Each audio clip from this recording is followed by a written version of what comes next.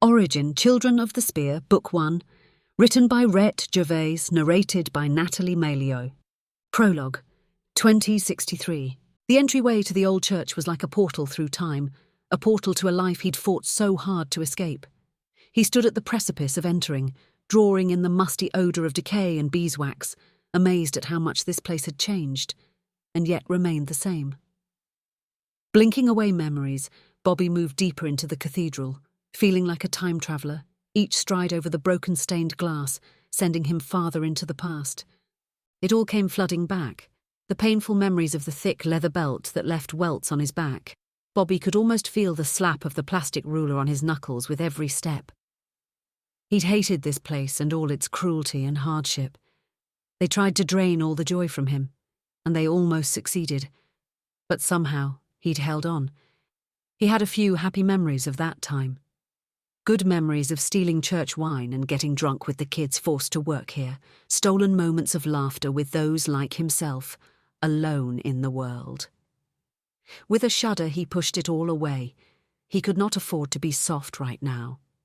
Striding with purpose past the altar rails, he crossed himself by habit, then made his way up the low-rising stairs to the chancel, the wide stone platform that held the altar. His eyes sparkled in wonder at the beauty of late-day sunlight cascading off the stunning, textured metalwork on the walls. They were stripped of the gold and silver that once adorned them now. Everything was. Trinity Church was once considered a work of art, and despite being in ruins, it still held a certain sad beauty. Tearing his eyes away, he frowned at the rows of shattered pews that stretched to the back of the massive room. The very sight of all that wood brought an ache to his hands. He could almost smell the oil he'd used to polish the rough surfaces to smoothness. Stopping at the centre of the altar, he caressed the sleek marble surface with a shaking hand.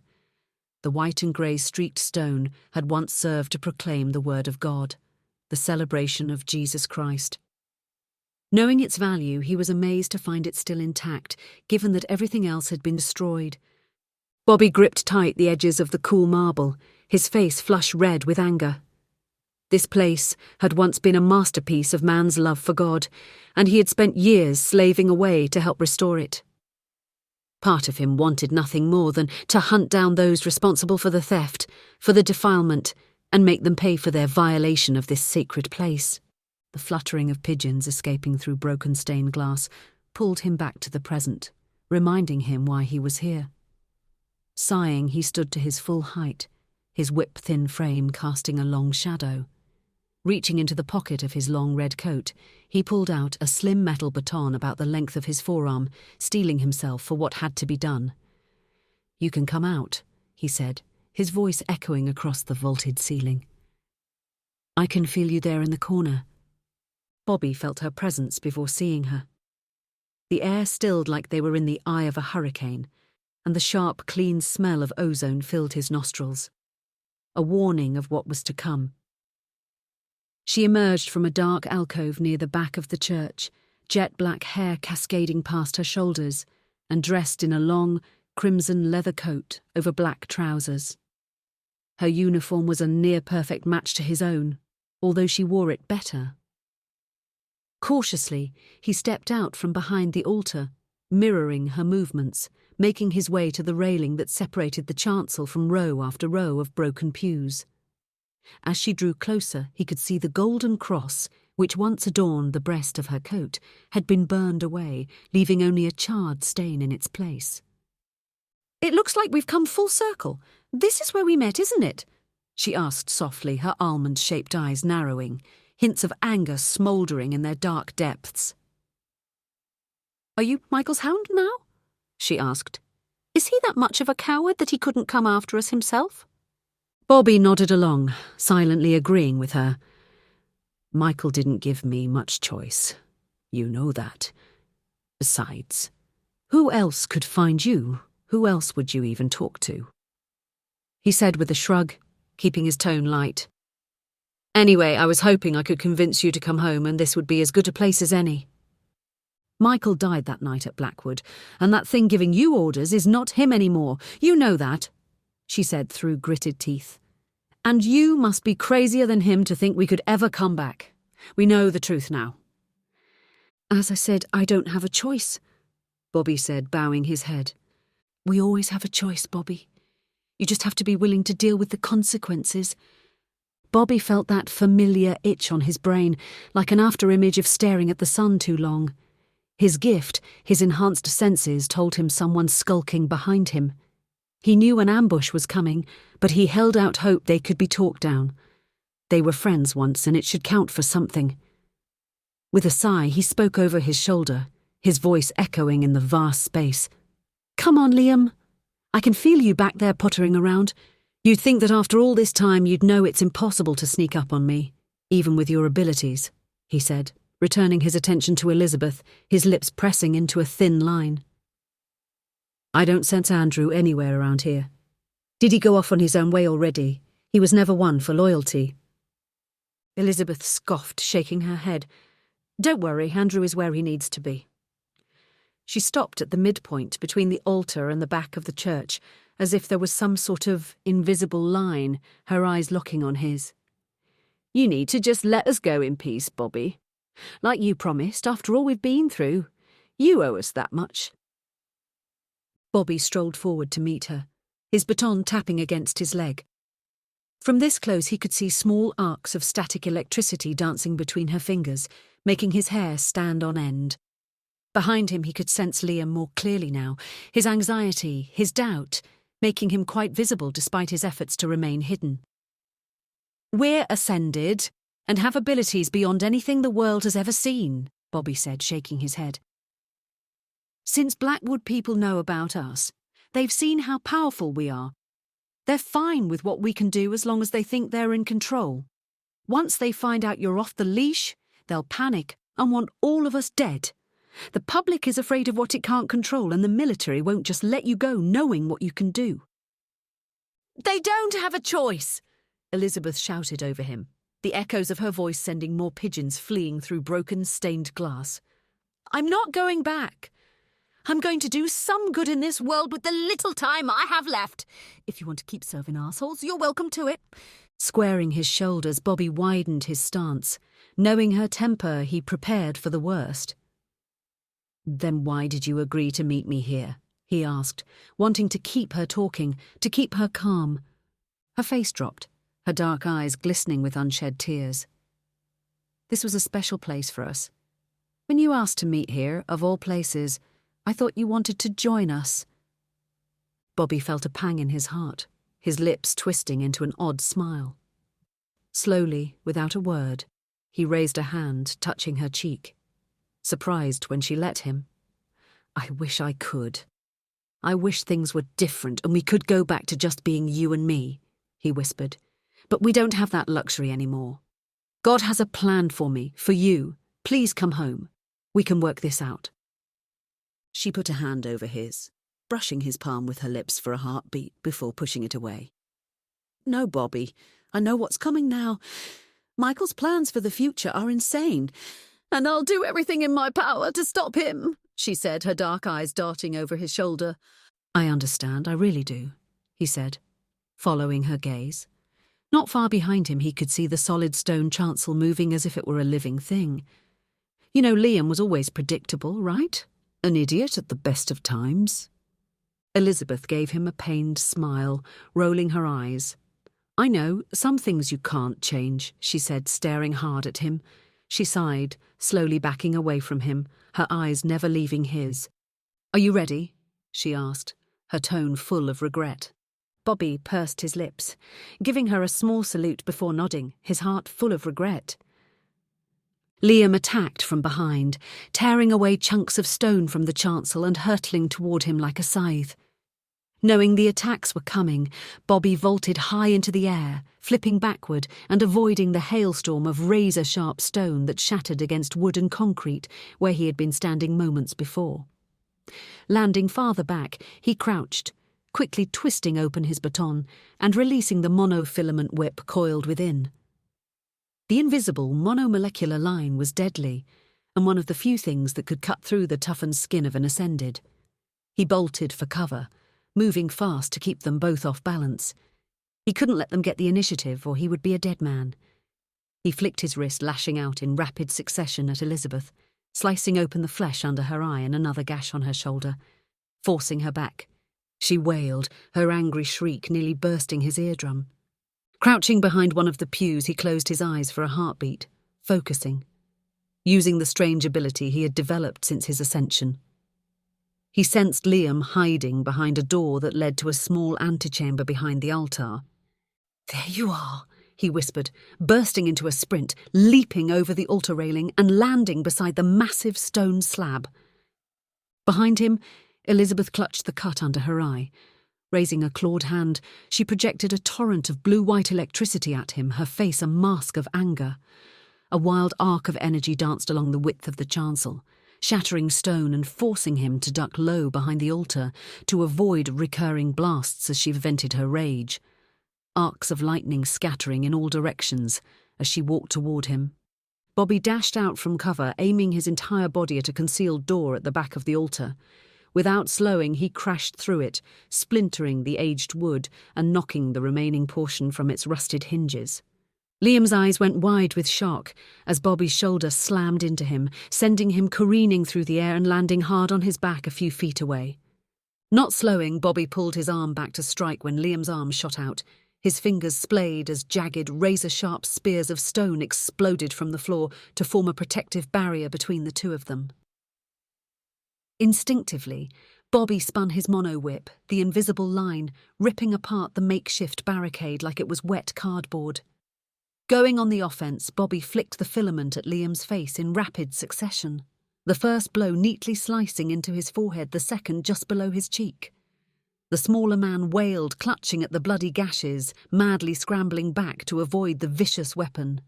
"The next one takes your eye, little Liam," Bobby shouted with a sneer, never having liked the smaller man very much. His commanders had told him that Ascension brought out the best and worst in people, that the abilities you developed were in part based on who you were as a person. With Liam, it was pure truth. He was hard, stubborn, and inflexible.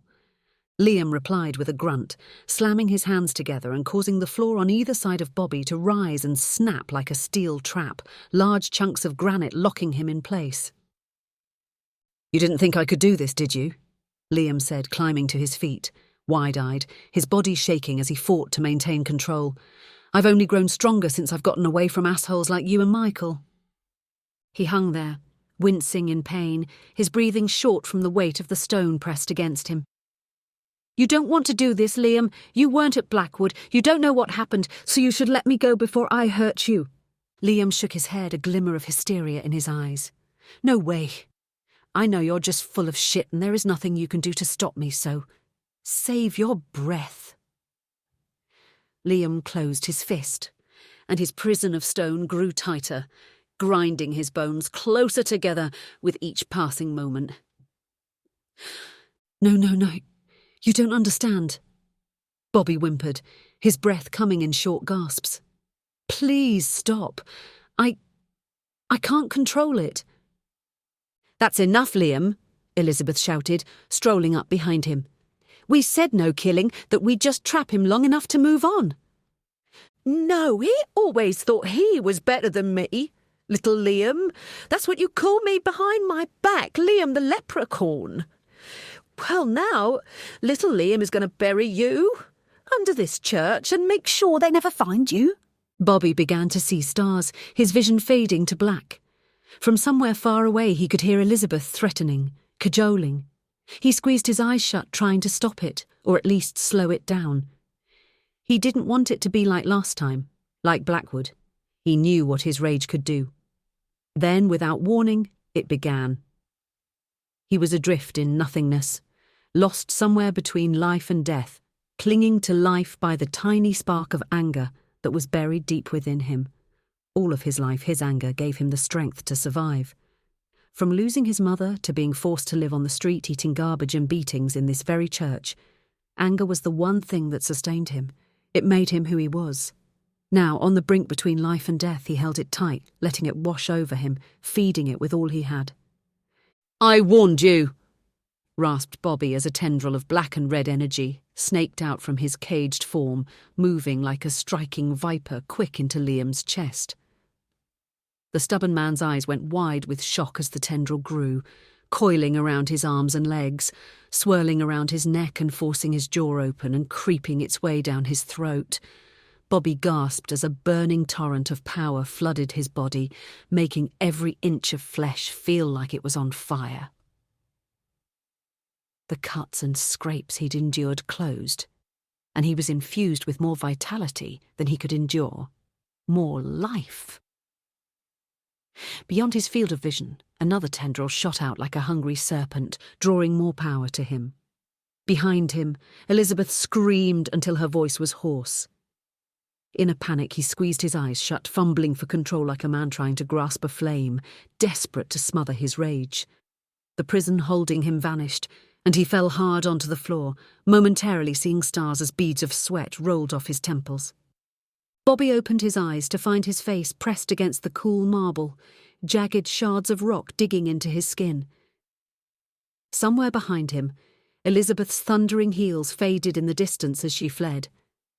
He rolled over, looking at what was left of Liam. Even knowing what to expect, he shuddered at the sight of it. Little Liam was little more than emaciated grey skin clinging to bleached bone, his skeletal face locked in a grimace of pain.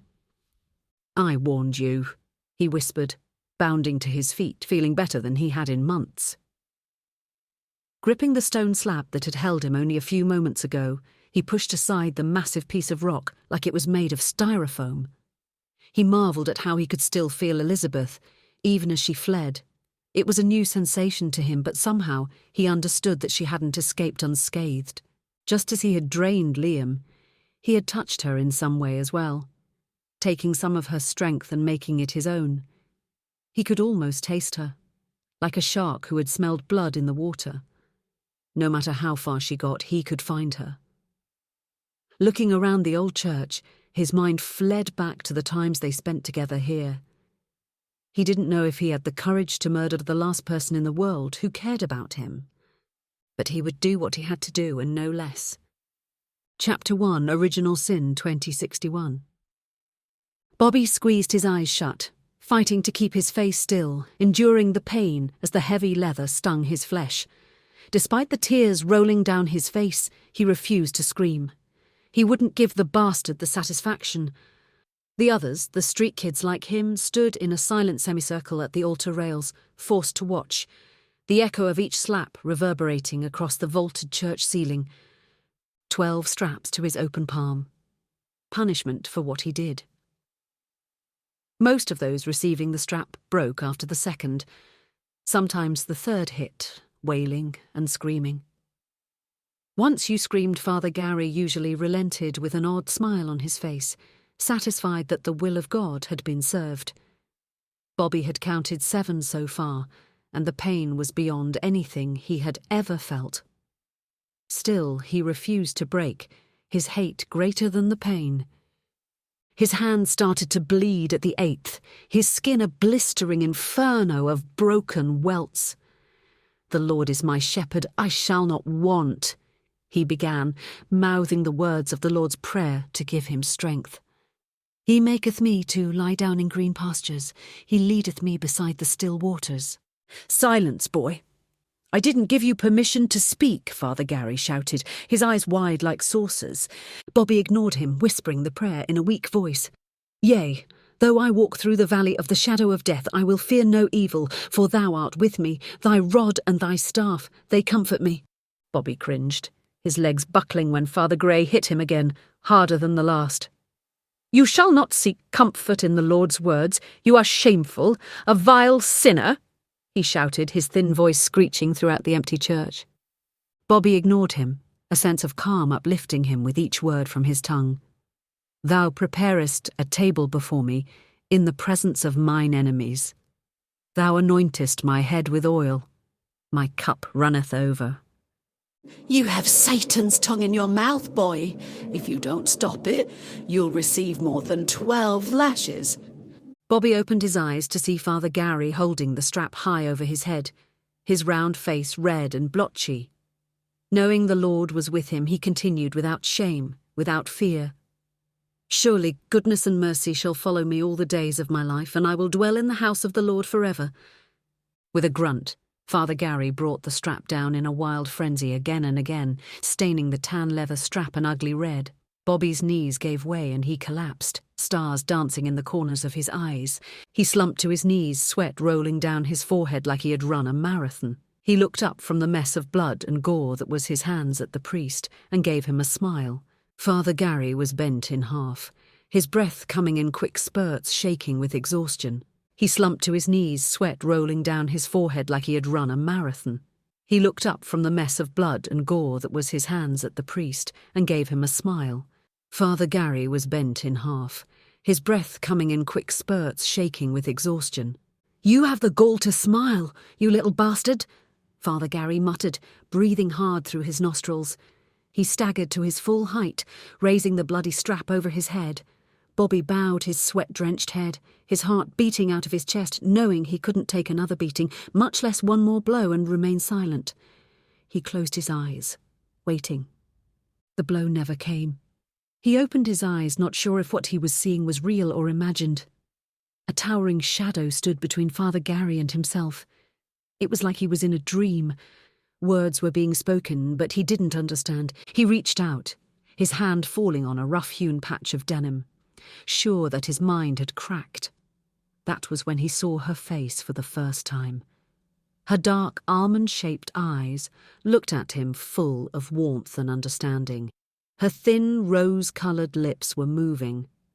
He shook his head, not understanding. Finally, she cupped his face, pulling it close to hers and putting her lips to his ear. "My name is Elizabeth. No one is going to hurt you anymore. It's all going to be okay." Chapter 2. Winter in Beantown, 2063. Bobby strode out of the old church into the afternoon sun, grateful to leave the past behind him. He pulled tight his long coat, shivering as he gingerly stepped around the rusted scaffolding that framed the front of the old building. Like everything else in the city, work had been long abandoned when reconstruction money dried up with the change in political winds. It was like that everywhere he looked, shuttered buildings worn down by time and neglect. This part of Boston was once the jewel of the city, where the well-to-do showed off their wealth and power. The affluent had moved on, leaving their symbols, beautiful homes and buildings from 2 centuries ago, to rot and decay. One of the foster homes he'd lived in years ago was close by and had a worn bronze plaque above the door, proclaiming the rat-infested hole to be a historical building preserved by the city. There were places like that all over Back Bay, homes covered in grime that still showed traces of a grandiose history. It was long gone now, leaving little more than boarded-up windows and fading stone. Despite the fact they were well into April, Beantown was in the grips of one of the harshest winters on record.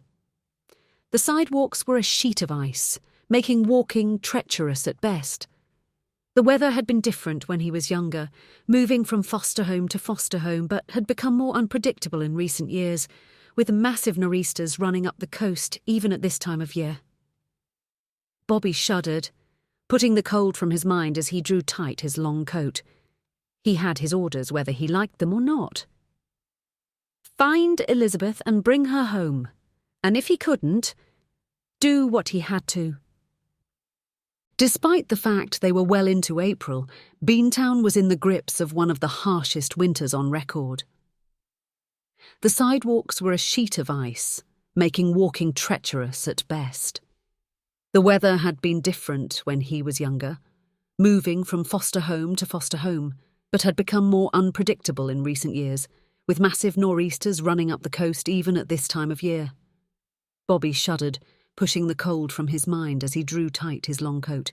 He couldn't afford distractions. He had his orders whether he liked them or not. Find the deserters and bring them home, and if he couldn't, do what he had to. Shoving his hands deep into his pockets, he walked briskly, shutting out his other senses and focusing his attention on her trail. It was strange what he could do. Sense people, it was unprecedented in the program. Most Ascended had flashy abilities like you'd see in a movie or a comic. Liam controlled stone and earth, and Elizabeth projected deadly blasts of lightning, but for him, it was different. He had gotten stronger and faster, tougher as they all did, and at first there was nothing more than that for him. The Reverends had proclaimed him a failure, given that outwardly there was no expression of God's gift. There was talk of not permitting him to be part of the strike teams or simply sending him home. When he started having strange flashes of places and people, he dismissed it as his mind playing tricks, but it grew more pronounced with time. Soon he could sense everyone on base and knew who was on the other end of the line before he took a call. Then there was the incident at Blackwood Church. They had managed to cover it up and shift the blame. But he still couldn't believe what he had done. No one could. He felt her suddenly, not far ahead, still in pain. His attack had hurt her, and she was like a wounded animal leaving a clear trail. He set off westward at a jogger's pace down St. James Avenue, weaving in and out of the sparse afternoon crowd. Ascension had granted him faster ways to travel, but he thought better of it. There was no sense of drawing attention to himself. He'd gotten lost in the steady rhythm of his breathing, the constant motion of his limbs, until he realised her destination was somewhere up ahead in Boston Common, one of the oldest parks in a very old city. "What the hell are you doing?" he whispered to himself. Then there was the wild card, Andrew, a living weapon who was distant at the best of times. Bobby had no clue how he fit into all of this. He could only assume that he'd had parted ways with the others not long after escaping, as he told Elizabeth. He was not one for loyalty. Arriving at the corner of Arlington and Boylston, he could see one of the many entrances of the park, its wide paths and the bare tree branches covered in a thin coating of snow and ice, glistening in the weak sun. He was about to cross the street into the park when he was startled by the ear-piercing wail of police sirens, and with a start he looked up to see a heavily armoured SUV barrelling toward him, the strobing red and blue lights giving him pause. He waited, the hem of his blood-red coat gusting with the wind as he stood on the corner. "Put your hands where I can see them and get on your knees or you will be shot," commanded an officer exiting the SUV. He was dressed in full tactical gear, with a black camo flak vest and a military-style helmet. Not waiting for an answer, he levelled a standard-issue Beretta at Bobby. A moment later, his partner emerged, doing the same and using the heavy door for cover. Bobby's hands remained at his side, curling into fists while he stared down the officers, blood pounding in his temples. "No," he said with a calm he didn't feel, raising his chin. The first officer cocked his head, giving his partner a half smile as he holstered his gun, drawing and extending his nightstick with a sharp snap. "Looks like we've got a comedian here," he said, strolling around the car. He was a heavy-set man with a wide forehead, thick neck, and cleft in his chin that hadn't seen a razor in days. Bobby hesitated, unsure of what to do. The public knew they existed now, and he debated telling the officer who he was. Showing his credentials should be enough to end this, but he thought better of it.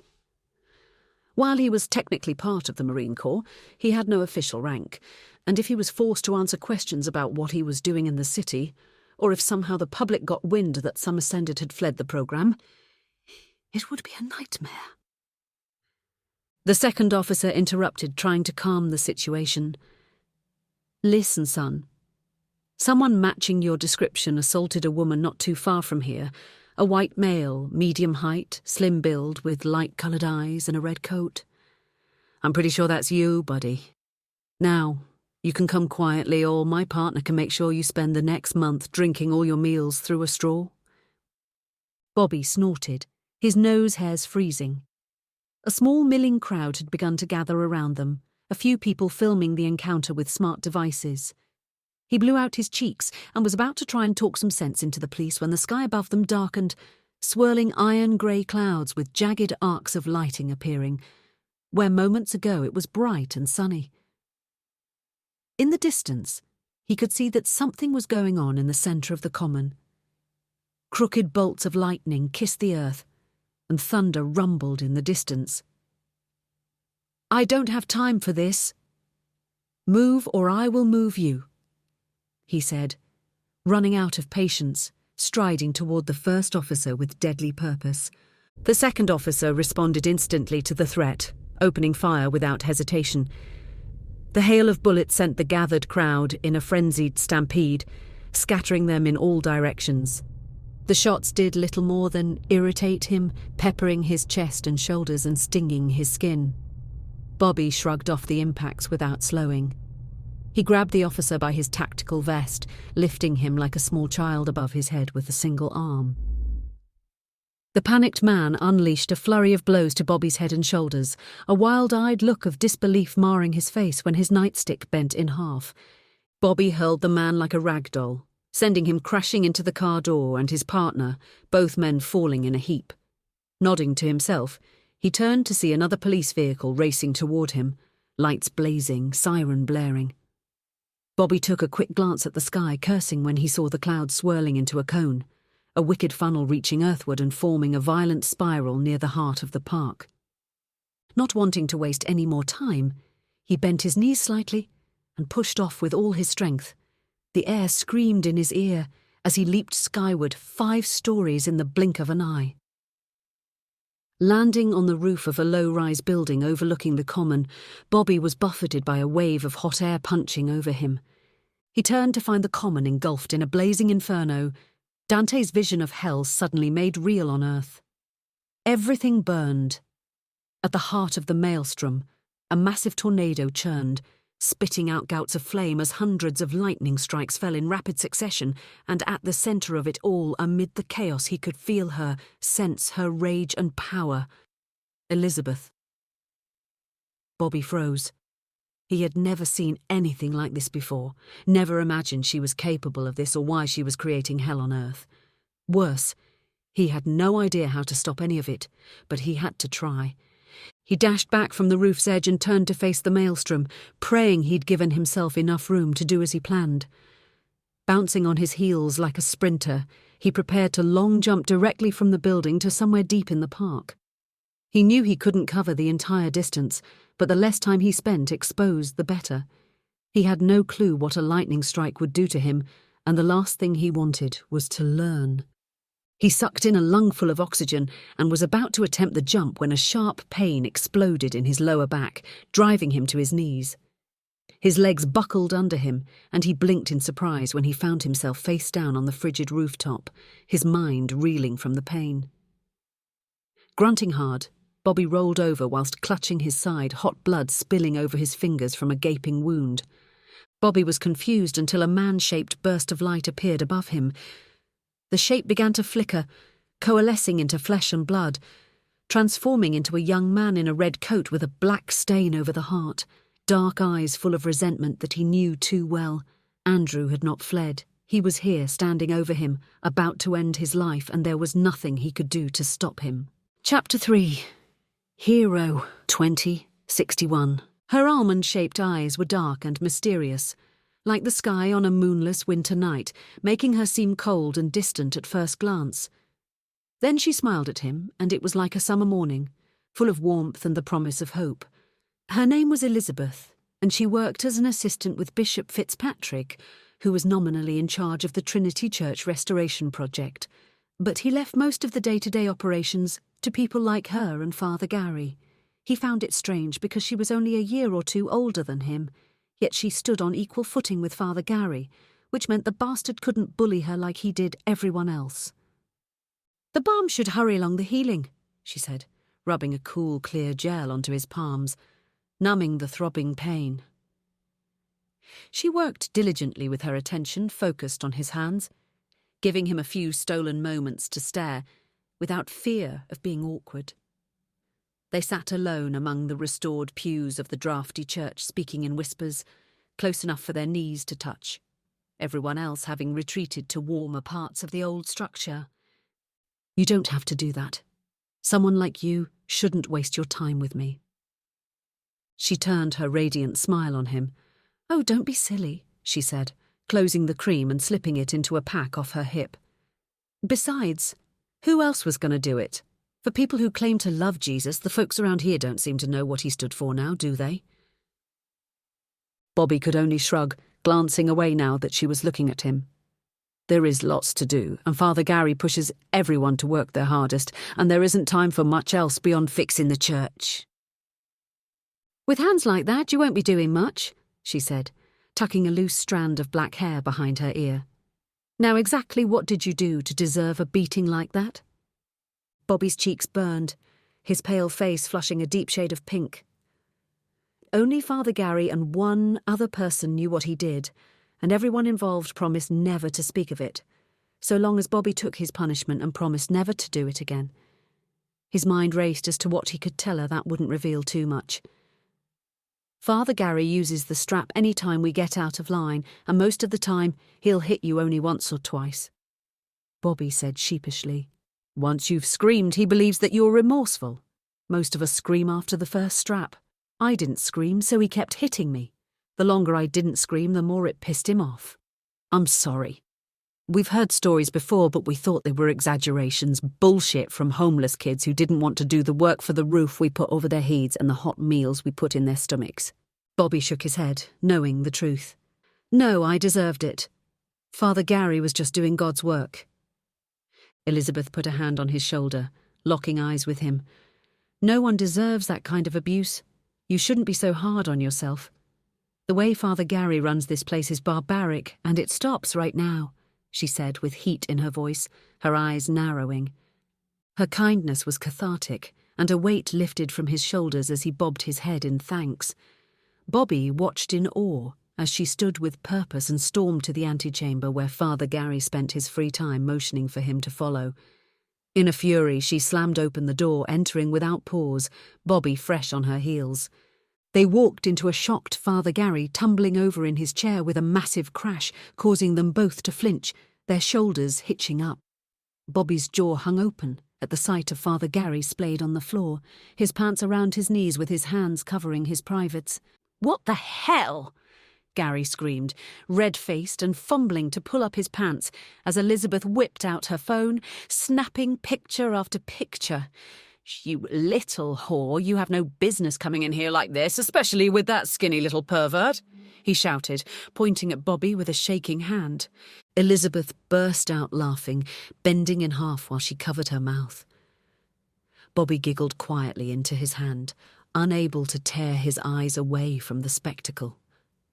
The antechamber was little more than a storage room that had been used for some of the church's more valuable pieces, things that needed to be kept under lock and key during the restoration, alabaster statues and busts of religious figures, chalices used for communion. Gary had turned a small section of the room into an office with a rickety old desk along with a folding chair. Elizabeth raised an eyebrow, glaring at the tablet still lying next to him. "Really, Gary, you're jerking off in a church where you just beat a kid until his hands were a bloody mess. I was sent to check up on you, and now that I've seen what's going on here, I'll be making a full report to Bishop Fitzpatrick about this." She turned to walk away, slipping the phone into a pocket, tossing Bobby a wink. Bobby watched with grim satisfaction as the man who had just terrorised him paled, eyes going wide as saucers. "Wait. Please don't. I'm sorry. We can fix this, I'm sure." "Anything you want," said Father Gary in a high-pitched whine, holding his palms up, pleading for her to wait.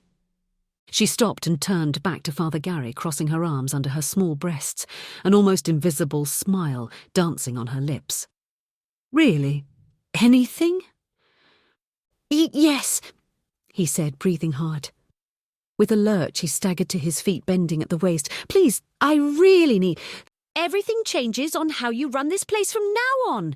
No more beatings, especially this one. Understood?" she shouted, pointing at Bobby. "Being a Catholic, you should be ashamed of what you've done. From now on, keep your dick in your pants. Nobody needs to see that little thing." Father Gary swallowed hard, nodding along as she spoke. "But you don't know what he did. He shouldn't be allowed to come here any more," he said, glancing at Bobby from the corners of his eyes, frowning all the while. "I don't care what you think he did. No more. All the pictures go to the bishop. Got it?" "Whatever you say," he said, his shoulders slumping in defeat. Without another word, she turned on her heel, storming out, motioning for Bobby to follow once again. When they had gotten far enough away, she looked back at him with her brilliant smile that made his heart beat faster. "That was fun," she said, bouncing on the balls of her feet. That self-righteous prick finally got what he deserved. Bobby looked down at his shoes, an uncontrollable smile creeping onto his face. "Thank you. That was amazing. You're like a superhero. Her smile grew wider as she blushed at him. It was nothing. I volunteered with the bishop so I could help people, said Elizabeth. It really pisses me off when I meet people like Gary, who spend all of their time judging others, then turn around to do the same or worse, so I'm glad to see justice served. They smiled at one another for a moment before she turned to leave, Bobby wringing his battered hands, not sure what else to say. Without a word, Elizabeth leaned in, giving him a small kiss on his cheek. You should be fine from here, she said. I'll be back every week for inspections from now on, but you can call me if anyone messes with you again. I'm here for you. Then just like that she was gone, and he was alone again.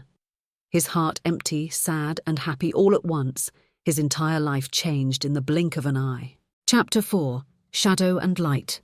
2063. Bobby clutched the ragged wound at his side, Boston's winter cold seeping into his core with each passing moment. His heart clenched with fear as his blood spilled onto the rooftop, pooling beneath him. Andrew, his former teammate, stood over him with an odd gleam in his eye, watching him die with a smile painted on his face. I'm sorry it has to be like this, Bobby, Andrew said, squatting beside him and running a hand through his thick mane of shoulder-length blonde hair. Don't worry, it'll be over quickly, 5 minutes tops, and you'll bleed out, least I can do for an old friend. Staring hard at Andrew, Bobby could almost believe that the handsome idiot was doing him a favour by killing him quickly, that Andrew was full of mercy. He had that way about him. People liked him, trusted him, until it was too late. I never liked you, said Bobby, spitting a glob of blood onto Andrew's boot, his breath rattling in his throat from the effort. I just wanted it to be clear before I die that we were never friends. Andrew showed him a half-smile. You know, Bobby, that's why people don't like you. Even with your dying breath, you just can't be nice. You just have to be a prick all the time, don't you? Bobby gritted his teeth through the pain, struggling to sit up. Glancing toward the park, he fixated on the churning maelstrom of lightning and flame devouring everything in its path. Is that the plan? Destroy the city? He asked in a flat tone, trying to distract Andrew with talk while he focused his attention inward, searching, using his ability to scan the general area. It didn't take very long to find what he needed. People. Lots of people. The building was brimming, and he could sense them all. From the old lady staring with awe and wonder at the destruction outside her window, to the family of 4 with their beautiful children, so perfect and innocent, rushing around their apartment haphazardly packing in an attempt to flee whatever was happening. There were more on the street, so many more. Andrew followed Bobby's gaze out over the devastation in the park. We're doing the right thing here. This has to be done. Trust me, Bobby. In the end, the world will see us as heroes once they know the truth. You're on the wrong side of this. Bobby knew he didn't have much time now. There were dark spots in the corners of his vision, and he was light-headed. Taking a quivering breath, he grasped at the tiny spark in him, fumbling along, half-blind with rage. He fanned the flames of anger in him, growing it like a living thing, cajoling and coaxing it until it was raging bonfire, enough to consume the entire building, every soul on the street. With a roar he released it, draining every life he could feel, turning them to ash, all to save himself. For the first time, unleashing this power, he was fully conscious. He felt the family fall to their knees, their skin sagging and turning grey, sensed the woman watching from her window as her heart failed and the blood in her veins darkened and turned to dust. Bobby was overwhelmed by the rush of energy that flowed through him, and he was like Tantalus finally having a sip of cool water, drowning in ecstasy. Beside him, Andrew's eyes flew open wide with shock, his face contorting in pain when struck by the wave of dark energy. Reflexively, the handsome man did the only thing he could, transforming into a being of pure white light, his flesh and blood becoming immune to his attack.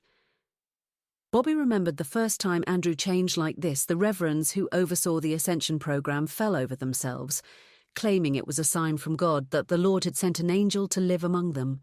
Even with his deep faith in all that was holy, he knew it was bullshit. To make matters worse, the wave of admiration Andrew received went to his already inflated ego, serving to make Bobby hate him all the more. With the surge of life of power coursing through him, Bobby kicked up from his back, vaulting to his feet like he was never hurt. The wound on his side vanished. Before he could lash out at his former friend, Andrew took to the air, leaving a streak of amber light in his wake. Without pause, Bobby unleashed a primal scream, expanding his shadow field again, bigger this time. Like an intense fire devouring an ancient forest, he consumed everything, growing his power beyond his imagining. Watching his friend flee, he raised both hands, projecting hundreds of wire-thin tendrils of black and red smoke from his fingertips, all racing toward the light, hungry to consume it. Andrew flew with reckless abandon, wildly dodging and weaving in all directions, desperate to avoid his fate. Just as the tendrils were about to touch him, he changed tactics, releasing a blinding starburst that drove the shadows away from him to send Bobby reeling. Even from a distance he was blinded, stumbling around like he had stared too long at the sun. Andrew was on him in a heartbeat, attacking with a scythe of pure energy, slicing through Bobby's dense skin like it was papier-mâché. The deadly attacks left deep defensive gashes in his forearms as he fought to protect his vitals, and in a vain effort to save himself, Bobby drew harder from the lives around him. The wounds healed just as quickly as they happened, and the cost was measured in the lives he took. The janitor racing from the back of the building, the police officers he had thrown to the ground, the fleeing crowds blocks away, all ash, providing him with the strength to fight on. Andrew came at him again, breaking his concentration with a blinding series of strikes aimed for his chest and face. Bobby was quick, ducking low and releasing a torrent of dark energy that sent Andrew careening through the air, but still not quick enough. Andrew managed a glancing blow, clipping him on his side and knocking him to the edge of the rooftop. Suddenly, Andrew pulled back, showing Bobby a grim smile before fleeing. Bobby staggered to his feet, and his stomach fell when a barrage of lightning, wind, and flame encompassed the building surrounding the common, the shockwave expanding to consume everything in its path. In a heartbeat, the blast wave pounded him with the force of a locomotive, knocking him back like he was a rag doll hurled by a giant. He tumbled through the air, blind, landing hard on his back, sliding to the other end of the rooftop, smashing through the retaining wall on the other side of the building. Then, without warning, the building collapsed, and Bobby found himself pinned under brick mortar and steel, with the entire world around him, ablaze, trapped and alone in the dark. Chapter 5. Rumours and Lies, 2061. Elizabeth was true to her word and began visiting the church every week. She also insisted to Father Gary that Bobby would serve as her liaison, updating her on the progress made from week to week on the restoration. For Bobby it was a dream, because her visits meant no more abuse, verbal or otherwise, from Father Gary. In fact, he was so afraid of her that he rarely spoke to him anymore, and when he did, it was little more than a few mumbled words about work or the occasional hate-filled glare. No one ever spoke again of his punishment and why it happened. He soon looked forward to her visits, almost bouncing on his heels when he heard the click-clack of her boots on the church's granite tile. The stolen moments he spent with her became the highlight of his weeks, and for the first time in his life, he felt normal and not like some weird creep. All of his physical ailments vanished. The hollow feeling of hunger in his belly wasn't important, and the numbing cold of the drafty hostel he slept in didn't bother him. Elizabeth was the kindest person he had ever met. She genuinely cared for people and always stood up for the underdog. The hardest part of it all was he couldn't explain why. Why she gave him the time of day and why she liked him. As winter gave way to spring, they were able to spend time outdoors, enjoying the beauty of Copley Square, and once the workday was done, wandering off to the common, enjoying the budding trees of early spring. Bobby was grateful to be away from prying eyes and sideways glances. Each time they appeared together, whispers would start in earnest, and the entire group who worked at the church seemed to only have rumours on their tongue. Bobby didn't care. They could gossip all they wanted. "We need to talk about something," she said one spring afternoon as they were strolling arm in arm around the frog pond. enjoying the warm sun. "What? Why? I thought everything was okay," he said as a wave of fear washed over him, racking his brain, trying to understand what he did wrong. "No, nothing like that," she said, giving a playful shove. "People are starting to talk, and I'm beginning to worry that what we do will get back to Bishop Fitzpatrick, so we have to be more discreet." A frown creased Bobby's face as he looked out over the duck pond. "I don't care what other people think. Besides, we're just hanging." "Yeah, but I do care.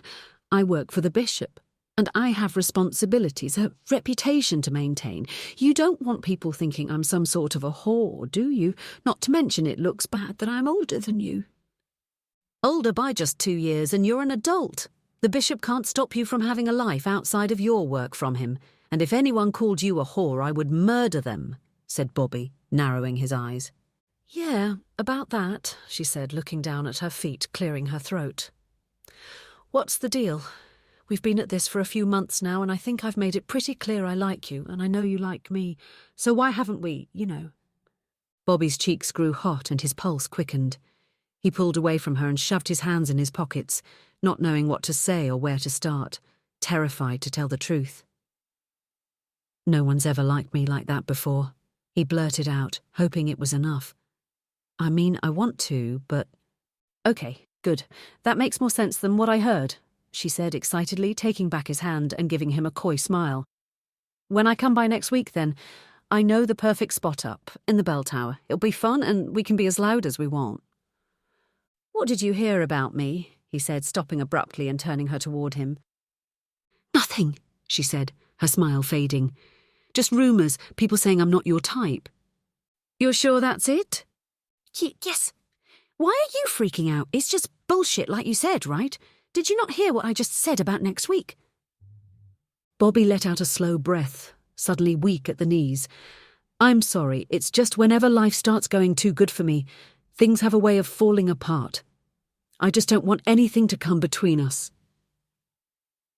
"Nothing's gonna come between us," she said softly, pulling him close. "We have all the time in the world." His lips found hers and they kissed. Slow at first, then faster as he drank her in, hungry for her touch as his heart pounded in his ears.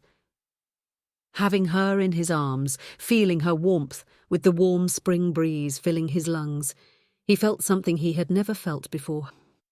Hope. Chapter 6. The Tomb. 2063.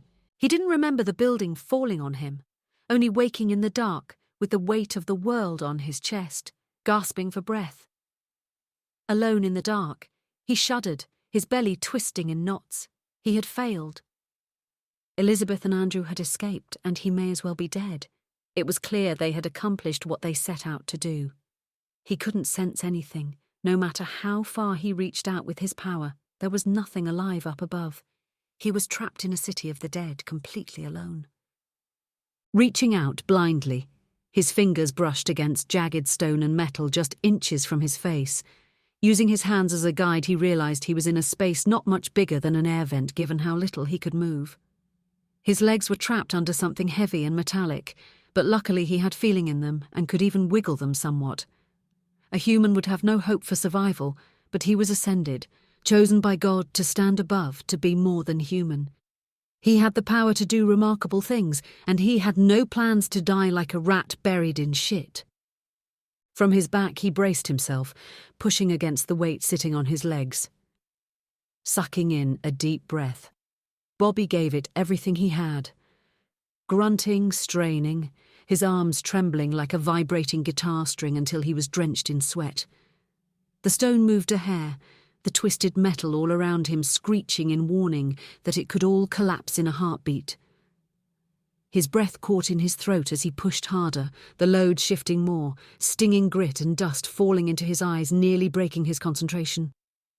Bobby gasped in relief as his legs suddenly came free, and he scrambled back, pulling his legs in close and curling into a ball. Bobby stopped to rest a moment, his heart pounding as he gulped down great lungfuls of stale, dusty air. He patted himself off, grateful to be in one piece. Hunting through the many pockets of his red coat, he found his phone, turning on its flashlight and bathing the area in a cool white glow. Looking around, he realized the space was smaller than he imagined. The tons of rock and metal above him held back by a fallen support beam, sitting at enough of an odd angle to keep him from being crushed entirely. After his ascension, his superiors had tested and measured him, defined the limits of his power and strength. Today, after draining the energy from so many, not only were his wounds healed, but those limits felt like a distant memory.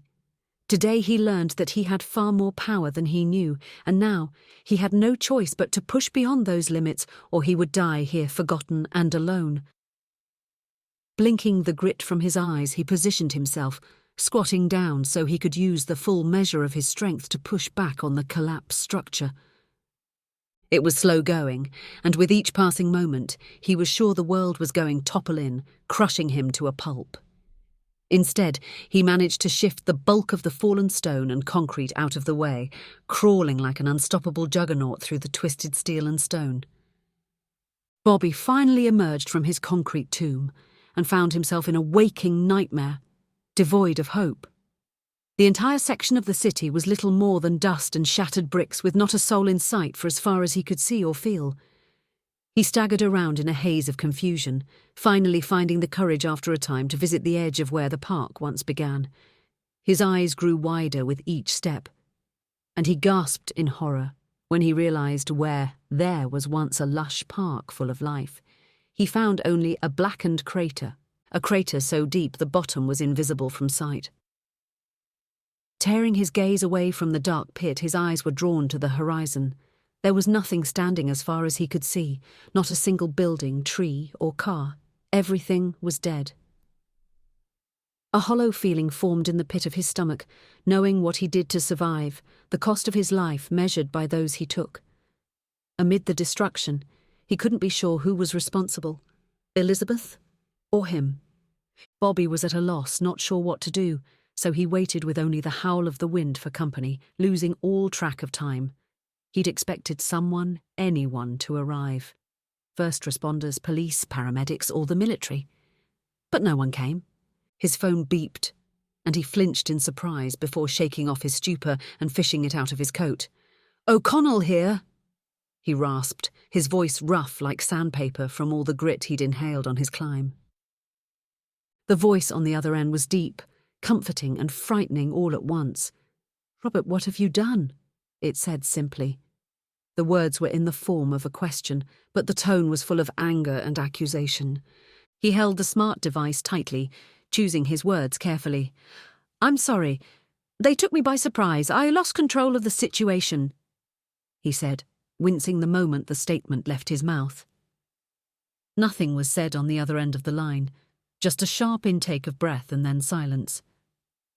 Bobby waited, chewing the inside of his cheek, not daring to speak. Any excuse he gave would be just that, and would only make things worse. When the man on the other end of the line spoke, his voice was slow, measured, like he was discussing the weather. "You said she would listen to you, that you could contain the situation. It was the only reason you were not executed for your myriad of sins." "You don't understand, Michael. It's Bishop Washington, Robert," he said, his deep voice hitching up an octave. "We are not equals. You will address me with the proper respect." "Yes, Bishop," he said automatically, grinding his teeth, wanting nothing more than to crush the phone in his hands and throw it into the boundless pit. He wondered for the 1,000th time how it had come to this, wishing for a way to escape Michael's control over his life. "Can you see the situation on the ground here?" "No. Whatever she did was like an electromagnetic pulse from a nuclear weapon. The electrical grid is down all over the city, and satellite feeds show only static. We've managed to convince local first responders that there is a threat of radiation fallout. We've ordered a perimeter a few miles back. The rest of the city is largely intact. Explain to me precisely what happened." A wave of relief washed over him. He didn't just kill millions of people. What they did doesn't make any sense. They destroyed Boston Common, sir, the park, and everything around it. All that's left is a crater so deep I can't see the bottom. For a moment, Bobby thought the line went dead. He had known Michael for almost 2 years now. He was never short for words. When he began, Bobby could hear a tremble in his voice, sparks of rage. "When you find them, I want them dead. Do you understand me? Sir, you said to bring them in alive if possible." "I am rescinding that order. Dead, only dead," he shouted. "As you wish," said Bobby in a flat tone. "Are they showing up on any of our tracking systems? I've lost them." He could sense they were still connected, but had lost all sense of direction as to where she was. The line was silent for a long time, with just the sound of the bishop's breathing. "They'll be going to the Valley of the Gods," said the bishop finally. "It's in Utah. If you leave immediately, you can get there before they do. Stay where you are. A transport is on its way." Why would they go there? Utah has been nothing but rocks and sand since the Mormons were driven out. None of this makes any sense. What are they trying to do? "That's none of your concern. You have your orders. Carry them out." Before Bobby could say another word, the line went dead, leaving him alone on the edge of the desolate crater, with more questions than answers. Chapter 7. The Bell Tower, 2061. Bobby sat alone on the rough wooden bench, his heart beating out of his chest. Each time he glanced back at the empty stairwell that led up to the bell tower, his heart broke a little. She was late, and in all the months he had known her, she was never late. He checked his phone for what seemed the 1,000th time, drying his sweating palms on his pants. He tried to keep his spirits up by telling himself she had just lost track of time, or that something had come up. He had always been good at deluding himself. Exhaling slowly, he stood, wearing out the wooden floor as he paced back and forth in the tiny space beside the bell, tapping his fingers against the ancient metal every time he passed it, telling himself it was just a coincidence that she wasn't here, that she hadn't abandoned him. It had happened often enough growing up that he should be used to it by now, or at least he thought so. Everyone left him at some point. His father was gone before he was born, and he could barely remember his mother, mostly flashes of a kind face with icy blue eyes like his own, and old before her time. Tired of pacing, he looked out over Copley Square, trying to see if he could make her out among the crowds. The church's bell tower had been fully restored a few weeks ago, and the boards that had once covered up the magnificent structure were now gone, revealing the ancient church bell that glowed in all its glory in the mid-afternoon sun. The open space where the bell sat gave him an unrestricted view of all of Back Bay, depending where he stood. On days like today, it was clear enough that he could see the Charles River to the north, the splendour of blooming trees in Boston Common to the west, full of bright green leaves. The spring air was warm and pleasant. The streets were packed with folks who had spent the winter cooped up hiding from the colds and taking advantage of the warm weather. To Bobby, it looked like the whole world was out and about, except for the one person he wanted to see. By the time Bobby heard footsteps coming up the stairs of the tower, he had given up hope. It was well past the time they met each week, and he assumed the worst. He had been too miserable to head back downstairs, and preferred to stay by the bell and wallow in his misery. When he saw her emerging from the stairwell, his breath caught in his throat. Without thinking, he rushed to wrap his arms around her, only to be stopped by a stern look in her dark eyes and a light touch on his chest. It took him a moment to realise she wasn't alone.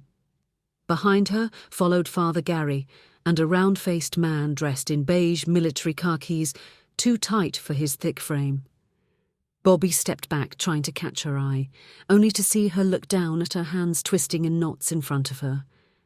The military man looked him up and down with deep brown eyes that looked too small for his head, staring at Bobby like he was a prize horse, to the point where he half expected the man to pull back his lips to check his teeth.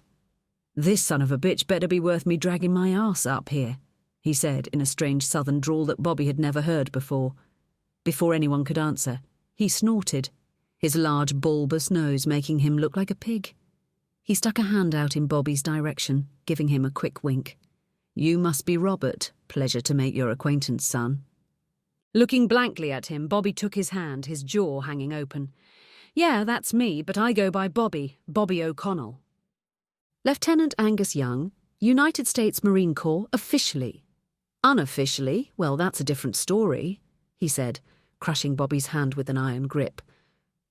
Sorry, your file said Robert. I'll get my girl to fix that up right quick when we get back to base and get you tested. Bobby glanced around in confusion, not sure where any of this was coming from, until he caught Father Gary's eye. His former abuser had a smug look on his face, smiling like a Cheshire cat. Base? What test? I don't understand. I'm a church volunteer. Lieutenant Young pushed out his lower lip, glancing over his shoulder at Father Gary. I thought you said the boy complied with the test, provided you with the sample and all, Gary. What kind of horse shit you playing at? He did, said Father Gary, looking as though he'd swallowed his tongue. These street kids, they want one thing one day and then change their minds, this one especially. Crossing his arms across his chest, Bobby shook his head. I never gave a sample for anything, sir. Can I ask what this is all about? Sure you can ask, but that don't mean I'm going to tell you, said the lieutenant with an easy smile. All I can tell you is that you and the girl are going to be coming with me. You'll get a heads up when we get to where we're supposed to go. Bobby's face flushed red with anger, and his hands balled into fists at his side. This was the story of his life, and he should have known better. No matter what he did, every time he thought he found some happiness, the world spit in his face and laughed. I don't want to go with you. It's still a free country, and I haven't done anything. You can't just take me away. Lieutenant Young cocked his head, rubbing a sausage-like finger under his bulbous nose. Hasn't been a free country for a long time, son. And from what Gary tells me, you done lots shameful stuff. So, let's not pretend you're some lily-white saint. A flutter of worry turned his stomach over, his gaze flicking to Elizabeth, who stood silent, a frown on her beautiful face.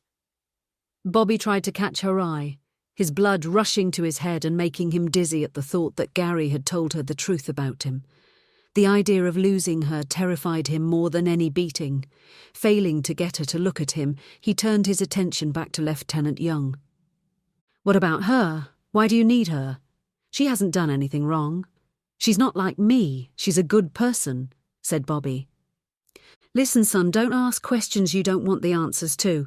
Right now, let's just say if things work out, you'll be thanking me for your good fortune. And if they don't? Asked Bobby. Lieutenant Young shrugged, pushing out his lower lip once again. Well, if it don't, I imagine you won't be doing much talking, or much of anything else for that matter. Now get, before I put my foot in your ass. Without another word, the fat lieutenant grabbed him by the elbows, shoving him in front of him. Stumbling down the stairs, Bobby at last managed to lock eyes with Elizabeth, whose face was a mask of worry that matched his own. A shudder of relief ran through him when she gave him a tight-lipped smile full of warmth and affection. Gary didn't tell her. She was with him still. For better or worse, she hadn't abandoned him. And wherever they were going, they would at least be together. For now. Chapter 8. 50,000 feet. 2063. The hollow roar of the transport's engines accelerating to full power tore Bobby's attention away from the shattered city. As the transport banked and picked up speed, he felt like he was trapped under the building again, the powerful G-forces of its acceleration crushing him back into his seat. He let out a low whistle as he caught sight of the holographic display in the centre of the control panel, indicating they had just ripped past Mach 2 and were still accelerating. It only took moments to reach cruising altitude, and he suddenly had an unencumbered view of the eastern seaboard, leaving the ugly scar that was once Boston Common far behind them. At this height he could make out the massive blooms of sargassum sitting offshore, a brown seaweed that covered most of the shorelines down the coast and thrived in the open ocean, only to stink of rotting eggs once it made landfall, in some places piling over 6 feet high. There had been stories on the news about it for weeks now, and most people he knew had assumed it was all made-up bullshit designed to scare people. Seeing it was real was a shock. "Is this your first time on an Odin-class transport, sir?" said the pilot next to him, humming a pleasant tune under his breath. Pulling his gaze from the awful sight, Bobby gave the pilot a quick nod, gripping tightly the 4-point harness that held him in place. "Yes, this is amazing. This thing looks like something out of a sci-fi holovid," he said, looking around. When he had entered the cockpit earlier, his eyes had lit up.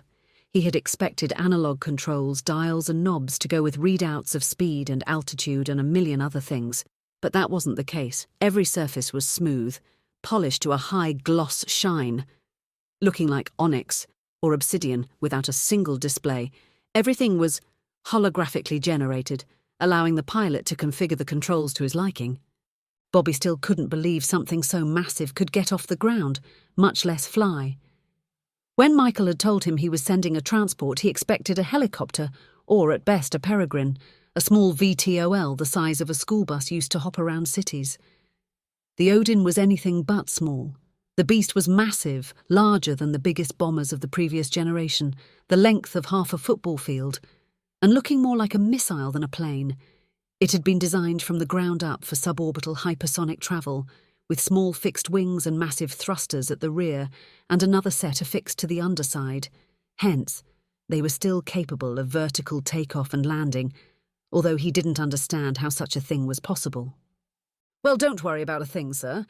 The Odins are state-of-the-art, fusion-powered with plasma-based propulsion, which means that we have a cruising speed of Mach 3. The frame is a one-piece graphene composite that's harder than diamond and nigh indestructible. I could take this thing into orbit if I needed to, so sit back and enjoy the ride, or if you prefer, now that we're at cruising altitude, you can head to the back. This bird is usually reserved for transporting top brass, so we've got a kick-ass officer's lounge. Go pour yourself a drink, and we'll be in Utah in no time." "Thanks," he said, shrugging out of the harness and stretching to his feet like a cat. Bobby was just at the door to the cabin when the pilot rotated away from the controls, cocking his head. "What's it like?" he asked. "What's what like?" "You know, being able to do what you do. Being a hero? I saw you on the news last year, I think. You know, when you guys saved all those people at Blackwood Church," the pilot said, his brown eyes bright with admiration. "I'm not much of a hero," Bobby said in a low voice, hanging his head. "Just a guy stumbling along, doing too many wrong things for what I hope are the right reasons."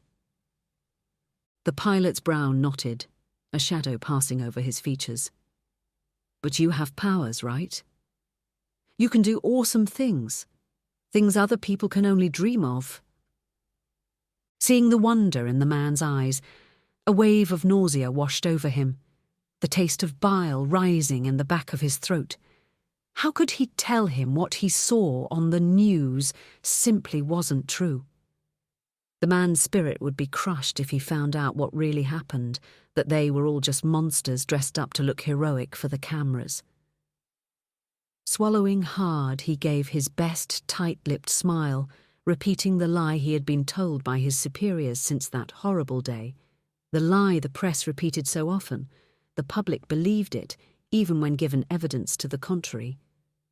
"We did our best. I just wish we could have saved everyone." The pilot gave Bobby a salute, a wide, toothy grin plastered across his face as he returned his attention to the controls. Taking one last look at the dirty coast, Bobby headed past the passenger area, stepping gingerly at first but gaining confidence with each step, amazed that there wasn't so much as a vibration in the deck plates. Given the speed the Odin travelled, he was surprised to find it so smooth. He kept expecting to lose his footing or, in a worst-case scenario, be liquefied as his body was sucked through a small hole in the cabin due to loss of pressure. Entering the officer's lounge at the rear of the craft, Bobby's eyes went wide, a small smile creeping onto his pale face. The room was nothing short of sumptuous, with Brazilian walnut flooring polished to a high shine. The area was drenched in a warm glow from recessed lights in the ceiling and along the walls. Stalking around the room, he brushed his fingertips along the ash-grey velvet chairs that sat in semicircles, placed in a way to elicit intimate conversations. The whole area was designed with relaxation in mind, with a massive, polished oak bar taking up a portion of the wall. Without thinking, Bobby vaulted behind it, his eyes wandering over the labels of vintage wine and fine scotches that must have cost a small fortune. Scanning the selection, His jaw fell open when he found a bottle of Bowmore, a 25-year-old single malt whiskey. His hand trembled as he grabbed a crystal tumbler from the overhang and opened the bottle, breathing in deeply the smoky dark aroma, a shiver running down his spine in anticipation. Once, when he was 14, he and a friend had found a secret cellar in one of the old, long-abandoned townhouses of Back Bay. The dark basement room had been missed by squatters and looters, perfectly preserved, cool and dry, full of row after row of fine spirits untouched for years. The area, having once been home to some of the wealthiest people in Boston, was full of hidden treasures like that, if you were lucky enough to find them. They had spent the summer drunk and happy, and he had developed a taste for very expensive scotch that he could never afford on his own. Swishing the amber liquid around in his mouth, he was amazed by the deep flavour of peat and a slightly nutty taste. He swallowed with almost no burn, enjoying the aftertaste of oak with hints of prune, a warm sense of relief washing over him, the horror of the day washing away. He poured another, settling in one of the armchairs looking out over the ocean. The Odin didn't have any windows, but the designers had been kind enough to install flat-screen panels that resembled them, allowing him to enjoy an unparalleled view of the coast. Once upon a time, not so long ago, he'd never been farther from Back Bay than the south side, and now he was barrelling along at mind-boggling speeds, far from home, a world away from the person whom he used to be, on the way to hurt someone he loved. Bobby wondered what his life would have been like had Father Gary not been so cruel, bringing him to the attention of the likes of Lieutenant Young in hopes of getting rid of him. He wouldn't have been responsible for the deaths of all those people back in Boston, the old lady, the family with the beautiful children, or people on the street he was barely aware of. Swallowing the last bit of scotch in his tumbler, he scrubbed a hand over his face, returning to the bar to pour himself another. His mind wandered into a fantasy as he imagined a life with Elizabeth. Building something together, a real home, a regular 9-to-5 routine, he could be normal, not a weirdo, not a murderer. If only they had just a little more time, they could have run off, found a way to make it work away from the shit they had been mired in. He began to pour himself another when a small vibration shook the transport, the fine crystal tumblers in the bar playing a soft tune as they clinked against one another. He waited, praying it was only turbulence of some sort. Moments later, a deep reverberation passed through the entire structure, like a bass drum being pounded on, the sound of the airframe twisting and bending making him suddenly cold. With a sigh, he took one last look at the bottle, returning it to the bar lovingly and racing back to the flight deck, his footing unstable as the shaking became more pronounced and violent, forcing him to grasp at the passenger seats to keep himself steady. Stumbling into the cabin, Bobby found the pilot fighting for control, his hands a blur over the projected display, the song under his breath taking on a discordant note. "I thought you said not to worry about a thing," Bobby said with a tight-lipped smile, falling into the co-pilot seat and clicking the harness into place. The pilot's voice was tense when he responded, his brow furrowed with worry. "Sorry, sir. I've lost power on the Odin's main thruster. We're losing speed and altitude. I'm having trouble keeping the nose up." Bobby held the co-pilot's chair with a white-knuckled grip, and for a moment felt weightless while the Odin lost altitude with a horrid jolt, the shaking growing more pronounced. "Do you know what's causing the problem? I thought you said the airframe of this thing was indestructible." "It is," the pilot shouted, waving away redundant warning images with his free hand before grabbing a small hollow image of the transport and throwing it up on the main projector. "There isn't any damage I can see," said the pilot, rotating the projection of the Odin for Bobby to see. "From what I can tell, all systems look normal. Power is flowing to the thruster." "Wait, what's that?"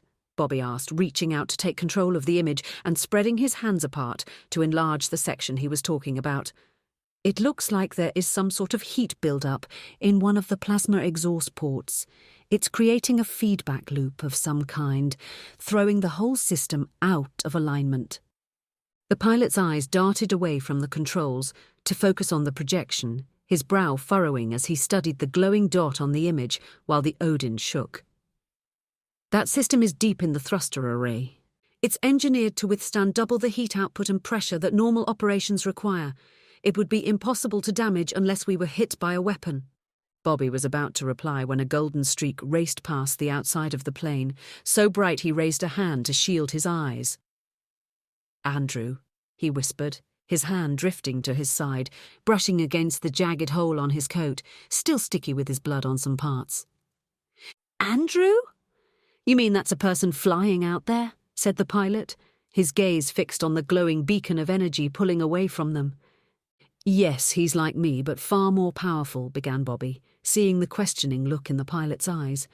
"He can turn all or parts of his body into different wavelengths of electromagnetic energy. I guess we can stop trying to figure out what happened because he must have done something to the thruster." As if to punctuate his words, the transport rocked violently, straining the harness holding him in his seat.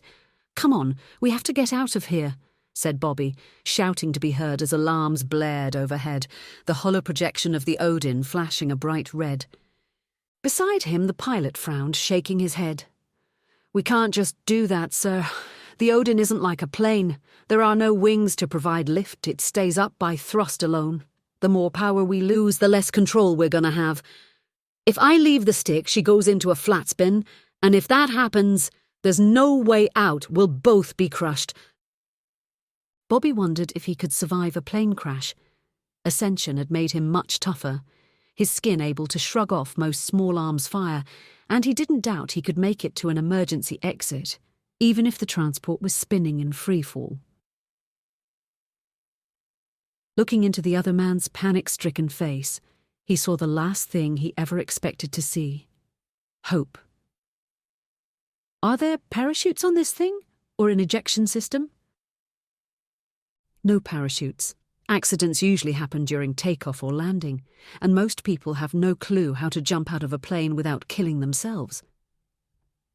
"Okay, what about an ejection system?" asked Bobby, his voice taking on a hysterical tone as the Odin dipped forward, starting to dive. "There is an ejection system for the command capsule we're in," the pilot said frantically, "but it doesn't—" "Then eject! Get us the hell out of here!" "It's not working!" screamed the pilot, pounding on the panel in front of him. "I've been trying, but I can't get power to the maglock system." Bobby stood, gripping hard to the back of his chair as he fought to steady himself. "Is there any way to release it manually?" Yes. There's a hydraulic release for when the ship is powered down to do repairs and maintenance, but it's impossible for one person to unlock. It takes an industrial robot to move it," he said, shaking his head. "Don't worry, I can make it happen," said Bobby. "Okay, if you say so. There are 2 of them, one on each side of the cabin, here and here. You have to remove the cover to get to them," he said, indicating a spot on the hollow projection a few feet into the main cabin. "Sit tight, I can do it," said Bobby, heading for the door, the shriek of the Odin plummeting to the earth urging him on. "You'll have about 30 seconds once you've unlocked the system to get back here. After that, the emergency engines fire and the cabin separates from the main body." Giving the other man a brief nod, Bobby hurried into the main cabin, pulling himself along unsteadily until he came to the first panel. With a grunt, he tore it from the wall, revealing a series of mechanical wiring and a wide-handled release. Grasping it with both hands, he braced his feet against the wall and pulled, his arms straining as the lever inched down ever so slowly, the resistance increasing the farther down it went. Then, in a lurch, it came away, falling into position with a hollow clang and the terrifying sound of metal grinding against metal. Wiping the sweat from his forehead, Bobby stumbled across the width of the Odin, ducking and dodging flying items not tied down and made weightless by their free fall. Tearing away the other panel, he repeated the process, pulling with all he had, knowing every moment wasted. They were closer to the ground. When the release slammed into place, he blew out his cheeks, a wave of tension fleeing his body. Not wasting a moment, he bolted for the cockpit, swearing under his breath as flashes of light and smoke shot out from the sides of the airframe near the entryway to the flight deck. Shouldering his way through the door, the pilot gave him a thumbs up as a lopsided grin came to his face. "Strap in, sir. Believe it or not, it's going to be a wild ride from here, he shouted over alarms. Looking over at the man, Bobby raised an eyebrow, returning his smile. You've got to be kidding me, right? How much worse can it get? Without warning, the Odin was rocked, throwing him violently from his seat and slamming him face first against the deck plates, followed a moment later by a deafening series of explosions that made his breath catch in his throat as the capsule was ejected, the rear of the Odin falling away. Shaking away his stupor, Bobby pulled himself to his feet and fell into the co-pilot's chair, hurriedly strapping himself in, the sun nearly blinding him as the command deck levelled off and he could see the horizon once more. You should have put on the safety harness before you tried to redecorate the flight deck with your face, sir, the pilot said jokingly. Despite the near-death experience and the embarrassment, Bobby began to laugh, small little tremors at first, before breaking into a full-throated belly laugh. Running a hand across his face, he gave the pilot a warm smile. Don't call me sir, my friends call me Bobby, he said, shoving out a hand by way of introduction. The pilot smiled, firmly taking his hand. Carter, James Carter, good to know you. Well, James, can we still make it to Utah in this thing? James's nimble hands ran over the holographic interface, his lips pressed into a thin line. Well, the escape capsule isn't really meant for long distances, but we were only 30 minutes out, and as long as we don't run into any other issues, we should make it on the reserves we've got. I can call for pickup while you do whatever it is you're doing, and my friends call me Carter. Bobby nodded to himself. Sounds like a plan, Carter, he said, glancing down at the instruments and settling in. If he was lucky, he would still arrive in time to stop whatever it was they were doing, maybe even talk some sense into Elizabeth. He prayed that Andrew would be there, that he would have the chance to slap that shit-eating grin off his face. For once he wanted to get the jump on him. Beside him, Carter let out a gasp, drawing his attention from the controls. Bobby had just enough time to look up to see a golden streak tear through the windshield, shattering it into 1,000 pieces and turning the tranquil moment into chaos. He wouldn't be getting the jump on Andrew. Not by a long shot. Chapter 9. No One Who Will Be Missed. 2061. You are all here today because God has chosen you to be an instrument of his will. Staring at the strange, wild-eyed cleric on stage in front of him, Bobby had a hollow sense of dread in the pit of his stomach. It was impossible to explain, but there was something off about the man. Maybe it was the way he shouted and pumped his fists into the air with a fanatical zeal, or how his hollow words ringed of empty promises. In the end, it was his smile. He smiled too much. No one was that happy. You shall be like the seraphim, the highest order of angels. You will be the flaming sword of justice. The cleric raised his arms above his head, bright eyes heavenward, his shouts reverberating in the rafters above as he continued in his shrill voice, You shall be like the seraphim, the highest order of angels. You will be the flaming sword of justice. Today is the beginning. Your salvation is at hand. So prepare to be reborn through the sacrament of Ascension. Scrubbing a hand over his face, he pinched the bridge of his nose, wondering how in God's name he ended up here. After meeting Lieutenant Young, he and Elizabeth had been unceremoniously shoved into the back of some sort of military VTOL, without a word of explanation, and airborne moments later. In the blink of an eye, his life at the church was over, left far behind. Working at Trinity was more like a punishment, with the long hours and shitty food, not to mention the crappy bed in a church basement with no heat, but he knew he could walk away if he wanted. Now he wasn't so sure. Now they had been dragged away like criminals, locked in the windowless transport for more than an hour before they found themselves on a desolate tarmac, which looked like an abandoned military base, then hurried into a gymnasium by soldiers threatening them with elbows and fists. He and Elizabeth were separated, and he found himself in the musty-smelling room crowded with strangers who stood too close and spoke too loudly. The road ahead will be difficult. You shall be tested. Those of you that persevere will be rewarded by miracles beyond imagining, the fanatic continued, pacing on the platform and shaking his fist at them. Wow, how full of shit is that guy, said a voice from behind him.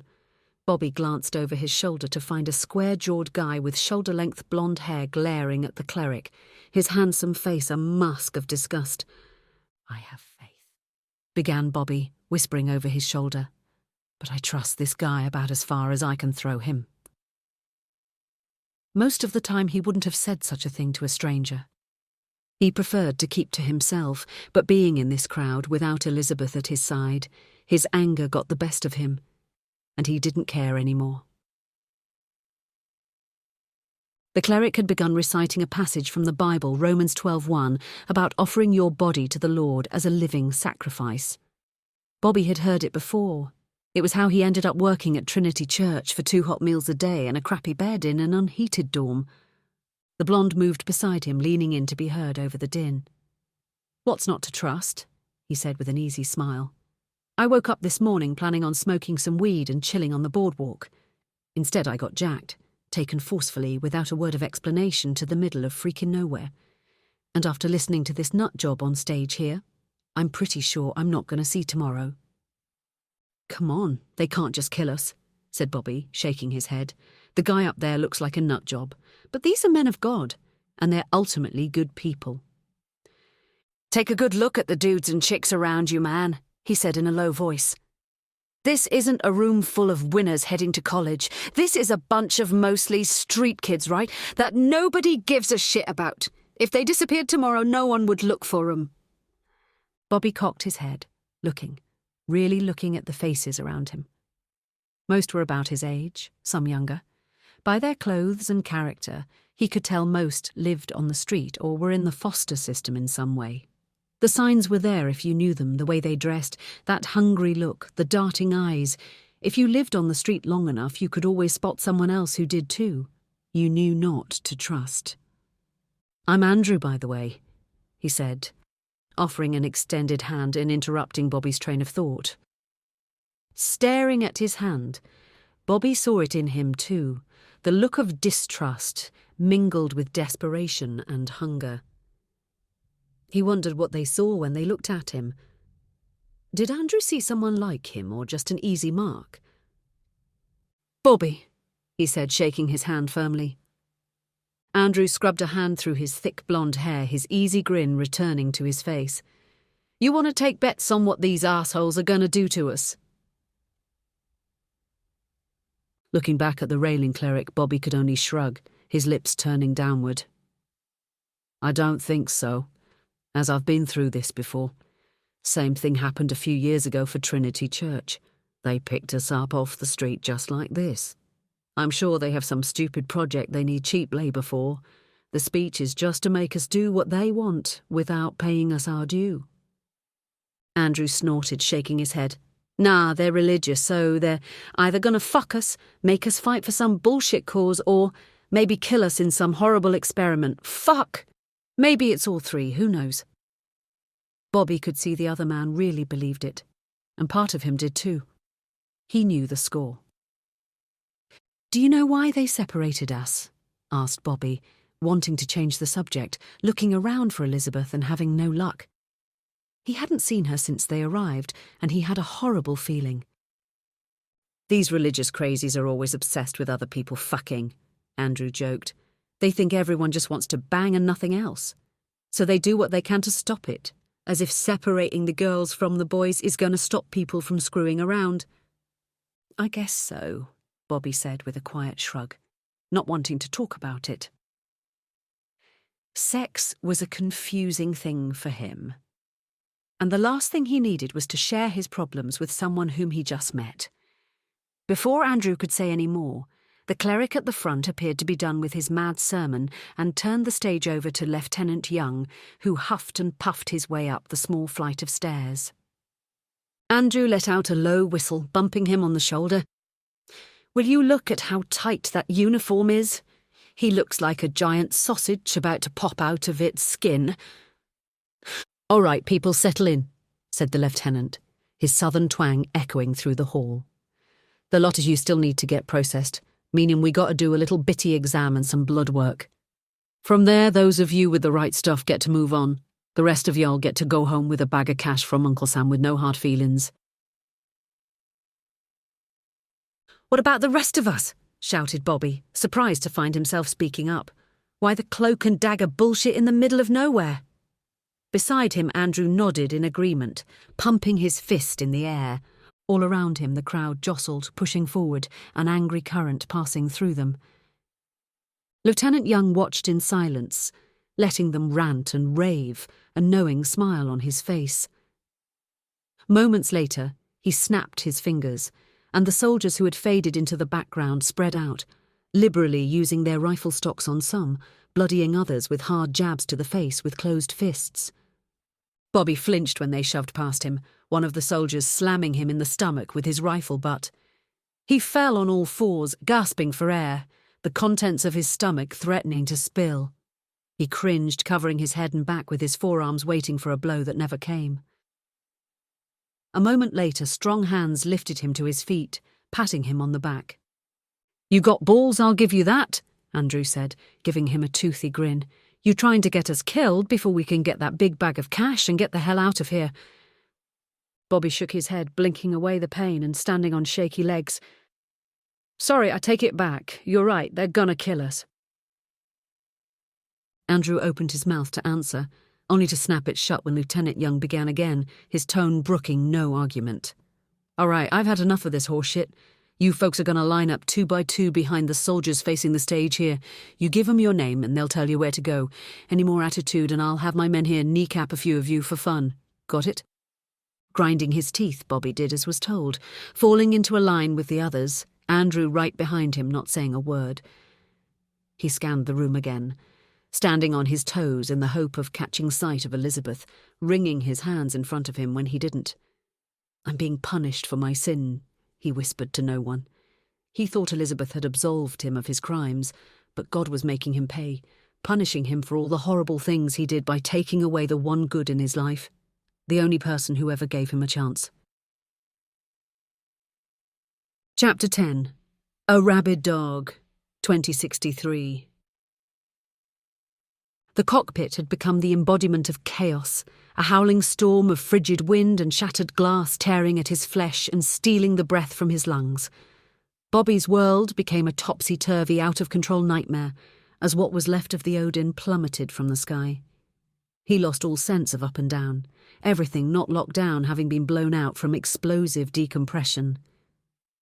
Andrew materialized between the console and his seat, the brilliant golden halo of light that had destroyed the transport's windshield, transforming into simple flesh and blood before his eyes.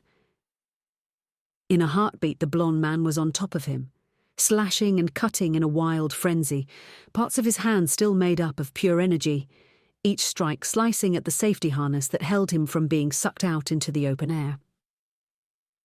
Desperate and acting on instinct, Bobby blindly slammed his open palm just under Andrew's now solid chin, snapping his head back and sending him reeling back and crashing hard into the console behind him, covering the both of them with a shower of sparks. Pressing his advantage, he kicked out, aiming for the other man's stomach, only to be a fraction of a second too slow as Andrew shifted to pure light once again, moving like a will-o'-the-wisp and suddenly darting behind him in the blink of an eye. Bobby ducked down just in time to avoid Andrew slicing through the metal and leather frame of the top of the co-pilot's chair in a single clean cut, his hand a shining blade of energy.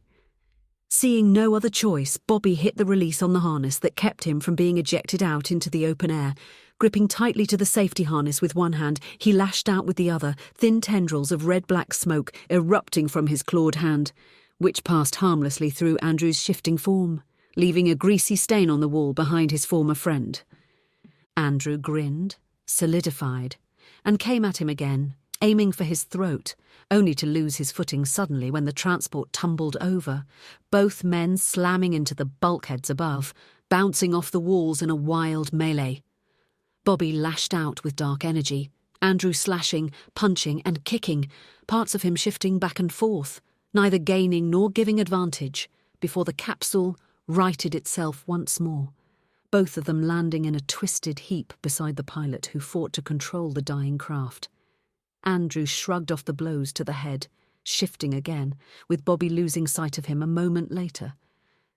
Glancing around in a panic, Bobby wondered where his former friend had fled when the transport spun again, and he caught a glimpse of the ground quickly approaching, a chill running through him.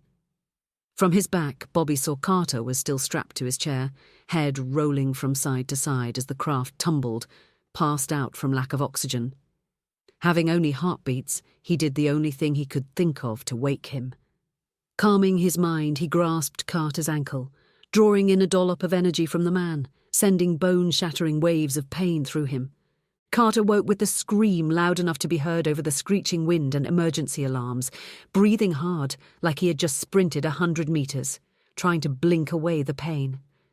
Not wasting a moment, Bobby wrapped the safety harness from the co-pilot's chair around his arm, screaming to be heard above the din as he pulled himself up. "You've got about 15 seconds to right this bird or we're dead!" he shouted, trying to be heard above the screeching wind. "Holy shit!" Carter shouted, his eyes wide with panic. His hands became a blur, racing across holographic controls. In moments, the capsule slowed its rotation, while dozens of small thrusters fired in a mad dash sequence as he attempted to gain control of the falling craft. Bobby could now make out details on the fast-approaching ground, red rock and cacti spread out over a vast plain, and he could almost count the needles on the cacti. Beside him, Carter shook his head as he fought to level off, slow down the juggernaut of plummeting metal that they had become. Just as Bobby thought they were done, he was crushed into his seat, his stomach and his body going in different directions as the Odin's emergency capsule fired its thrusters with a deafening roar, the engines screaming in a high-pitched whine, slowing the craft. Bobby felt a surge of relief. A weight lifted from his chest as he felt they were going to make it. Then, without warning, hope was snatched away. The capsule impacted on the rocky red earth with a deep boom, sending plumes of dirt high into the air in all directions that blocked out the sun. Inside, the strap he had wrapped around his arm was torn from his grip, sending him bouncing like a ball around the inside of the cabin. The still intact frame tumbled and rolled like a child's toy thrown across the desert, bouncing randomly before coming to rest at the foot of a rocky bluff. Bobby blinked open his eyes, surprised to find himself still alive and in one piece. He hung motionless in mid-air, held aloft by a suspension field. Beside him, Carter was still strapped into the pilot's chair. The cabin was mostly dark, with a few dim emergency lights glowing a dull red. "Carter, are you there?" he asked in a quiet voice, praying the other man was still alive. "How are we not dead?" Carter groaned, glancing around and unclipping his harness. He stumbled out of his seat like a drunkard, falling against the bulkhead that now served as the floor. "I was able to angle our descent as emergency thrusters fired, not enough to stop us from crashing, but enough that we bounced instead of going splat like a pancake," he said, limping to his feet. "Like I told you when you came aboard, the Odin's frame is nigh indestructible, and the suspension field you're floating in pretty much saved your ass. We're just lucky what's left of our fuel didn't explode." "Can you get me down from here?" Bobby asked, straining against the invisible magnetic field that held him in place. Carter shuffled around somewhere behind him, wedging open an access panel that revealed a series of switches. Without a word, he keyed in a sequence, sliding his fingers along an LCD display. The emergency field vanished, and Bobby fell, landing gracefully on his feet. Patting himself down, he felt lucky to be alive, much less come away from the crash with only a few bumps and scrapes, Andrew's attacks having only left a few shallow cuts. Watching Carter limp to him, he felt a twinge of guilt, knowing what he did to wake him. Bobby was sure the man would limp for the rest of his life, meaning his career would be over once he got home. The service did not abide by cripples these days. "I should look at your leg," said Bobby, motioning for him to sit and roll up his pant leg. "Aren't you worried your friend will come back?" "He seems dead set on killing you," said Carter, wincing as Bobby poked at his shriveled leg, which had turned an ugly shade of ashen grey. "I don't feel him anywhere close," said Bobby, reaching out with his odd sense to feel if anyone was around, finding nothing but lizards, snakes, and a few desert rodents sniffing around. Besides, he was always lazy and half-assed about everything. Given the crash, he probably thinks we're dead, and I'd like to keep it that way. "How bad is the leg?" asked Carter with a halting tremble in his voice. Shrugging, Bobby ran his hands along the emaciated flesh, trying to feel if there was some way to reverse what he had done. "You may have to get an artificial leg. How bad is the pain?" Carter gave him a withering look, fresh beads of sweat rolling down his temples. "On a scale of 1 to 10, it's a freaking 11. What exactly did you do to me, anyway?" "I needed to wake you in a hurry, so I did the only thing I knew how to do. I took a portion of your energy, just a tiny bit. It hurts when I do it, but it got the job done and woke you up right away." "If that's what you call a tiny bit, you must be out of your mind. And for the record, it hurts like a son of a bitch," he said, tears pooling in the corners of his eyes. "I'm really sorry, Carter, Then give it back," Carter shouted, suddenly pawing at Bobby's forearm, a pleading look on his face. "What?" demanded Bobby. Carter narrowed his eyes, his breathing coming in short spurts. "Give me back whatever you took. Can't you do that?" "I can't. It doesn't—" he began, staring hard at the shriveled leg. Bobby frowned, his mind swirling with possibility. It would only make sense that he could give it back somehow. Energy was never created or destroyed. It only changed form, so if he could take it, why couldn't he return it? "I'll give it a shot, but I can't promise anything, though. This is all new to me." "Yeah, like I'm an old pro," said Carter, a pained smile coming to his face. "Make it quick. I think something is wrong. I'm having trouble breathing, and it's so freaking hot in here." Watching the other man struggle to breathe as sweat poured down his face, Bobby felt he had to do something, anything, to lessen the pain. Steadying his breathing to center himself, he dug deep, finding the flame of rage at the core of his being. The first time he had touched his power, it had been like a tiny flame sputtering in a harsh wind, barely lit. Today it was like a bonfire burning powerful and bright, red-black flame consuming everything in its path. He coaxed it along, growing it, spreading it all around him. The illusion was broken suddenly, his concentration shattered by a blood-curdling scream. His eyes shot open to find Carter trembling in front of him, curled into a ball looking worse than he did moments before, his skin clammy and pale. He reached out to touch the hapless pilot, only to have the man pull away, accusation in his hooded glare. "It hurts. More than before," said Carter, his voice thin and tired. "That was the most painful thing I've ever felt. It was like I was drowning and on fire at the same time." "I'm sorry, so sorry," he said softly, pulling his hand back when he saw the fear in his eyes. "It hurts more than before," Carter said, his voice thin and tired. "That was the most painful thing I've ever felt. It was like I was drowning and on fire at the same time." Looking at his waxy grey skin, Bobby understood. He had done what he always had, draw on a person's life, the driving energy of existence. A few seconds more, and he could have taken all of Carter's life, leaving behind a brittle husk. "I have to try something different," he muttered, squeezing his eyes shut. He knew the power was there, and felt it every time he attacked. He just had to find another way to harness it. Bobby returned to the dark place in his mind, looking inward to the metaphysical bonfire, watching it burn and blaze. It was like a hungry beast, clawing to be free, never satisfied. That's what he had been doing every time he used his power, unleashing a rabid dog to rend and tear at his opponents, consuming them. This time, instead of releasing the power outward, he wrapped himself around it, caging the flame in his hands as it tried to escape, dominating it to heal. The pain was subtle at first, like running a hand quickly over a candle, but he was quickly overwhelmed the longer he held it, pain surging through him as the energy fought to be released, the rabid dog turning on its master when it found nothing else to feed on.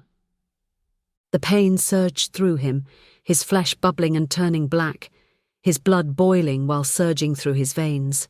Fighting through the hurt, Bobby sucked in ragged breaths, his attention focused on Carter beside him.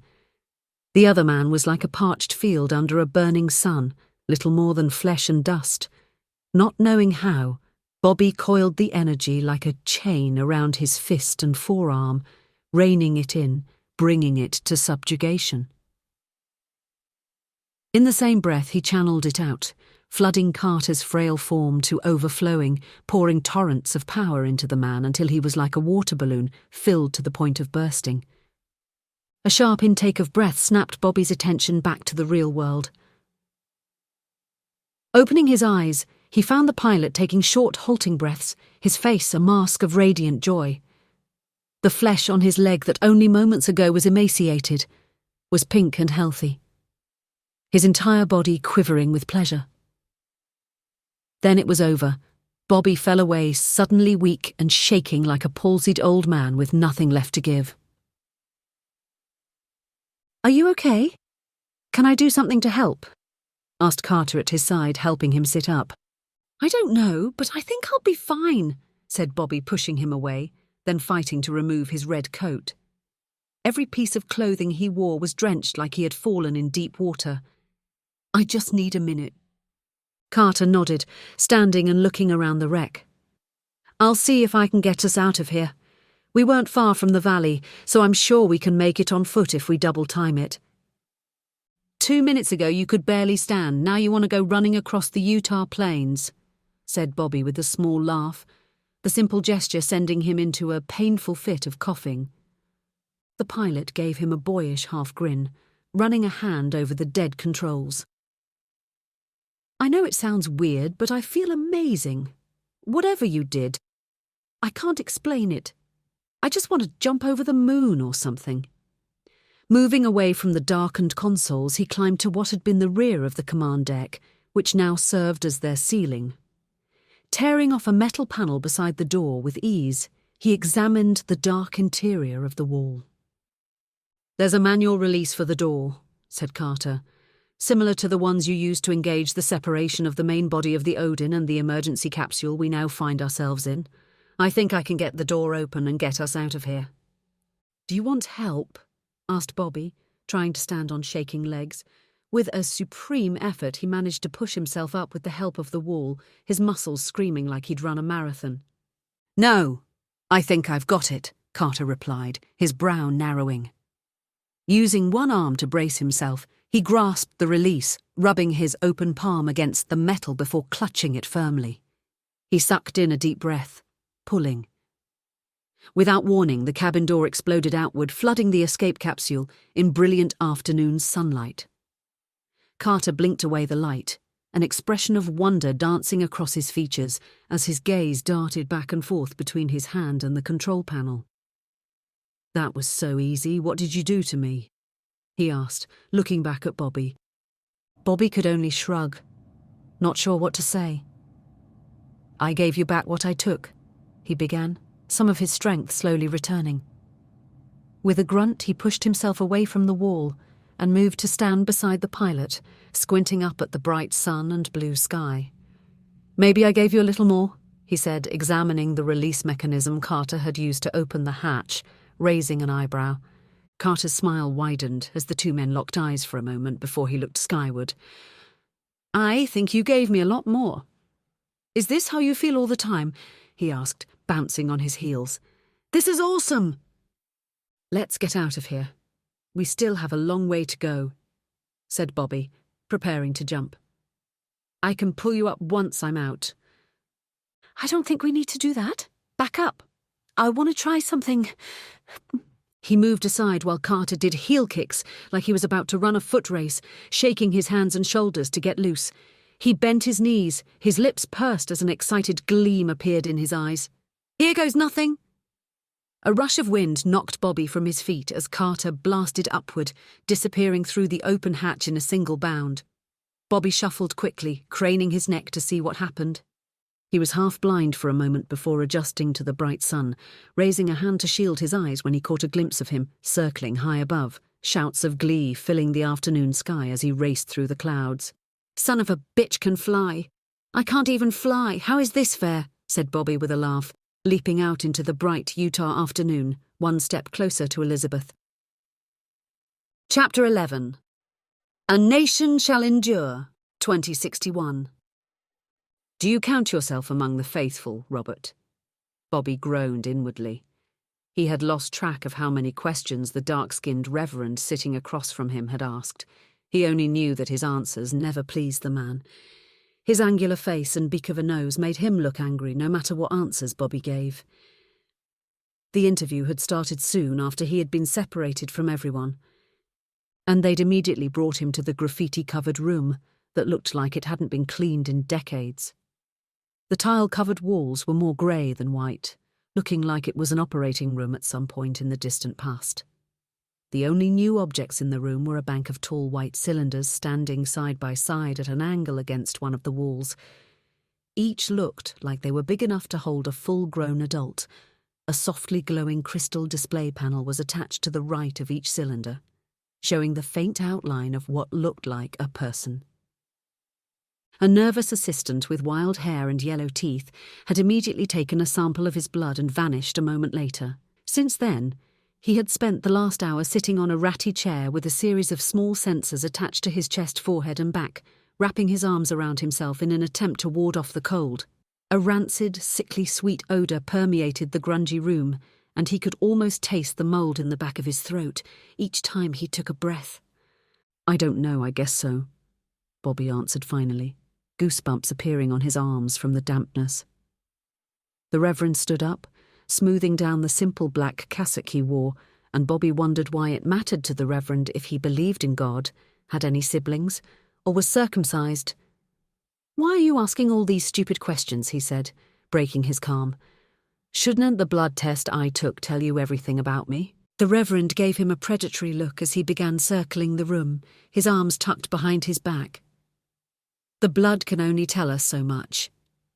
To know what's in a man's heart, questions must be asked and answered, confession given." He stopped behind Bobby's chair, placing a cool hand on his shoulder. "Are you a virgin, Robert?" Bobby squirmed in his chair, and a look of disgust crept across his face. He hunched up his shoulders in a feeble attempt to dislodge the hand from his shoulder. "I've never been with a girl. I've kissed," he began in a halting tone. "That's not what I asked," the Reverend said, his loud voice reverberating in the small space. "I asked if you've had sex, and don't lie to me. The sensors on your person will tell me if you are." Blood pounded in his ears as he swallowed hard, twisting his hands in knots in front of him. "I haven't done anything wrong. I'm a good person," whispered Bobby over his shoulder. The dark-skinned man came around in front of him, the tingling smell of cotton balls filling his nose as he leaned in close. "Well, that's the first lie you've told me today," he said, a tight-lipped smile coming to his face. "Now, the question is, are you lying about being a good person or the sex?" Withering under the Reverend's intense stare, he closed his eyes, afraid of what the man really knew. Elizabeth had seen to it that Father Gary never spoke about his secret, that no one else would know, but it wouldn't be the first time his old tormentor from Trinity Church broke his word. It was because of Gary that he ended up here in the first place. "I thought this was a military thing," said Bobby, trying to change the conversation. "Why would the church have anything to do with any of this?" The Reverend eyed him up and down, cocking his head like he was listening for something before letting out a loud snort and returning to his pacing. Just then the wild-haired assistant bumbled back into the room with a beaming look on his face. Without a word, he handed a tablet to the Reverend, bouncing on his heels with excitement, like a small child who'd had too many sweets. Scanning the tablet, the Reverend's eyebrows shot up, a wry smile creasing his face. "You know, there was a time in this country when people had faith. They did what was right, and because they rightly feared God," began the Reverend, tapping the tablet against his palm and waving away the excited assistant. He continued, pacing back and forth in front of him. "But today the faithless fear no retribution for their actions. They believe because of the freedoms this country offers, that they can spit in the face of the Lord, that they can defy the word of God. I am here to tell you that those days are over. Soon, very soon, all of those who are defiant, every sinner will be laid low, and you, Robert, can help me do it," he finished, waving the tablet at him. "I go by Bobby. Robert was my father's name."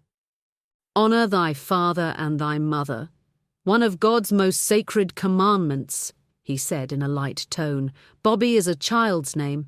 If you want to be a man, at some point you must abandon childish things."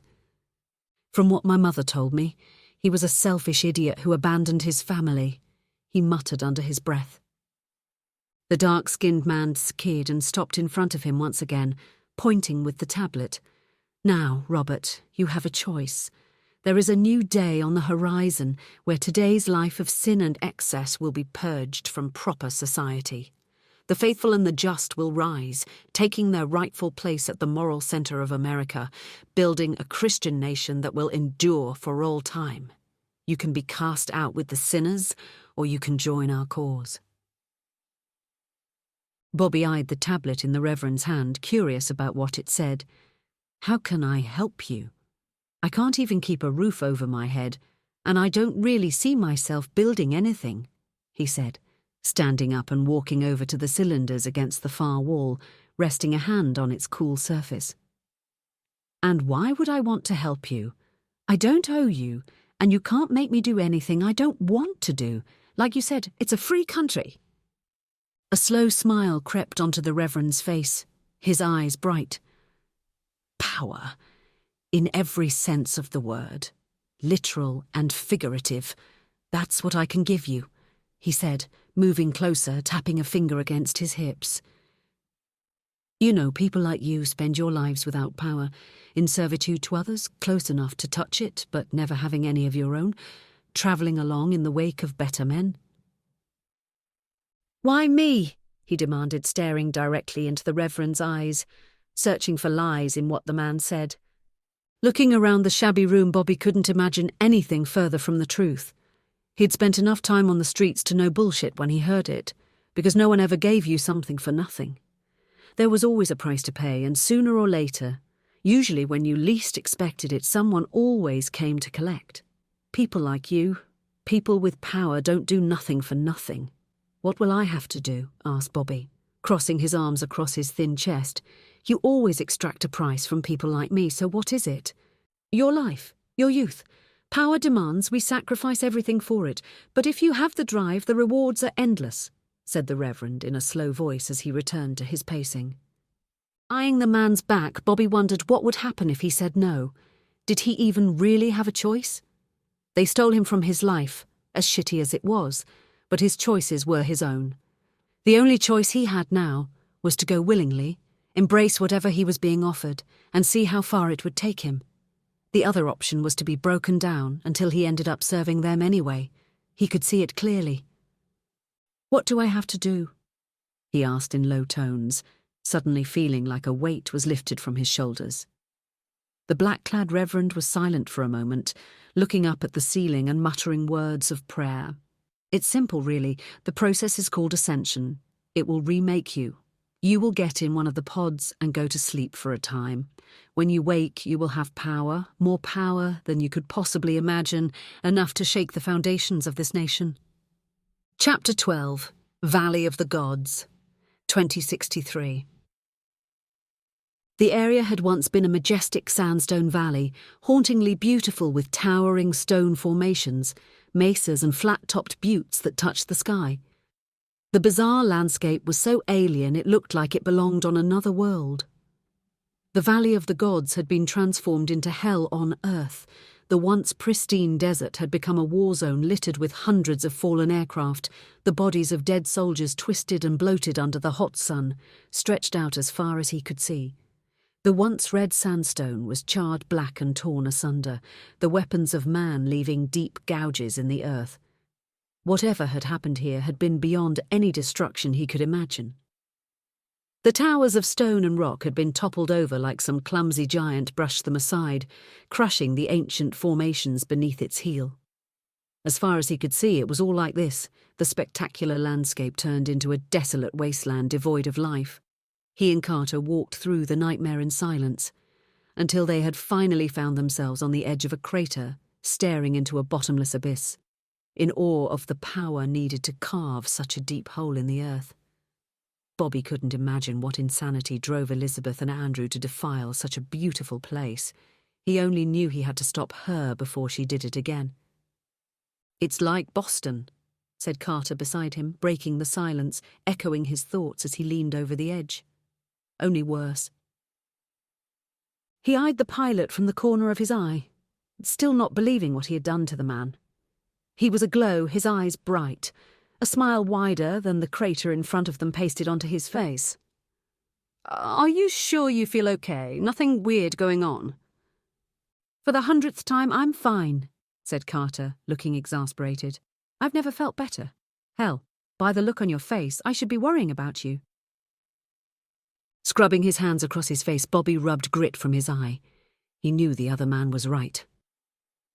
Since the transfer, Carter was full of life, expressing powers and abilities that should have been impossible for anyone who had not gone through Ascension, while he himself felt weak, tired, and struggling through moments of dizziness. "I still can't believe you can fly," he muttered under his breath. "Why does everyone get to fly but me?" "It makes sense to me," said Carter with a grin. "I'm a pilot. I fly all the time." Bobby snorted, rolling his eyes. "You know you're a miracle, right? Ascension just doesn't work that way. The process takes days to start, and then weeks and months more before powers surface. You just don't get a shot of energy and start flying and dodging bullets." "You can dodge bullets?" said Carter, beaming. "When do I get to do that?" "I may just shoot you myself," he said, smiling at the pilot. Before he could figure out what to do next, his phone chimed for his attention. Pulling the small square from his back pocket, he cringed when he saw Michael's stern face appear on screen.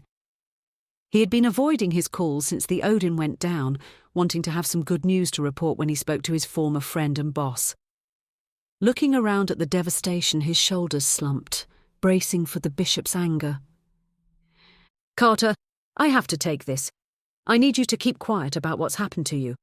If the man on the other end of the line got wind of things, both you and I would have very bad times ahead of us," he said, looking the pilot in the eye. "Yeah, don't worry. I get you. Super secret experiments and whatnot. I've seen the Hollow movie where shit like this happens." Nodding to him, Bobby opened the line. "O'Connell here. We just picked you up on the satellite, Robert. When we saw the transport go down, we assumed the worst," said Michael, his deep voice full of threats. "Now that you're there, make yourself useful. What's the situation on the ground? Is there any sign of them?" Bobby cocked his head, his lips pressing into a thin line. He wanted nothing more than to reach through the phone and strangle the man, breaking every bone in his body. "It's a mess down here, sir. The aircraft you sent to defend the area were wiped out, but I'm sure you know that from the transponders and what you can see from satellite. It's like what they did in Boston, sir. There's another crater, bigger than the last one. No sign of Elizabeth or Andrew." "This wouldn't have happened if you would have executed them like you were supposed to," Michael growled. "It wasn't his fault, sir," Carter shouted suddenly. Bobby's eyes went wide as he waved the pilot away, tossing a dirty look his way and shushing him. "Who the hell was that?" asked Michael. "The transport pilot, sir, Lieutenant James Carter," said Bobby, hesitating, not sure if he should even try to explain what occurred. "He's helping me piece together what happened." There was a pause on the other end of the line, the bishop talking to someone in the background, then coming back a moment later. "We're not getting vitals on him. We thought he died in the crash." Hearing his name, Carter shrugged, checking his own pulse before giving him a thumbs up. "No, sir, he's fine. Maybe the monitor is broken." "Given how hard the Odin went down, I'm impressed he survived," said the bishop in a bored tone. "In any case, do you have eyes on the anomaly they created?" Looking around at the wasteland, Bobby's brows drew together. "If you mean the crater?" "Yes, sir, I do." "Good. I need you to go down there and find out what's going on at these sites." "I'm sorry, sir. Maybe the signal wasn't clear," he said, looking over at Carter and shaking his head. "You want us to go down there? Why not just send a drone?" We tried that in Boston, and in every attempt the drones fail somewhere between 150 to 200 feet in. We sent a team of Marines as well. Communications became sporadic at those depths, and not long after they reported failure of most of their electrical equipment.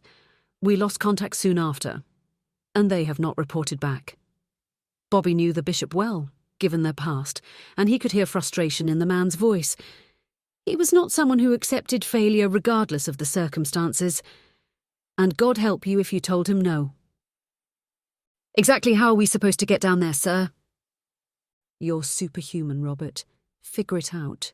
You have 1 hour before a transport arrives. I expect a full report once you are on your way to your next destination. Next destination? You know where they're going, just like the last time? Yes, said the bishop. And like then, you will keep your questions to yourself and do what you're told. Understood? Wow, that guy's an ass, said Carter beside him, raising his eyebrows. I'm surprised you didn't reach through the phone and strangle him. Trust me, I wanted to. What makes it worse is he was one of the good guys not so long ago then. Well, I'm still not sure what happened, but he's not the man he used to be. Bobby cast aside thoughts of Michael, knowing the man was beyond redemption and the guy he knew was long gone. Leaning over the crater, he stared into the darkness, curious as the bishop to learn what was going on down there. Do you think you can fly us down there? Carter's face beamed with a broad smile. Thought you'd never ask. Bring it on, said the pilot, spreading his arms wide, Bobby's face going bright red as the pilot suddenly pulled him toward him. He blew out his cheeks, doing his best not to flinch. He was never comfortable with anyone in his comfort zone, much less a near stranger. From this close, he could see the salt and pepper in Carter's hair, feel the other man's warmth, his strange odour of smoke and soap filling his nostrils. Let's just get this over quickly because the clock is ticking and Michael isn't much for giving second chances, said Bobby. How will you know to slow down when we get to the bottom? He whispered in the dark, the thought of them falling to their deaths from terminal velocity sending a chill down his spine. I don't know, said Carter. But I get these weird reflections of where we are. It's like I've got some sort of built-in radar. I know exactly how far we are from the side of the crater, even if I can't see it. The same thing goes for the bottom. I can tell we're not far now. As if on cue, a soft glow appeared in the distance, so faint he thought his imagination was playing tricks on him. Bobby felt them slow, the rush of air moving past them going from a torrent to a light breeze. The light grew more intense the closer they came, subtly shifting from a cool white then onto an icy blue cobalt, before finally touching on a pale green. They landed moments later in a field of broken crystal that appeared to have been whole not long ago, now shattered into 1,000 pieces spreading out as far as he could see. Without thinking, he pulled his phone from his pocket to record what he was seeing, only to find it dead. What the hell is this place? Said Carter beside him, the loudness of his voice making him flinch. No clue, Bobby whispered, his voice loud in his ears. All I know is this shouldn't be here, wherever is. Bobby knelt down, picking up a fist-sized shard of glass, holding it up to get a better look at it. Elizabeth and Andrew had destroyed whatever was here for a reason and for the love of everything holy. He couldn't understand why. There's more, said Carter, staring into the darkness. A lot more. You mean more like these crystals? I don't see anything else glowing, so how can you see anything? Carter shook his head, his eyes going wide. It's like I told you on the way down. I just get a sense of things, like the wall. Without a word, he raced off, vanishing in the dark. He found Carter! James! What in the name of God are you doing, man? He shouted after him, hesitating only a moment before breaking into a sprint, following the hollow echo of his boots reverberating off the cavern walls. He charged headlong through the darkness, desperate to keep up with the pilot's mad dash, when he suddenly felt a strong arm grasp him just before he nearly tumbled over into an abyss. He found himself unexpectedly airborne, floating motionless in the inky blackness. Stop! Carter shouted, wrapping both arms around Bobby. Look. His voice came out as a trembling whisper, his breathing fast. Confused, Bobby tried to look everywhere at once. only understanding moments later when he cast his gaze downward to a sight that terrified him, a pang of fear turning his belly into knots. His mind reeling as he saw the impossible. The cavern went deeper, much deeper, and it held the most terrifying thing he had ever seen in his life. Chapter 13. Stronger, Better, Faster, More, 2061. He drifted in a deep, dreamless sleep, detached from all sense of self, yet somehow still aware of the world, occasionally sensing motion outside the tank, despite being in utter darkness.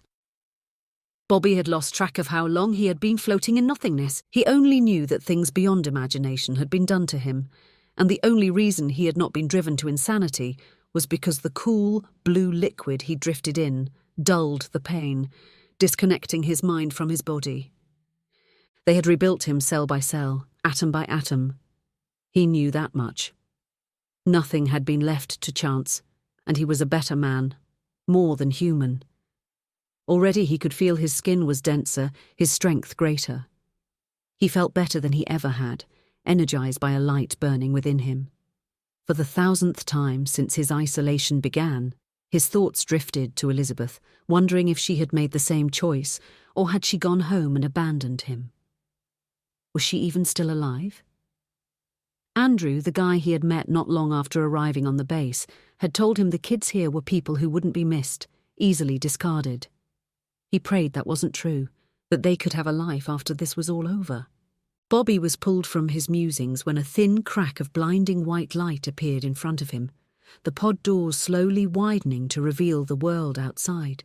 His eyes adjusted to the blinding glare to discover the yellow-toothed assistant who had taken his blood on the first day hovering in front of him, his pale face creased with worry.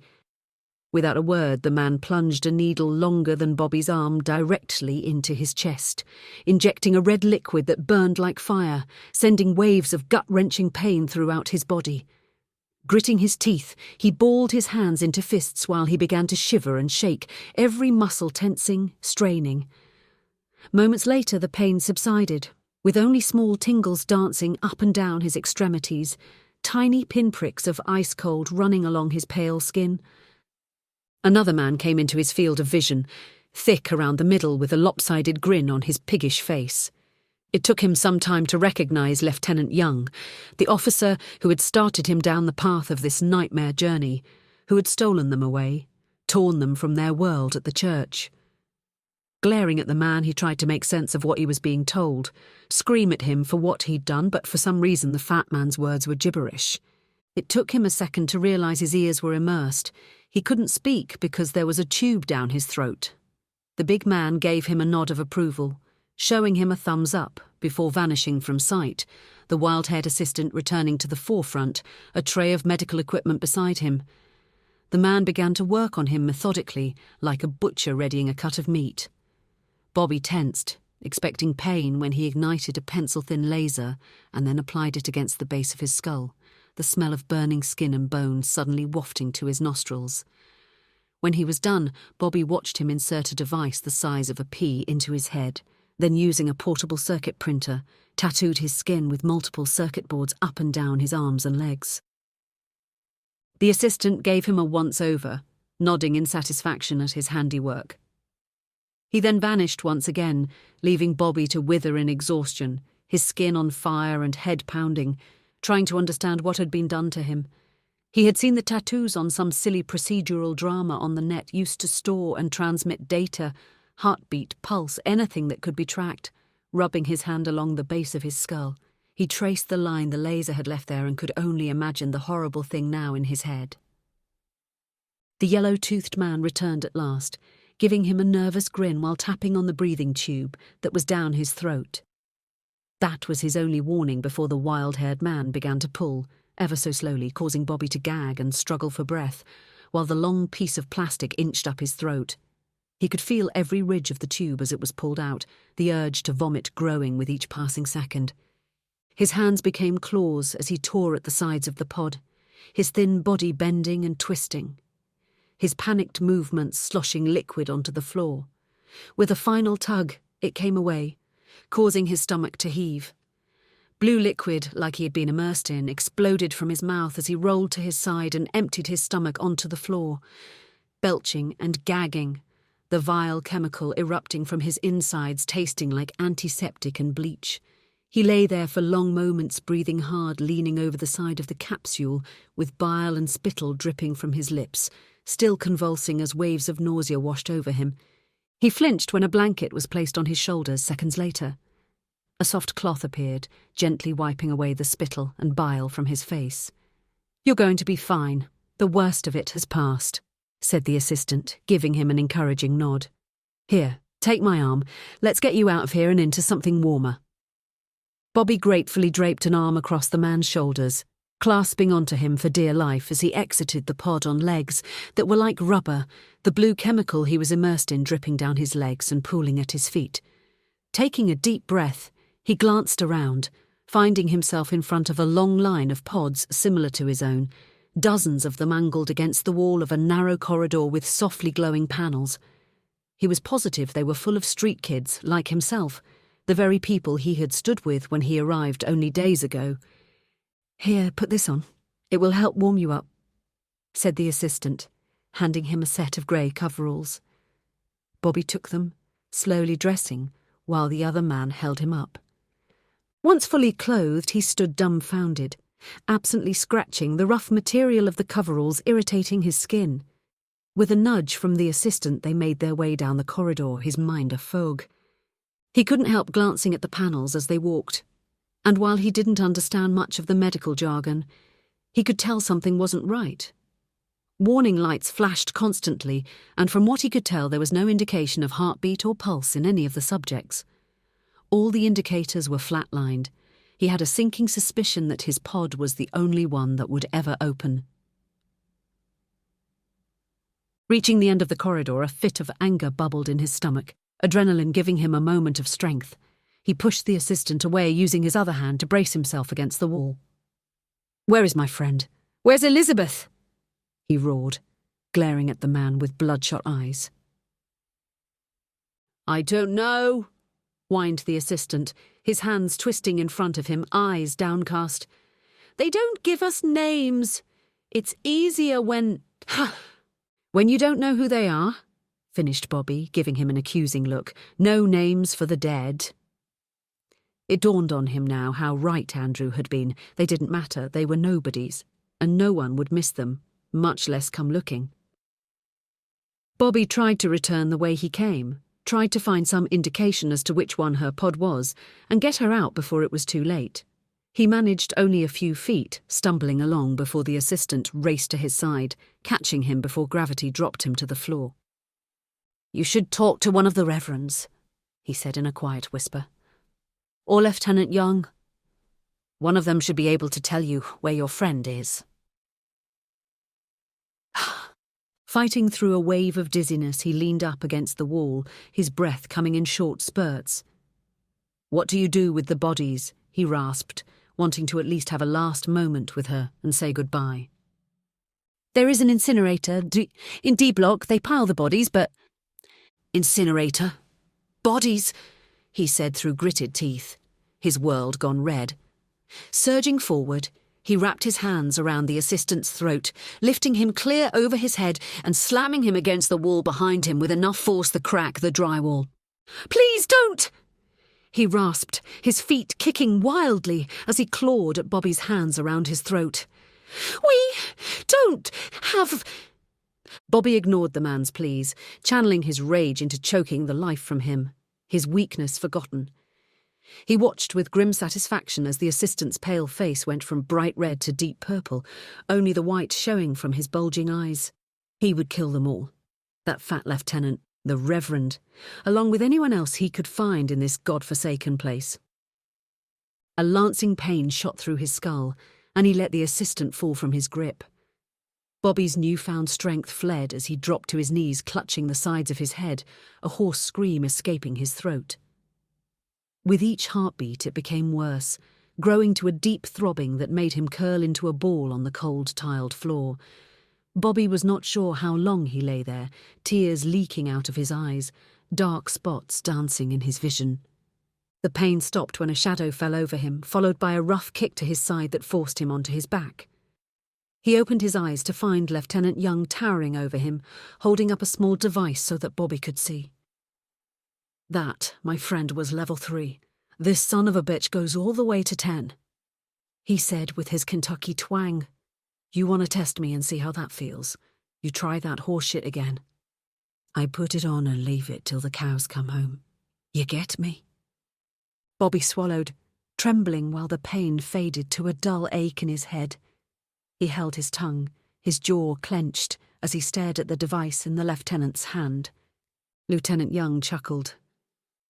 See that rage, Carmichael, he said, winking at the assistant who was struggling to his feet, a shaking hand rubbing his throat. This skinny beanpole's got some fight in him. Even down for the count, he's got that look like he'd rip my guts out if he could. Anyhow, don't you worry about a thing. We got ways of putting that anger to good use. Come on, let's get the hell out of here. The fat man leaned down, offering him a hand, nodding that he should take it. With his help, Bobby made his way to his feet, finally able to stand on his own.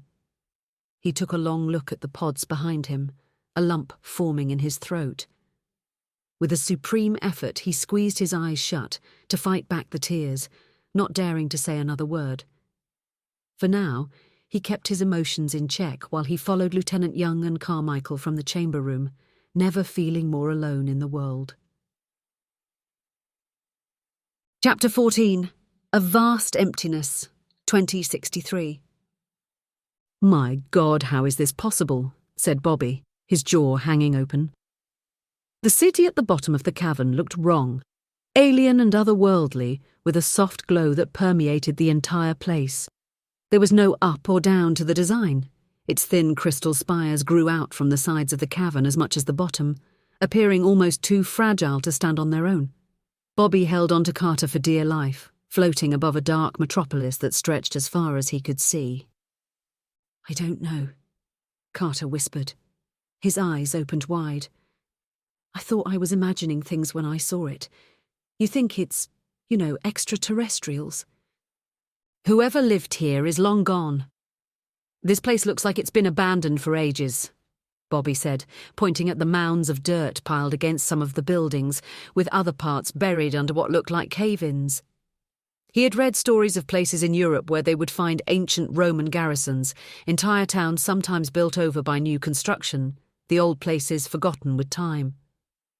But this was impossible because it wasn't some ancient construction made of crumbling mortar and brick. No simple hand had ever touched these structures, and there was no town in the desert above built upon its bones. So what do we do? Carter asked. Do we go down there? See if anyone's home? Bobby raised an eyebrow, glaring at the pilot. Are you nuts? No way am I going near that place. I've seen too many horror movies. Besides, I can use my abilities to find anything living. Carter's head bobbed yes, his lips pressing into a thin line. Do you want me to get closer? Just hold her steady and keep quiet. Bobby snorted, sucking in the stale air in the cavern while centering himself. Closing his eyes, he opened his mind, looking for the telltale signs of life he had learned to identify, those flashes of insight that itched in his brain. Straining to the edge of his limits, he scanned the empty city, but he found not a trace in its grand spindles and tall spires, not even insects, only a vast empty space devoid of all life. Just as he opened his mouth to tell Carter he'd found nothing, his breath caught in his throat, like a giant weight was suddenly on his chest and driving the air from his lungs. His mind was flooded with thousands of images, flashing by like a mad kaleidoscope. He saw bits and pieces of life in the city, bright-eyed people full of life, more than he could count going about their daily lives, living, loving, growing old, with time replaced by their children. The cycle of life and death repeating generation after generation for a time, beyond counting. Bobby observed the evolution of it all. The city itself appeared to grow directly from the surrounding stone, small glowing seeds of crystal planted by the inhabitants, digging deep into the bedrock, emerging into magnificent spires of every shape and shade spanning the width and breadth of the cavern. He blinked, and it was all gone. He found himself back in the cavern, floating above the dead metropolis, clutching tightly to Carter, who stared at him with a wide-eyed look of panic. A heartbeat later, the perspective shifted again, the flashes and images coming quicker than before. He saw the earth with cities of crystals spread across the globe, filling caverns greater in scope than the original magical places with fantastical technology, things not even dreamed of in the mind of man. Then a shadow fell over it all. Hatred, war, the bright-eyed people murdering one another, setting their perfect cities aflame, death and destruction spreading across the globe until it was all ash, and nothing was left except for this forgotten place, long abandoned. There was more, so much more, faces of men he had never met, flashes of places he knew, Boston, New York, cities unknown, all burning. "Bobby! Bobby!" Carter's scream pulled him back for a moment, his breathing coming in short spurts as he looked out in awe over the lifeless structures. "I'm here," he said, his blood pounding in his ears. "We have to go. Now!" Carter didn't ask questions. He simply accelerated, jetting them off through the darkened cavern at breakneck speeds. The sense of direction changed abruptly, and they rose faster with each heartbeat, the smell of the desert and smoke telling him they were close to the surface. The first hints of light were near blinding, forcing them to squint and shield their faces. Not long after, they returned to where they started, on the edge of the crater, staring into the abyss. Bobby was falling to his knees, his entire body shaking from what he'd seen. "Sir?" Bobby said, trying to keep the tremble from his voice. "There was a crystal tower of some sort, but it was destroyed, shattered into 1,000 pieces. No sign of our targets. They accomplished their goal and moved on, it seems," said Bobby, holding his breath. "Nothing else?" "Nothing, sir. I'm surprised we even found the crystal. I'm not sure what you were expecting in the middle of the desert," he said, praying that Michael would be angered enough by his comment to miss the falsehood. He feared for the world if Michael got his hands on the city, his gut telling him it would be best if it remained buried and forgotten. On the screen, Michael took the bait, his face contorting, nostrils flaring like a raging bull. "That was always your problem, Robert. You never just do as you're told. It makes you a poor tool. You would do well to listen to your betters and you'll go further in life." "What are your orders?" Bobby asked, keeping his tone calm and measured, as anything else would only aggravate him more, and they needed to move off the subject of the crater. Michael waited, daring him to say the wrong thing. "Transport is en route," Michael began, satisfied that he had silenced him. "I'm not sure if you can make it, but things are critical. Their next target is Central Park in Manhattan," he continued, leaning into the screen. "I don't have to tell you the consequences if she unleashes anything close to what she did at your location. It could put millions of lives in jeopardy. You need to do better, Robert. Put aside mercy and do your duty. Use any means necessary." "Understood?" he finished in a harsh tone. Bobby knew his former friend didn't give a damn about New York or the people living there. He hadn't batted an eye when Elizabeth and Andrew had destroyed Boston Common and half of Back Bay. There was something there he wanted to protect, and he would do anything to stop them. "Do you have forces deployed to protect the city?" Michael snorted, leaning back from the screen. "Of course we do. Not that it matters. Look at the carnage around and you'll understand how well conventional forces did. You're the only one now that can stop this. When you find them, I need you to do what you did in Blackwood. Take out everything, no matter the cost. Those are your orders." Looking out at the blackened and twisted bodies strewn over the desert, he agreed. The madness had to end one way or another. He couldn't afford to be slow or soft. "I'll stop them no matter the cost," agreed Bobby with a grim tone, the weight of so many lives on his shoulders filling him with dread. "ETA for transport?"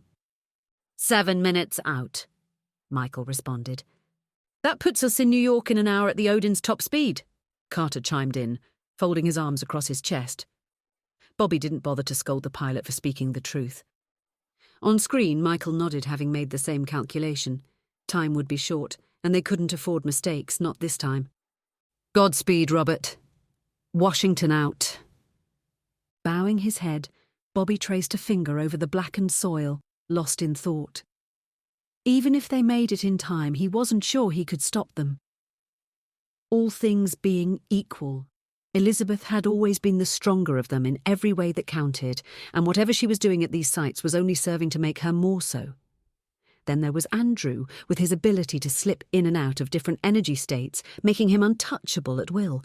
And while he wasn't anywhere near her strength, just having to fight the both of them together would be a nightmare. He looked up with a start to find Carter's hand on his shoulder. "You don't have to do it alone," he said. "Besides, I think you're forgetting one advantage you have in all this." His brow knitted as he stared up at the pilot. "And what would that be?" "Me," he said with a wide grin. "They all want to kill you, but I'm the last thing they're expecting. No one knows I exist, so I can be your ace in the hole, or at least give you cover to do what you gotta do." Cocking his head, he squared his shoulders. "These people are powerful, dangerous. Are you sure you want to get involved?" "I joined the service to help people, to be a kick-ass pilot. So far, pretty much all I've done is chauffeur around bigwigs sipping expensive scotch," Carter said with a wink. "And now, thanks to you, I've got power, real power. I can make a difference, so there's no way in hell I'm sitting this out." Locking eyes with Carter, he had a sense the man was being honest. He wasn't doing this because of orders or obligation. He wanted to do the right thing. "Well, you're either crazy or stupid, but either way, I'm lucky to have you on board," said Bobby, glancing up at the wide-open sky. "I guess now all we can do is wait for transport and pray we make it on time."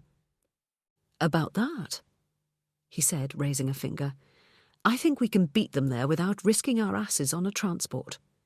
"How?" "Something tells me you're not topping Mach 3 anytime soon," said Bobby, a shadow of worry creeping across his face. Carter pushed away from him, flexing his shoulders. "It's weird. Things have been going on inside my head, and I keep getting these flashes of data out of nowhere. I can judge distance perfectly, like that top-lid set of boulders over there are 437 feet away. The air temperature is a balmy 107 degrees Fahrenheit. If you don't believe me, check. I'll wait." Pursing his lips, Bobby pulled out his phone, checking the distance and air temperature against apps on screen, his eyebrows shooting up when he saw the results. "Okay, impressive, but what does that have to do with flying us to New York?" said Bobby, narrowing his eyes, still skeptical. "Watch this, it's the best part." Stretching out his arms to the sides, he craned his neck, looking up at the sky. Carter was infused by an orange glow, subtle at first, almost invisible, but darkening with each passing moment. I noticed it a little on the way down into the crater, but it was so faint I thought it was a trick of the light. But on the way up it was pretty pronounced, and it protected us from movement and friction during that crazy escape. I know how fast I can go. We broke the sound barrier on the way out of the cave, and we didn't even feel it. And I know I wasn't even doing a third of what I can do. Come on, take my hand. Let's go save the world, or at least New York. Bobby stared at Carter's hand like it was a viper, reams of doubt washing over him. He liked the pilot, he really did. "Listen, you've had these abilities for less than a day, and anything can happen that high up at those speeds. Being a hero means taking risks," Carter countered, hand still outstretched. "You can play it safe and wait for the transport, or we can go for it and beat them to the punch for once." "I must be losing my mind," Bobby said, grasping his hand. "Let's take it." Before he could finish, he found himself high above, the vast desert looming beneath them. The whole thing looked like a giant canvas, beautiful and pristine except for the swath of devastation around the crater, looking like someone had spilled dark paint in the corner. They continued to climb until he saw the curvature of the earth over the horizon, a blanket of inky black sky sprinkled with thousands of stars above. The sane part of his mind knew they should be frozen or flattened, their guts strewn across the sky, but none of that happened. It was like they were out for a pleasant walk, a light breeze ruffling his hair. He gripped tightly to Carter's hand, giving his friend a thumbs up when he looked back with a boyish grin plastered to his face. Watching the world pass by, he allowed himself the possibility of stopping this insanity. He allowed himself to hope. Chapter 15, Strange Bedfellows, 2061. "Well, it looks like we done popped our cherry," Lieutenant Young exclaimed in his Kentucky twang, his round face splitting into a wide grin. "Who'd have guessed a skinny beanpole like you to be the world's first Superman, but as my granddaddy used to say, a win is a win, no matter how ugly it is, not that you're going to be jumping tall buildings anytime soon." Despite his dislike for the lieutenant, Bobby couldn't argue with him. He didn't feel like much of anything right now, and a newborn kitten would give him a hard fight. After his brief surge of strength, he'd become bedridden, barely able to move.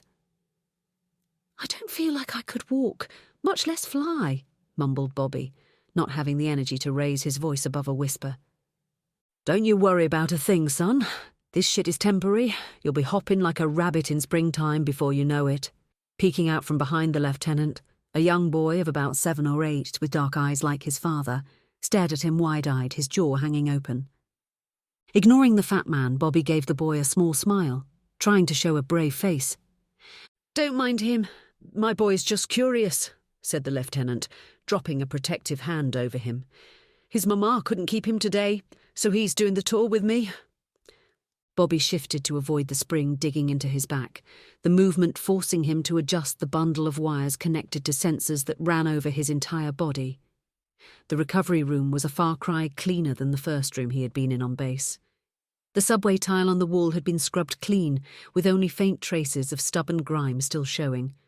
From what he could see, he was the only patient despite dozens of beds lined up either side of him.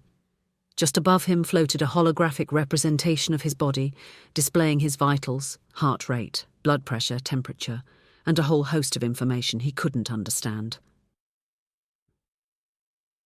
Lieutenant Young was just turning to leave when Bobby's hand shot out, feebly pawing the fat man's skin-tight pants. "Elizabeth?" he croaked, desperate for news. The lieutenant turned back to him, running a thick finger under his bulbous nose. "This shit again.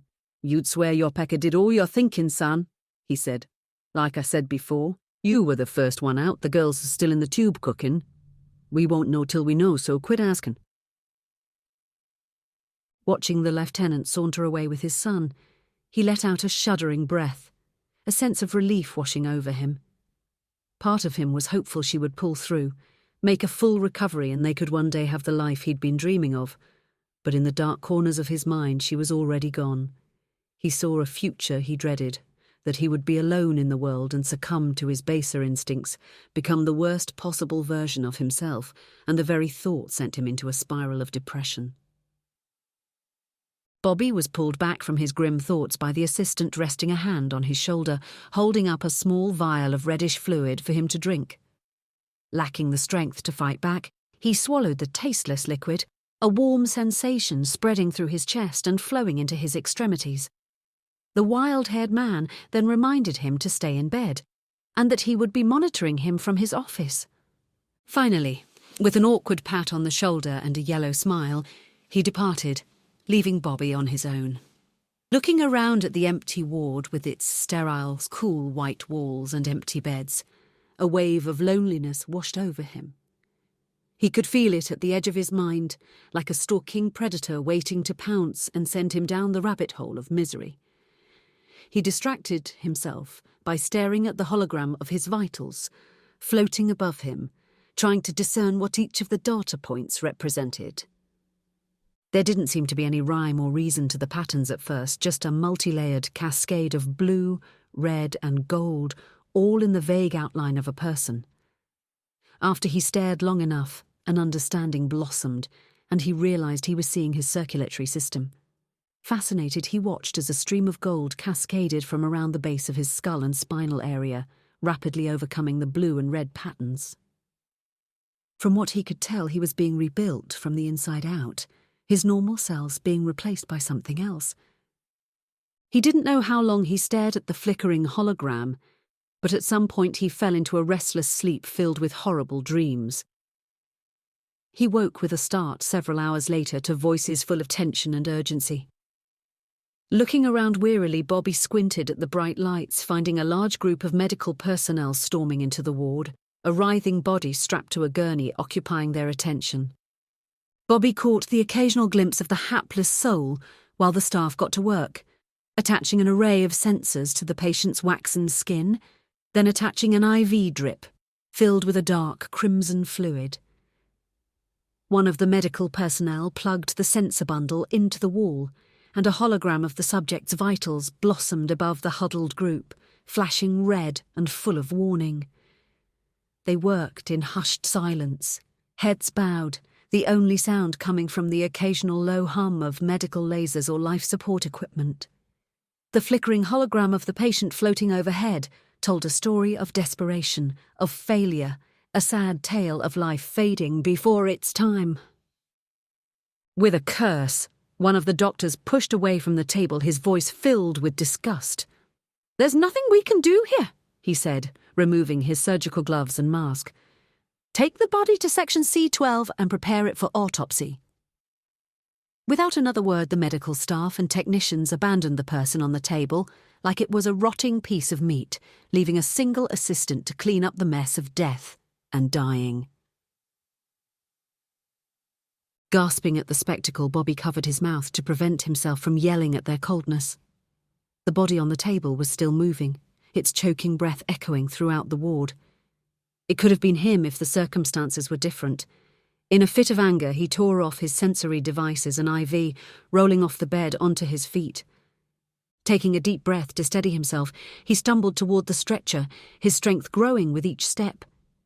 The assistant cleaning up was a young Filipina he had never seen before, with dark hair and eyes who hummed a happy song while she went through the motions of her work of euthanization.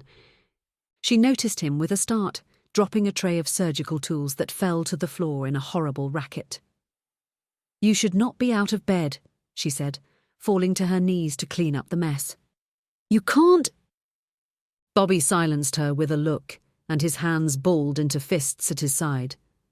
Leaning over the gurney, he pulled back the blood-stained sheet while his heart pounded out of his chest.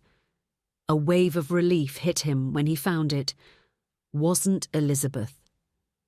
There was still hope, and waiting would go on. What he did find turned his stomach, and he couldn't tell if the waxen form on the table was a man or a woman.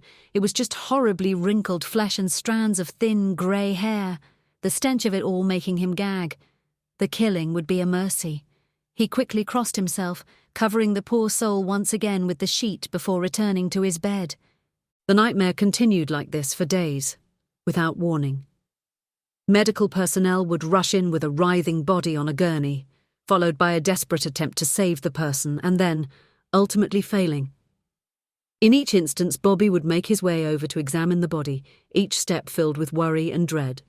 The bodies were so damaged, often little more than husks of paper-thin skin and bone, that he wondered if he would even recognize Elizabeth if she was the one on the table.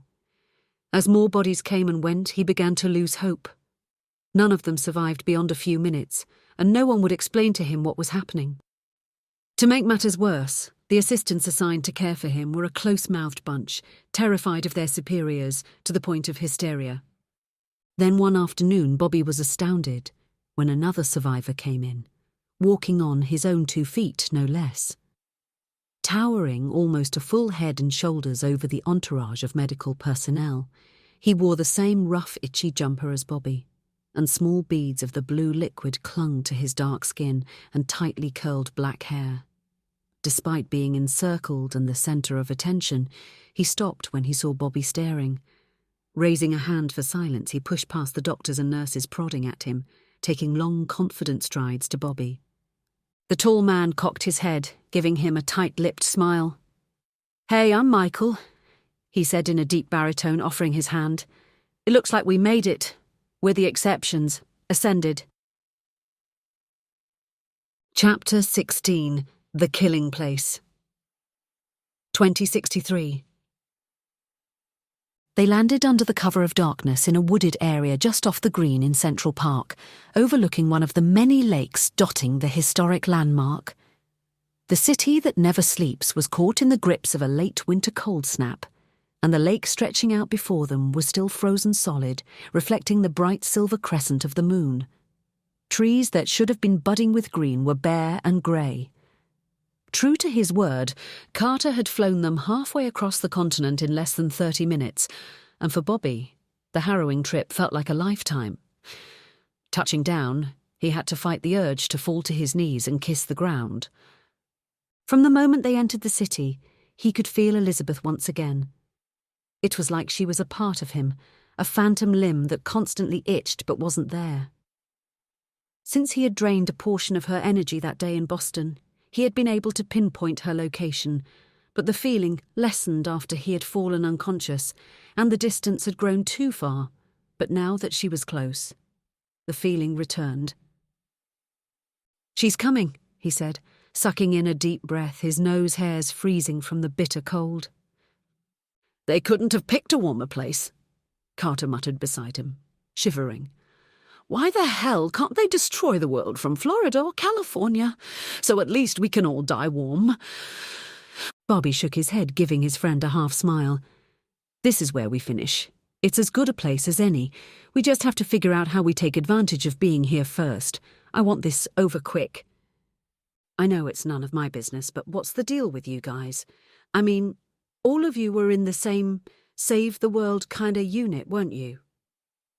Even knowing the truth of it all, Bobby wondered the same thing. How could his world spiral out of control so quickly? "The deal is they're deserters. They were given the choice to return to duty. When they didn't, they signed their death warrants," said Bobby, only telling half the truth, wishing he had made better choices, knowing he was partially to blame. Carter rolled his eyes, his face telling Bobby he wasn't buying the story he was being told. "Well, like I said, it's none of my business, so let's figure out how to stop this and not end up in a coffin with a flag draped over it." Staring into the pilot's pale blue eyes, he had to agree. It would do them no good to be mired in what could have been. They withdrew to the trees and spent their remaining time planning how to best take advantage of their initiative. Bobby was impressed by Carter's tactical abilities. The man had a gift for battle planning despite never wanting to be serious. He had a knack for reading terrain and anticipating enemy movements, now amplified by his ascension. Bobby still had no clue how he could develop powers from a simple transfer of energy, but his strength grew at an alarming rate, and they would make the most of his abilities. Once they were done and assumed positions, they didn't have to wait long. Elizabeth arrived like a bolt of lightning from a clear sky, her landing suddenly, sending up a plume of frozen earth. She stood to her full height looking skyward, her leather duster billowing in the wind. She still wore the scars from Boston, cuts from his monowhip just under her eye, emaciated grey flesh crawling up the right side of her face from where he touched her with his power. Watching her from the trees, Bobby fought the urge to run out to her and pull her close, beg her to stop, and beg her to be with him. "Stop that!" Carter whispered, hitting him on the shoulder. "Stop what?" Staring at her like an excited puppy, Carter said, raising an eyebrow. Bobby was about to deny it and tell him he was imagining things when Andrew landed next to her, his golden cornea glowing brightly in the dark. "Ready?" Carter asked. Bobby nodded as Andrew shifted to flesh and bone, casually draping an arm around her shoulders and whispering something in her ear that made her smile. She responded by brushing a hand lightly against his chest, leaning in close. Bobby had an easy time finding the burning rage in him, wanting nothing more than to drain the life out of them.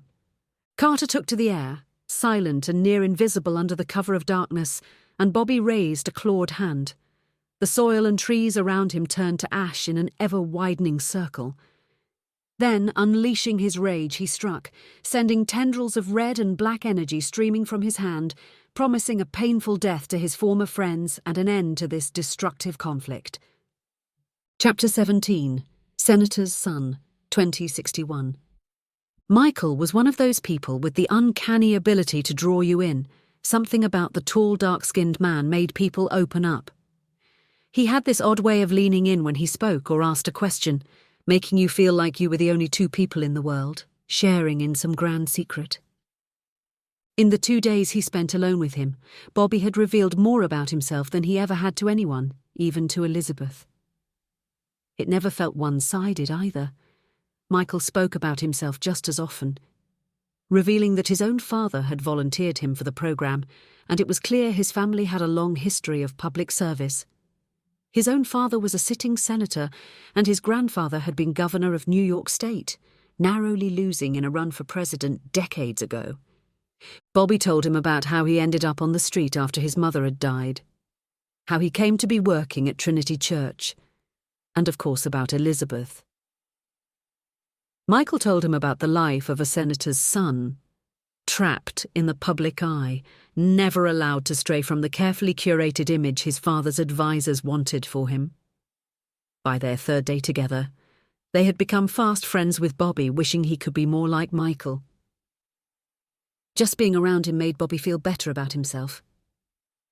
In the meantime, while they waited and recovered, the trauma teams kept coming in every few hours with body after writhing body, a horror show of poor souls who didn't take to the process and died in agony on the table. The horribly mutated bodies were quickly discarded for autopsy, and in their brief time together they'd lost count of how many they watched die, but agreed at how frightening it was. "Why did it work for us and not them?" Michael asked, disturbed after one subject was completely conscious throughout the process, screaming in pain no matter how much medication was pumped into them. "I don't know," Bobby replied, unable to tear his eyes away from the body after the medical team had departed. "I was fine and functional. From the minute I got out of the tank, I felt a little weak and tired, but that was about it." "Me too," Michael said, nodding along. "The religious idiots out there in the world would say we were chosen by God, but in truth I think it's just genetics. We've got the right stuff, passed on from our ancestors, generation after generation. What I think they're doing is lighting the match, turning us into what we would evolve into eventually." Bobby crossed himself, a terrible thought wandering the corridors of his mind. What happens once that fire consumes us, when the tank is empty and we're burned out? Maybe that's what's wrong with the failures. They're using up their energy too quickly. Michael's brow creased, his handsome face marred by a deep frown.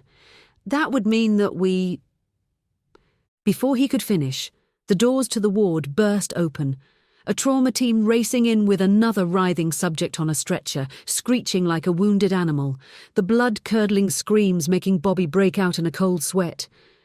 Before the medical staff could calm the subject, the thick leather straps holding them down broke away with a metallic pop as the subject sat up, arms flailing. With a roar, the subject kicked out, their foot pounding one of the technicians in the chest, sending the poor man careening through the air and crashing into one of the empty beds before landing in a heap on the floor.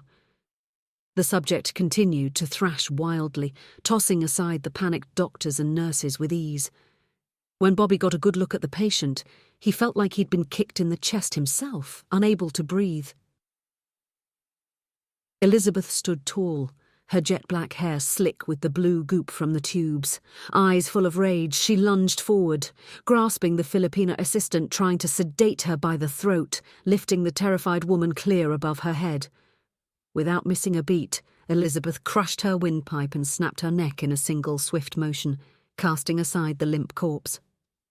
With the medical team out of her way, she turned to face them, her shoulders rising and falling with hurried breaths, not a hint of recognition in her dark eyes. Instinct took over as Bobby ripped away the sensors covering his body and leapt from the bed, crouching to meet her. She came at him, arms outstretched like claws, snarling and slashing at his face and belly like a wild animal hungry for a quick kill. Finding his strength, Bobby countered by redirecting the brunt of her attacks with his forearms and shins, wanting to tire her out without hurting her, but she was relentless, driven by some strange anger he couldn't understand. Forced to step back each time he deflected an attack, Bobby was quickly running out of room, his back nearly to the wall. He changed tactics, playing a waiting game, watching for his opening, praying he could contain her. Bobby predicted her next series of blinding strikes. dodging each in turn until she overextended herself. Seeing his opening, he kicked out, clipping her ankle and causing her to stumble forward. Moving to the left and slipping past her flailing arms, Bobby ducked down and positioned himself behind her, putting his arms underneath her arms and locking his fingers behind her neck in a full Nelson, lifting her off the ground so she couldn't kick with her legs. Straining to hold her, he screamed over his shoulder, "Michael, anyone, get help. Sedate her, for the love of God." Bobby moved with her while she thrashed, hanging on for dear life for what felt like an eternity, until abruptly, Michael was at his side gripping her legs. Someone from the medical team appeared seconds later, plunging a thick silver needle into her neck. Elizabeth railed against them for an instant more, reaching back and clawing at his face, leaving blood gashes down his jaw before she went limp, the contents of the needle doing its job. "Is this who you were telling me about?" asked Michael, bent in half with his hands on his knees, breathing hard from a blow she had managed to slip past his guard. The girl? Slumping onto his back on the cold floor, they fell together in a heap, Elizabeth on top of him. Bobby shuddered as waves of relief washed over him, dumbfounded at what had just happened. "Yeah, that's her," said Bobby. Michael cocked his head, his face serious. "Well, she seems really nice. I get what you see in her," he said with a smirk. They stared at each other for a moment, Bobby's eyes narrowing, before Michael showed him the whites of his teeth, his eyes twinkling with amusement. Bobby broke down finally, their laughter echoing throughout the ward like they had gone mad. Elizabeth wasn't herself, not by a long shot, but she wasn't a broken husk being prepared for euthanization. It would be okay, or at least that's what he kept telling himself. It was a good lie, one that would keep him going through the nightmare his life had become. Chapter 18. Lightning on the Green, 2063. Thin tendrils of red and black smoke burst from Bobby's outstretched hand, shooting across the green field, the swarming dark energy promising pain and death to whomever it touched. At the last instant, Andrew turned to face him, a look of shock on his face. Without hesitation, he stepped in front of Elizabeth, pushing her aside. Bobby smiled with glee, relishing at the pain racking Andrew's face as his attacks buried themselves in his shoulder, stomach and legs, draining him like hungry leeches. He was able to draw on him for a moment, the withering nature of his power staining Andrew's blonde hair to grey, wrinkling his pink skin to a dull ash. Before he could finish him, Elizabeth struck back, projecting blue and white arcs of electrical energy after him, so bright it turned the night to day, forcing Bobby to break off his attack, throwing himself to the ground to avoid being cooked, only half succeeding. Elizabeth's strike clipped him, his muscles spasming with pain, jaw clenching as thousands of volts of electricity coursed through him. Bobby's thoughts were a jumble as he blinked away the aftershocks. He leaped to his feet as she raised her hands to strike again, moving purely on instinct. He dodged bolt after bolt while retreating back into the now dead tree line, Elizabeth casually hurling bolts of power from her fingertips, like Zeus from atop Olympus. Bobby stopped to catch his breath while taking cover behind an old oak. He peeked out to find Andrew and Elizabeth stalking in opposite directions to flank him, closing quickly. Not wanting to be trapped between the two of them, he ducked low and ran, dodging and weaving as the trees exploded in a storm of shrapnel, the air all around him crackling with energy and stinking of ozone. Taking a quick glance over his shoulder, the image of Elizabeth shimmering like a mirage on a hot day, rising on a column of heated air, pushed him to move faster. "You can't outrun me, Bobby!" she shouted, flying high above him, currents of blue and white surging around her slight frame, her dark hair like a crown of electricity. "I am the storm." High above the darkened sky flashed with blinding light, echoes of thunder roaring through the night. He cringed in wonder and awe as lightning fell like rain on the green, hundreds of jagged bolts beyond counting. Bobby wailed as he was struck again and again, hurled through the air like a rag doll, before landing in a twisted heap on a stone bridge that stretched over a small pond, smoke rising from his cracked and blistered skin. He rolled onto his back to find the storm had grown. The clouds above swirling in a torrent, Elizabeth floating at its heart. Bobby winced in pain trying to sit up, blood staining his lips as he coughed. Before he could get his bearings, a golden streak appeared above him, and a smirking Andrew materialised before his eyes a moment later, grey and scarred from his previous attack, yet still strong. "Don't bother trying to get up," said Andrew, glancing around. "You're a lucky man. You've got a gift. You keep choosing these nice places to die. You just keep forgetting to follow through with it all the way." "I'm glad you like it," Bobby rasped through gritted teeth, his blood boiling with rage. "I'm going to make sure it's the last thing you see," he said, raising a hand to attack, streaks of black and red projecting from his open palm, only to have Andrew shift again, bathing him in a pale glow, his attacks passing harmlessly through him. "Don't waste your time," he said, shifting back. "You can't do shit to me, so lie back like a bitch and take it without a struggle." Exhausted, Bobby lay back, his head resting on the cool stone of the bridge. Andrew's smile widened, his hand shifting to a glowing white-hot raised to strike. Just before the killing blow fell, a shadow passed over them. The air was sucked out of Bobby's lungs from a low-pitched boom and an implosion. Andrew's head twisted to an odd angle, and he fell forward, landing on top of him, his face frozen in shock, the back of his skull caved in. Seeing his chance, Bobby wasted no time, draining every ounce of life from the dying man. Bobby's burnt and blackened skin stitched together, returning to a normal pink, his scarred lungs healing to the point he could take deep breaths once again. Full of life once more, he threw off Andrew's husk, and reaching up, he took Carter's extended hand as he landed beside him. "Took you long enough," he said, glancing up at the eye of the storm. Really? I had to dodge a sky full of lightning while saving your ass. Maybe you should just say thank you." "Thank you," said Bobby with a smile. "Now we have—" "Move!" Carter interrupted, pushing Bobby over the side of the bridge onto the ice below, scrambling after him and ducking beneath the stone arch for cover. Above them, lightning crashed down where they were moments before, thunder booming like a cannon. "Well, this wasn't part of the plan," said Carter, ducking his head, pale eyes full of worry. "She looks pissed." Retreating deeper under the bridge as lightning rained down upon them, Bobby shared his friend's feelings, having no clue how they could get out of this with their skin intact. Chapter 21.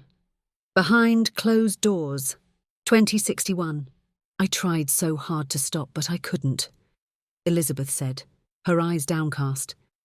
They sat facing one another on Bobby's narrow bed, their knees almost touching, her head bowed while she spoke between sobs, her long black hair hiding her face. "I killed all those people, that poor nurse. I broke—" "Stop it," said Bobby in a quiet whisper. "You weren't yourself. The Reverend told you so. No one could have known."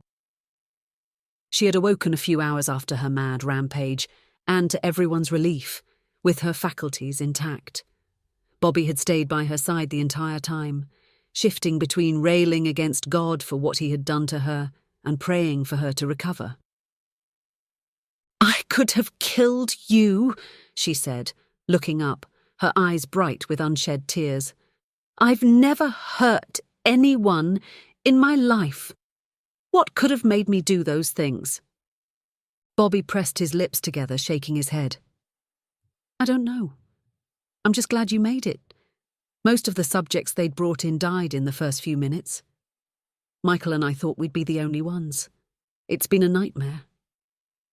At the sound of his name, Michael looked up from the book he was reading, giving them a thumbs up from the other side of the room, having kindly offered to move in order to give them some privacy. "I'm sorry, I'm being selfish," she said, sniffling, and giving him a half smile. "How do you feel? Are you okay? Was it the same for you? Did you hurt anyone?" "No, thank God. Today was the first day I got out of bed without being in pain, and I was almost killed, but it was worth it," he said, reaching out to put a hand on her shoulder before pulling back. "What about you? You hit like a truck when we were fighting. It took everything I had to even slow you down." Elizabeth reached out, taking her hand in his. "I don't know. I feel like me, but I need to know what happens now. I can't hurt anyone else. I think we're about to find out, Bobby said in low tones, glancing over her shoulder at the men approaching. The dark-skinned Reverend Bobby had met on the first day entered the ward, his arms locked tightly behind his back, Lieutenant Young hurrying after him, his face red and splotchy from the effort of keeping up with the long strides of the other man. The pair stopped at the foot of Bobby's bed, waving Michael over to join them. Bobby noticed the lieutenant's son hovering around the entrance, watching the goings-on. He gave the boy a small smile, which was quickly returned. Bobby cringed when the boy returned a sad look, knowing the horror show of what happened in the wards, that this was no place for a kid. Congratulations to all of you, the Reverend began, snapping Bobby's attention back to the men in front of him. You are now part of something greater than yourselves. You will be America's sword and shield against any who would threaten us. I didn't sign up for that, whispered Elizabeth, raising her chin. This is still a free country. We have rights. You can't just... You have no rights, the Reverend said in a soft voice. Rights are a nice little story people are told so they feel like they have some measure of control of their lives. I offered you all one thing. The only thing that matters, power. I don't want your goddamn power, Elizabeth shouted. I want this to be over. I want my life back. Lieutenant Young pushed forward, placing a pudgy hand on Elizabeth's shoulder and looking her in the eye. Sorry, sweetheart, but that ain't happening. But you got to look at this a little different. You've got a gift. All of you have the chance to help a heck of a lot of people, he said, looking around at the three of them. The Reverend stared hard at him for a moment before giving him a nod. Lieutenant Young pushed forward, placing a pudgy hand on Elizabeth's shoulder and looking her in the eye. Sorry, sweetheart, but that ain't happening. But you got to look at this a little different. You've got a gift. All of you have the chance to help a heck of a lot of people, he said, looking around at the three of them. The Reverend stared hard at him for a moment before giving him a nod. Why don't I believe you? Said Elizabeth under her breath for only Bobby to hear. She raised an eyebrow, giving him a questioning look. Bobby began to answer, but Michael cleared his throat, cutting him off. It doesn't matter what they want, Liz. At the end of the day, we're the ones with the power. We get to choose our own path, and we will, I promise you. The Reverend's eyes glittered with amusement, a half smile on his lips. You'll do as you're told, boy, all of you. Or you'll do what hurt us, maybe kill us, said Michael, cutting him off. I don't think so. Not to offend my friends here, but I didn't grow up on the streets. I know the score. There were hundreds of us out there a few days ago. Now it's just us. You can't afford to kill us. We're too valuable, he said, locking eyes with the Reverend. The two men stared at each other in silence, neither willing to give ground. I think that's enough for now, Lieutenant Young replied, squeezing his oversized body between them, trying to diffuse the situation. The most important thing is y'all are scheduled to start training tomorrow, so get some rest and we'll see how much juice you got. The three of them watched the men leave, not saying a word. When the doors to the ward swung shut, Michael crossed his arms, his jaw clenching and unclenching. I know men like them. They're going to try and divide us, control us. We need to stick together, he said in a low voice. Elizabeth nodded, wrapping her arms around herself. So, what do we do now? I won't be some lab experiment. I want to go home. I think it's a little late for that. They've succeeded in changing us into something other than human, said Bobby. I can feel it in my bones. I say we play along till we get a chance to make a break for it. Michael sat on the side of the bed, leaning in close to them. We can't just run. They've tattooed and tagged us with a nano-explosive of some sort, which means they can track us, and with the press of a button, blow off our heads if they want to. They'll find us no matter where we go. So what then? Asked Bobby. Michael gave them a warm smile, showing his teeth. My father taught me that in politics, you make your enemies think they're your friends, and once they get comfortable and let their guard down, that's when you make your move. The only way we're going to have our lives back is if we get rid of them, take over, be the ones with the power, and not a pawn in their game. Bobby rubbed the back of his neck where they had drilled into his skull, the memory of Lieutenant Young standing over him with the pain device still fresh in his mind. "I won't kill for them," Elizabeth said, breaking the silence. "I won't hurt anyone ever again, no matter what." Michael shook his head. "You won't have to hurt anyone, I promise. The cruelest thing you can do to your enemies is let them live with the understanding that you beat them." She gave Michael a warm smile, and for the first time since she came out of the tube, she looked happy. "Anyway, let's all get some rest. If what the lieutenant says is true, we've got a big day ahead of us," said Michael. Michael turned on his heel, retreating to his bed. Watching him walk away, Bobby was torn between the idea that he was either a genius or insane. Worse still, he might have been both. Chapter 20, Maelstrom, 2063. "If we stay here, we're dead," Carter screamed, struggling to be heard over the howling wind. Glancing up at the darkened sky, Bobby nodded in agreement, knowing they had only a minute or so to stop Elizabeth before she destroyed them, along with the rest of Central Park, and Manhattan as well. Each time one of them had tried to move from cover, dozens of lightning strikes hammered home, threatening to annihilate them. Already he could feel the old, withered stone spanning over the frozen stream and beginning to crack, the wind and lightning wearing it all away. "We have to find a way to get her down here," said Bobby. "She's too far out of my range for me to do anything." "You're not saying you expect me to go up there and get her, are you?" "Well, you're the one who can fly if you're fast enough." Carter raised a hand to stop him, his jaw hanging open. "I'm not sure if you're crazy for asking, or if I'm crazy for actually thinking about it." Staring out at the maelstrom, Bobby shook his head. "It's not like that. I'd go first, as a distraction. Once she's focused on me, you come at her from the other direction. Get her onto the ground and I can take care of the rest." Carter's brows drew together as he considered what Bobby was saying. "How do you know she can't kill us both at once?" "Look at what she can do! It'd be like stepping on two ants at the same time for her." "I know her," said Bobby. "She'll aim for me. I doubt she'll even notice you. Not until it's too late anyway." Before Carter could answer, the centre of the bridge exploded with a deafening thunderclap, throwing both onto their stomachs, bits of stone shrapnel burrowing into their skin. Bobby covered his mouth and nose with the sleeve of his coat, struggling to breathe the ionized dust.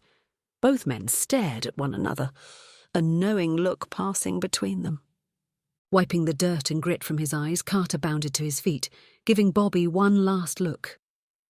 "I guess I don't have a choice," he said, lifting off the ground, a subtle orange glow surrounding him.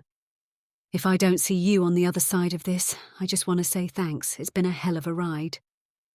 "Me too," said Bobby, swallowing hard, not knowing what else to say. "On 3. Bobby counted down, shouting to be heard over the screaming wind and crashing thunder, his heart beating a mile a minute.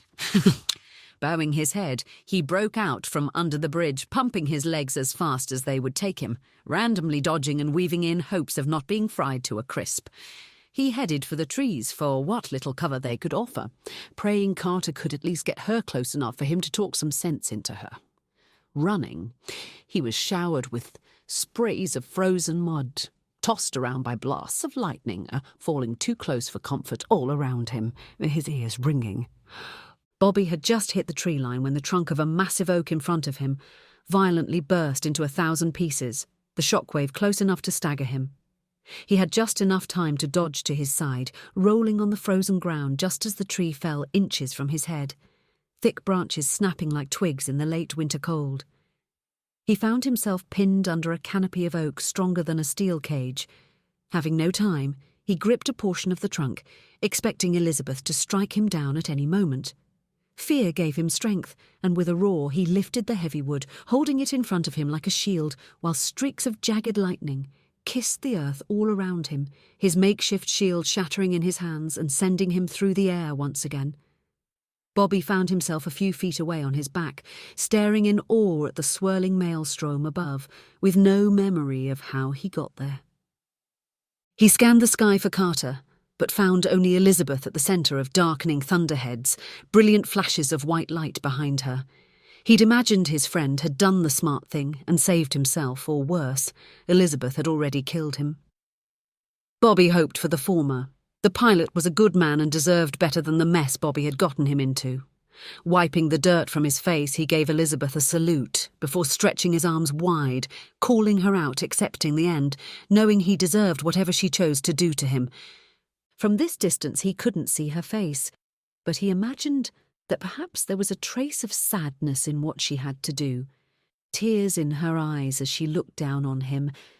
It was a good lie, it would make dying easier. She raised a hand and Bobby saw the storm respond to her like a living thing. The flashes behind her more intense, the swirling thunderclouds an expression of her rage.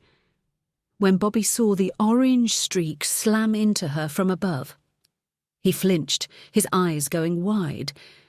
Carter hadn't abandoned him. Carter was alive. He was driving her to the ground. There was a chance to stop this here and now. He only had to be willing to pay the price. Chapter 21, Behind Closed Doors. 2061. All of you have been given the opportunity to be more than the sum of your small lives, to break through the limitations that you have set upon yourselves. If you wish to be great, you must be the master of your fears, of the unknown, and finally yourself. I can teach you, give you the framework, the tools, but only you can prepare yourself to rise above. Bobby had never met anyone quite like Master Sergeant Cook. Nothing about him looked remarkable. The Marine wasn't tall or muscular, having a medium build with dull brown hair and unremarkable pale features. But he had a presence unlike anything he had seen before. And when he looked at you with his hazel brown eyes, it was like he was looking into your soul. As of today, you will train under me. Follow my orders without question. If you do so, I give you my word. You will be unstoppable.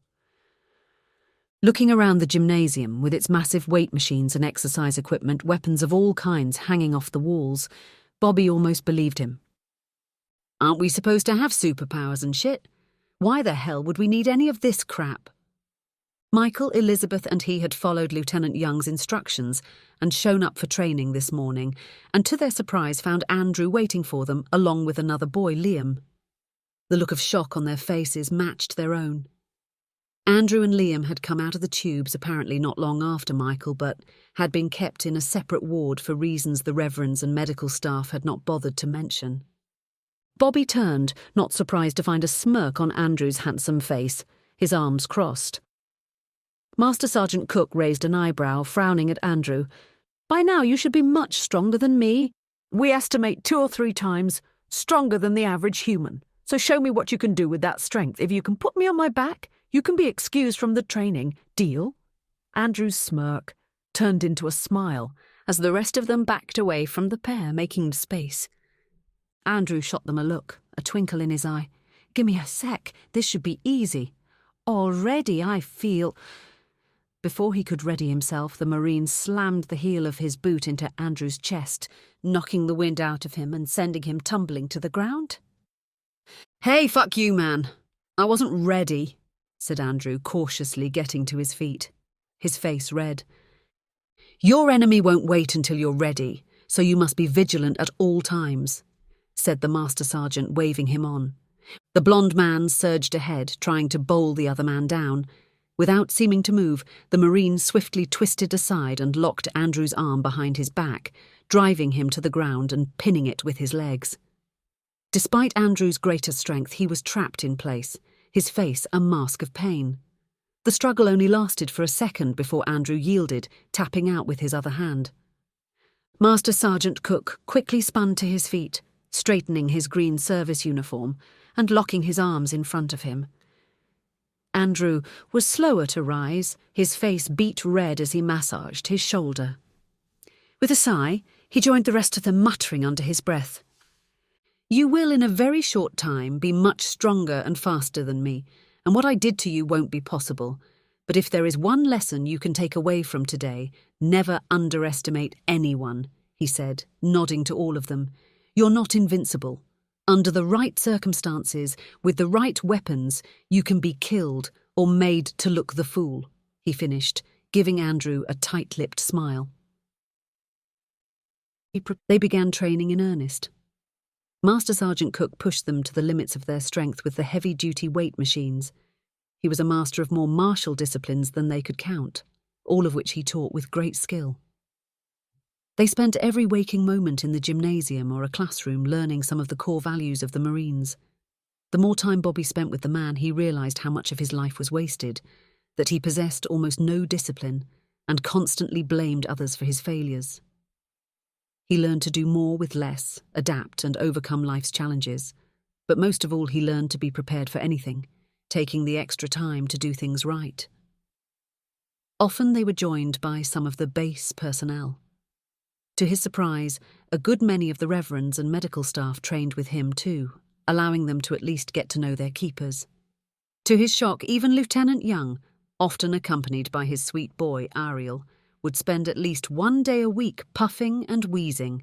The fat man's face beat red from the effort. On the days his father trained Ariel, his son would sit quietly in the corner, his eyes following their every move. It was clear the boy idolised the Ascended, and with approval from Master Sergeant Cook, they began training the boy on days when his father couldn't or wouldn't come to the gym, much to the boy's pleasure. Bobby fell into a comfortable routine of strength building and learning every kind of martial combat he could. Despite it all, he felt like something was off. The others seemed to progress more quickly, and when they started expressing powers before him, he began to worry that he was falling behind. "Master Sergeant, you said when we started there were weapons that could hurt us," began Bobby one afternoon after Andrew had harshly demonstrated how strong he had become, pinning Bobby to the floor and refusing to let him up, laughing all the while. "You can't fight him on his level, you've got to be smarter than him," said the Master Sergeant, giving him a sympathetic look. "Come with me. I need you to see something."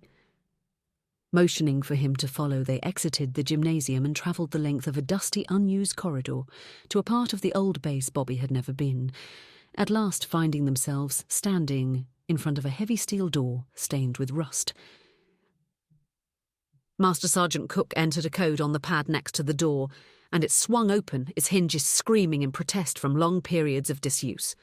Bobby entered as the lights flicked on, revealing corridors of open-faced lockers holding weapons of all kinds. From small arms like a 9mm to matter assault rifles. It was all there, mostly covered in dust from years of sitting idle. Stopping in the middle of an ayal, Bobby reached out for one of the rifles, admiring its sleek, matte black finish and machined surfaces. From small arms like a 9mm to M4 assault rifles, it was all there, mostly covered in dust from years of sitting idle. Stopping in the middle of an aisle, Bobby reached out for one of the rifles, admiring its sleek matte black finish and machined surfaces. "Not those," said Cook, his voice loud in the narrow spaces of the armoury. "In time your skin will be so dense, most small, and medium arms won't do more than tickle." Bobby moved deeper past the gun racks to a wall filled with bladed weapons of all kinds, from smaller items like jagged-edged knives to massive polearms, taller than he was and many more in between, the whole area looking like a shrine to weapons from days gone by. While they may look archaic, most of these weapons were designed and made only a few years ago. They have monofilament edges made to cut through ceramic body armour that the Russians and their allies began deploying about a decade ago. Their use has mostly fallen out of fashion with the use of modern directed energy weapons, but I have a soft spot for removing a man's limbs with a good clean cut. A smile crept across Bobby's face as he fingered a wicked-looking combat knife, its silver blade drawing in and reflecting what little light there was in the room. "This looks pretty cool," said Bobby, picking it up off the rack. The Master Sergeant's lips turned down, his head bobbing left then right. "Not bad. It's flashy, though, and catches the eye. Let me tell you something. In Special Forces, a sign of a job well done is no one knows a thing. We get in and out without much fuss," he said, taking the knife from Bobby's hands. "This knife is flashy and gets a lot of attention. You need something quiet, a weapon no one notices, until it's too late. Like that, Bobby said, pointing to a steel baton about the length of his forearm. Yes, exactly like that, said the Master Sergeant with a smile. Without a word, the compact Marine pulled down the simple-looking weapon, balancing it in his palm. No one will blink at a weapon like this. Most won't fear it, but this is the most vicious piece of equipment here, he said, twisting the top and pressing a hidden button along its length. The front of the baton fell off, serving as a weight for an almost invisible line that uncoiled from the interior. Exactly what is that? Asked Bobby, his eyes narrowing. Monofilament whip, deadly at short and medium combat range, capable of carving atoms off a target. With the right skill, you can remove limbs with the flick of a wrist, cut through damn near anything, including your arrogant friend in the gym, he finished, handing the weapon over to Bobby. Thank you, he said, taking the whip and pressing the button to coil the filament back into the baton. I'll teach you how to use it. Make you deadly. Just make sure you fight with your brain. Brawn almost never wins. Tactics, planning and teamwork will take down Goliath every time. The Master Sergeant watched him from the corner of his eye for a moment longer, nodding his head as if he'd come to some sort of decision. Listen, you kids get a pretty raw deal given the circumstances. Don't waste what little time you have fighting with each other. Focus on the mission, and at least you can make a difference, you understand? Bobby narrowed his eyes, not understanding. What do you mean? The Master Sergeant pushed out his jaw, pressing his lips into a thin line. Fuck me, never mind. Nothing. Bobby opened his mouth to demand what he meant, but the man silenced him with a look, and he was left wondering what in God's name he was talking about. What weren't they telling them, he wondered. He followed the Master Sergeant out of the armory with new perspectives and new fears, gripping tightly to the metal baton with more doubts than ever. Chapter 22. Tempest, 2063. Bobby's gut twisted in knots as his friends fell toward the earth, a streak of orange cutting like a blade across the night sky, entangled by arcs of bright blue electricity sparking in all directions. They crashed with a deafening explosion, the ground trembling beneath his feet as plumes of rock and earth shot high into the sky. Bobby was thrown by an immense shockwave, and the trees behind him were flattened by the force of it all. He was slow to rise, his head dizzy as he squinted to see through the haze. Elizabeth's tempest was fading, and the world returning to normal. Bobby sensed her beating heart and the pain of her struggle to breathe. She was alive, but for how long he couldn't be sure. Staggering through the biting cold, he made his way to where they fell, half blinded by smoke and the temperature rising the closer he got to the point of impact. Bobby arrived in time to see Carter make it to his feet at the bottom of the pit, standing over an unconscious Elizabeth. They both looked worse for wear, covered in soot, while a trickle of blood flowed from her nose and ears. Carter's flight uniform was in tatters as he looked up from the crater with his hands on his hips, squinting up at him with one eye shut. Next time you want to break up with a girl, you got to do it yourself, bud, Carter joked, showing the whites of his teeth. Bending down to the lip of the crater, Bobby laughed, reaching out and pulling Carter up from the pit. Standing face to face with his friend, he was startled. It was the first time he had been able to look at him, really look at him, from Chloe without thunder and lightning crashing all around them. There were crow's feet surrounding his eyes, and the lines around his nose and mouth were more pronounced. Looking down at Carter's hand in his, Bobby saw small freckles covering the man's skin. I may sound crazy here, but are you okay? Asked Bobby, hesitation making his voice thin, halting. Carter shook his head, his smile never fading. Nothing, I feel... The smell of ozone filled the air as Carter convulsed, a raw scream exploding from his throat as torrents of thick blue current whipped around him. Bobby reached out, trying to grab him, only to be thrown back by a massive shock that sent him tumbling head over foot and landing hard not far away. Clutching his hand and blinking away the pain, he looked back to see Elizabeth rising out of the crater on a wave of static thrust projected from one hand, the other raised over her head, projecting streams of energy, tearing Carter apart. "Why can't you just leave me be, Bobby?" she shouted. "Leave me be so I can save the world from Michael and his friends." "He has nothing to do with this.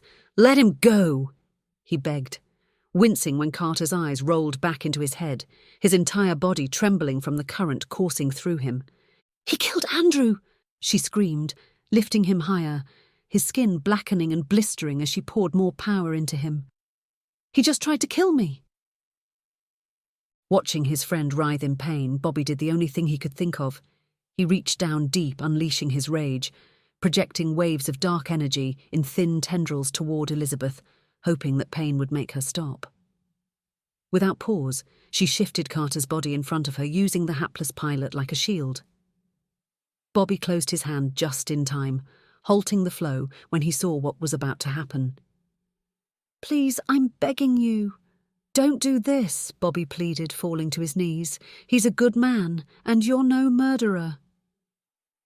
The currents arching around Carter went on for a moment, then stopped, his body falling to the ground, still spasming.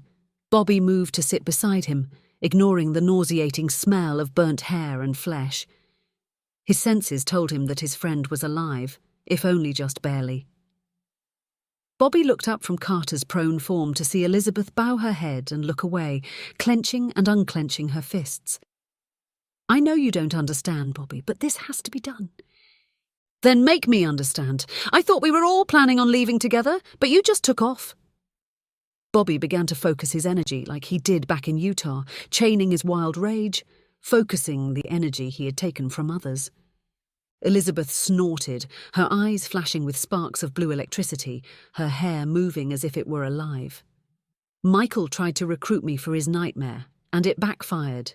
He showed me the parts of his plans already in motion, and I couldn't afford to waste time.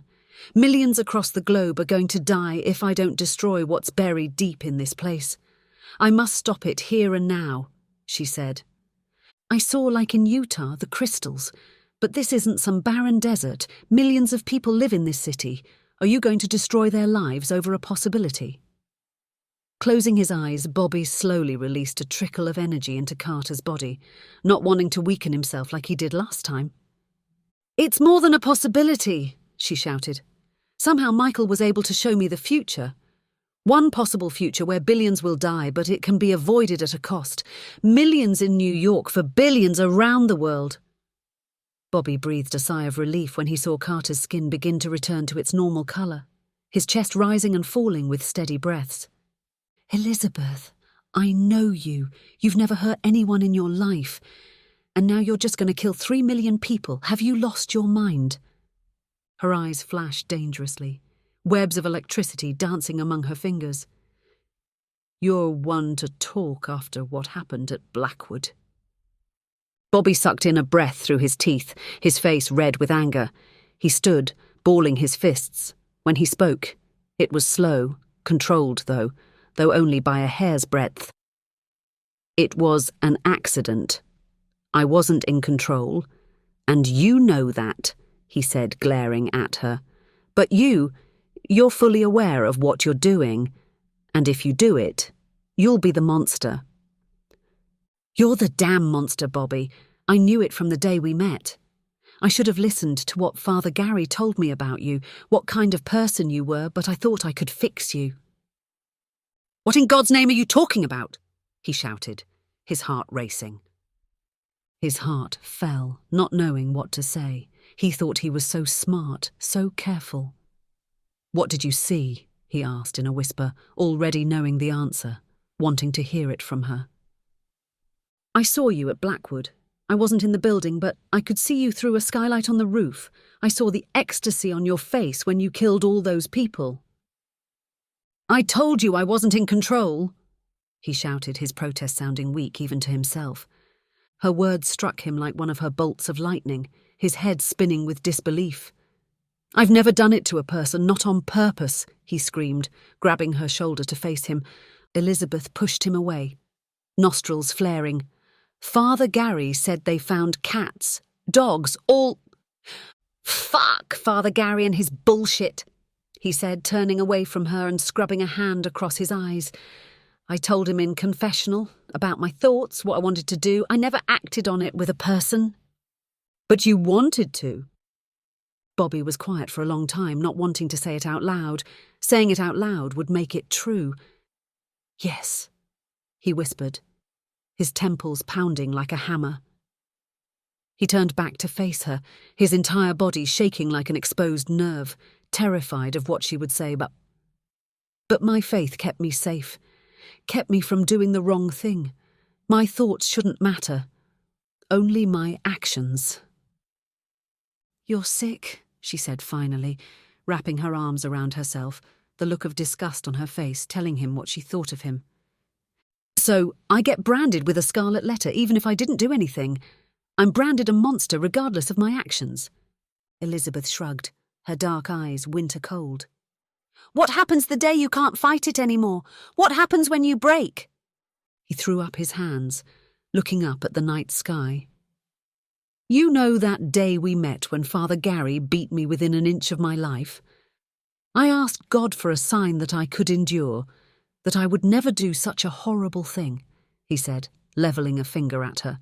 "He gave me you. The minute I finished praying, you appeared. You saved me, and crazy enough, over time you liked me. You gave me the strength to be a better man, to not fall prey to my demons. The dream of life with you is what kept me going." Goodbye, I guess. Tall arcs of blue electricity flared around her, forcing him. "If Blackwood taught me anything, it's that I can't save your soul. I want a partner, not a hound I have to keep on a leash. I don't want to spend my life with you racked back, with worry and paranoia of what could happen," she said. "So it doesn't really matter in the end. All I know is I have to finish what I started, so this is goodbye, I guess."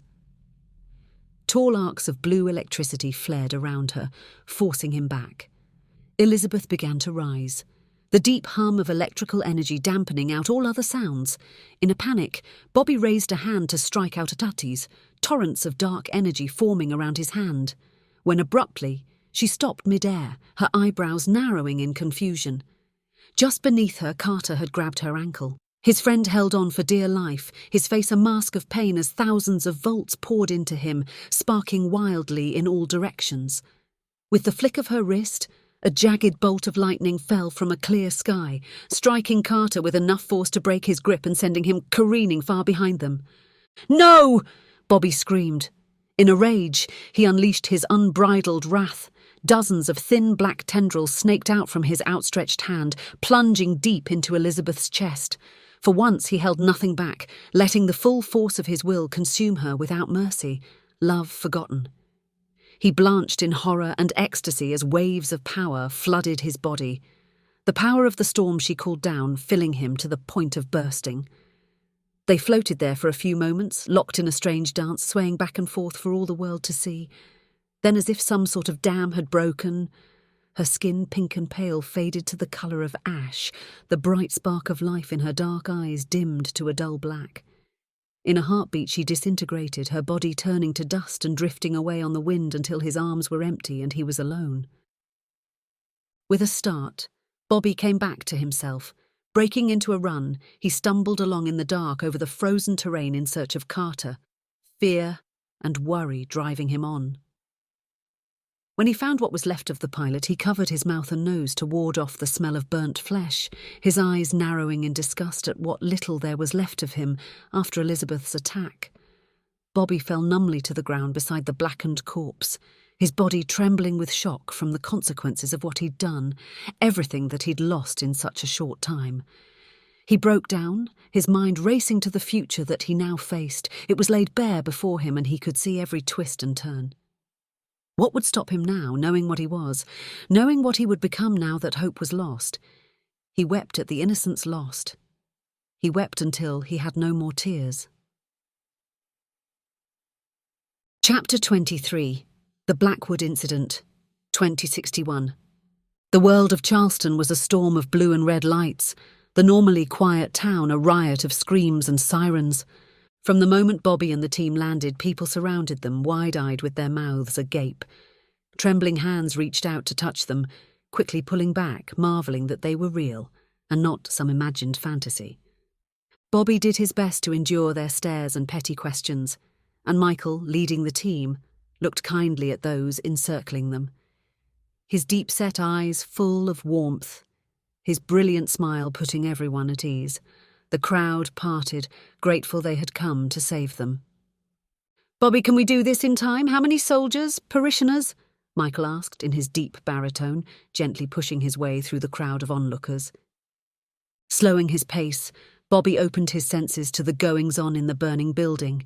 He could feel every soul trapped in the complex and knew if they were man or woman, living or dead. He could distinguish each defiant soldier from each frightened child as easily as he could tell his hand from his foot. It was a strange ability, beginning not long after his change. Subtle at first, like knowing who was about to enter a room, or knowing who was on the other end of a call before picking up. Distance never seemed to matter. It grew stronger with time, almost to the point of madness. As it progressed, he could soon tell where everyone in a building was, if someone had a bum knee or was coming down with a cold. It had taken many painful months, but he learned to control it, to block out all the noise. Better still, he could focus. It's like they said, Sunday Mass at the biggest church in the country. Just over 50,000 souls present, a handful of soldiers, more dead than I can count. He finished with a whisper. Giving him a thankful pat on the shoulder, Michael resumed his slow pace through the masses, lumbering toward the legion of rescuers gathered in the foreground of the burning stadium, a bickering mess of police, firefighters, and a defiant army major from Fort Charleston, all pounding their chests, each man sure they had the means to solve this crisis, while in the same breath assigning blame for the failures that brought them here. By the time they arrived at the command centre, things had reached a boiling point, a shouting match between the three men and the army major having erupted, promising to turn violent immediately, the safety of the souls in danger forgotten in place of ego. "Enough!" shouted Michael, elbowing his way between the arguing men, easily casting them aside like small children. "I have been ordered by the state to take command here." The three men, who a moment before had been at one another's throats, saw a threat to their authority and immediately put their differences aside, banding together to challenge the man who was to replace them. Michael stood dead centre amongst them and crossed his arms, waiting. The police chief spoke first, a tired-looking, dark-skinned man whose thinning hair and paunchy belly told the story of too much time behind a desk. Bobby could feel his weariness, his old heart sluggishly pumping, the result of multiple heart attacks and too many cigarettes. The chief grimaced as he took a swig from the coffee in his hand. "What is this, Halloween? We ain't got no candy for you. Get your ass out to here, boy." "How the hell did you kids get past the line anyway?" he said, giving them a withering look. Silently, Michael reached into one of the many pockets in his long crimson coat and pulled several copies of their orders, handing them to each of the men in turn. Bobby watched their defiance fade away as their eyes darted across the small digital screens, their faces visibly contorting in confusion the longer they read. When they were done, there were slow nods and mumbled apologies, looks of shame rippling through the group. Finally, Michael stood face to face with the major from Fort Charleston, arms crossed and simply waiting. Watching the two of them, Bobby could see the poor man was at his wits' end, his eyes red-rimmed, his whole body like a frayed rope about to snap from overuse. "I don't care who you are," the major seethed, the hysteria in his voice growing with each word. "Those are my men in there, and they're only asking for their due. They have families to take care of, responsibilities. They served with distinction and honour. They deserve better than this." The major's eyes narrowed with rage when Michael put his hands on the man's shoulders, gently removing the golden oak leaves pinned there. His face went pale as Michael crushed the leaves in his hands before letting the small pieces of tin fall to the floor. "They're not your men anymore. More importantly, after the vile acts committed today, they're not even soldiers. You, sir, are relieved." Bobby wrinkled his nose, frowning as the former major fell to the floor, scrambling after the worthless pieces of tin, wondering how such a man could have risen so high. Turning to face the remaining men, Michael began, "These are my people, and if they give you an order, I expect it to be followed, as if I gave it myself." He began waving a hand toward them. "Elizabeth, my second in command, will be running things out here. Andrew, Bobby and I will breach the church in the next few minutes. There will be casualties, so civilians will need immediate medical support once we give the all clear. I expect full cooperation from everyone. Understood?" The police chief shrugged, handing the orders back to Michael, his lips twisting into a smirk. "Andrew, Bobby, Betty fucking Sue," he said, followed by a short bark of a laugh. "Shouldn't you people have some fancy names to go along with your fancy redcoats?" Bobby smiled at the mockery. Lieutenant Young was old enough to remember the golden age of comic books from generations gone by and had given them code names to be used with the public, silly things they quickly discarded, only relevant on a computer screen somewhere. Michael was supposed to be Lightstar, Elizabeth was called Storm Rage, Andrew was Vortex, and lastly, they had assigned Bobby the most uninspiring name of them all, Vision. As a group, they had all decided to ignore him and those names, not wanting to be embarrassed in public. A shouting match between the police chief and Michael brought Bobby's attention back to the present. The small, dark-skinned chief was wagging his finger at the lot of them, his nasal tone beyond condescending. "How in Sam Hill are you four going to stop highly trained, fully armed, decorated army servicemen? That whole place is wired to blow, and the man in charge says he has enough explosives to take down the whole building. If you clowns breach that church, you're going to get a lot of people killed." Bobby's brows drew together, and he placed his hands behind his back, fighting the urge to crush the old policeman's windpipe for his attitude. In Bobby's mind, the red and gold uniforms were a thing of beauty, form-fitting crimson coats, red with gold epaulets at the shoulder, golden crosses over their hearts, a wide black belt at the waist, straight-legged pants, and finishing into knee-high black leather boots. The look was regal and professional. "People have already died, sir, more than you would care to admit to the press. We're just here to clean up your mess," said Michael, shrugging off the police chief's insults. Taking a step back, he raised his hands and a storm of amber light unexpectedly appeared, cascading over his body in a halo so bright it muted the blue and red strobing from the emergency vehicles. The light moved like a living thing, suddenly taking the shape of wings on his back wider than a man was tall. "Tell their leader we're sending in a negotiator, and that he will be alone. We will try to keep casualties to a minimum," said Michael, looking skyward. "Bobby says there are more than a dozen soldiers on the roof. Liz, I need you to get up there, put out the fires, kill their electricity and remove those soldiers from play." The police chief sputtered in disbelief, shaking his head back and forth. "How the hell are you clowns gonna—" "Easily done, Michael," Elizabeth said, acknowledging orders with a slight bow of her head. She extended her arms upward, a look of divine wonder flickering across her features, a warm smile coming to her lips. Bobby could feel it before it actually happened, a drop in pressure, the wind stilling. Then, without warning, they were knocked back by a jet of hot air that hurled her skyward faster than he could blink, as she vanished into the night sky. Flashes of lightning followed in her wake, and the night swiftly turned to day as thunder echoed from the heavens. They held their breath as dozens of lightning strikes rained onto the roof of the building, covering it in cascading arcs of electricity.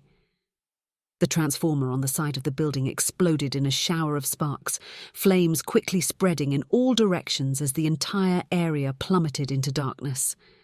Then, before Bobby could take another breath, the heavens opened, and a deluge of rain, fat and heavy, pummeled them, drowning the flames and leaving them in perfect darkness. Blinking away the after-image of the sudden storm, Bobby flinched as Michael's amber glow spread out to encompass Andrew and himself. Flickering wings of golden energy emerging on each of their backs, lifting them gracefully above the awestruck crowd. They hung there for a moment, burning amber wings spreading wide, taking them higher and higher before surging off to save those who could be saved, leaving a trail of light in their wake. Blackwood Church was once the stadium for the South Carolina Panthers until they moved out of state. It had retained much of the original layout, with a large oval ring of main and upper deck surrounding a gridiron. The church had converted Centrefield into the main stage, encompassed by floor seating for those wealthy enough to pay for the main floor, the outer ring having changed very little from the original stadium, with only a touch of padding and a place for prayer books indicating that it was a house of worship. From outside, Bobby had sensed that the commanding officer had forced most of the hostages onto the stage and field, placing soldiers evenly spaced around the oval to control entry and exits. Cutting through a maintenance hatch near the roof, they descended into the darkened arena, touching down silently on a suspended walkway high above that granted them an unencumbered view of the entire area. What they could see was mostly dark, with small pools of emergency lighting scattered across the arena. On the main stage, they had gathered the high-profile hostages, the leader of the ministry, along with his wife and children. Even from this height, Bobby could see the commanding officer pacing, railing at the minister and his family, pointing to a collapsed portion of the stadium west of the stage, where his men were frantically digging through the rubble. He could sense bodies trapped in small pockets of the fallen church. Men, women, and children, whose only crime was standing in the wrong place. Drawing his team's attention with a raised finger, Michael spoke in a harsh whisper. "Bobby, what do we have?" "As far as I can tell, 4 entrances on the sides of the oval, each manned by a pair of soldiers, 6 on stage, and I count 20 more doing crowd control on the main floor." "All right. We need to incapacitate everyone on the upper level. I need the 2 of you to do that. Understood?" "What are you going to do?" Andrew asked, leaning over the railing to get a better view. "I'm going to try to talk to that idiot," Michael answered, glaring at the soldiers on the stage, "and make him see reason. In any case, we can assume the colonel has some sort of switch for the explosives, so we need to work fast. Use the darkness and noise from the digging to cover your movements." Giving them a brief nod, Bobby removed a leather-wrapped baton about the length of his forearm from his long coat and walked to the end of the suspended walkway. He leapt, effortlessly careening 2 stories down to one of the tunnel openings and landing with cat-like grace in front of a pair of surprised soldiers. The men's eyes went wide with shock, and before either could blink, Bobby's hand shot out, his baton piercing the windpipe of the soldier on his left with a hollow crack. A heartbeat later, he spun on the ball of his foot, and his heel knocked the other soldier senseless with a blinding roundhouse kick that sent him headfirst into the nearby concrete divider, knocking him senseless. Giving no quarter, Bobby planted his booted foot on the fallen man's throat, twisting hard before sprinting onward to the next pair farther down the path.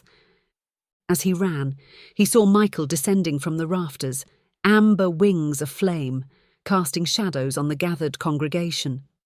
"Colonel Wilcott," he boomed, hanging in midair, "by the United States Code, Title 10, Section 892, Article 92, you are relieved of duty and are under arrest for dereliction of duty. I have orders to terminate if you and your men do not come peacefully." Not waiting to see the colonel's reaction, Bobby extended the length of the baton until it was taller than himself.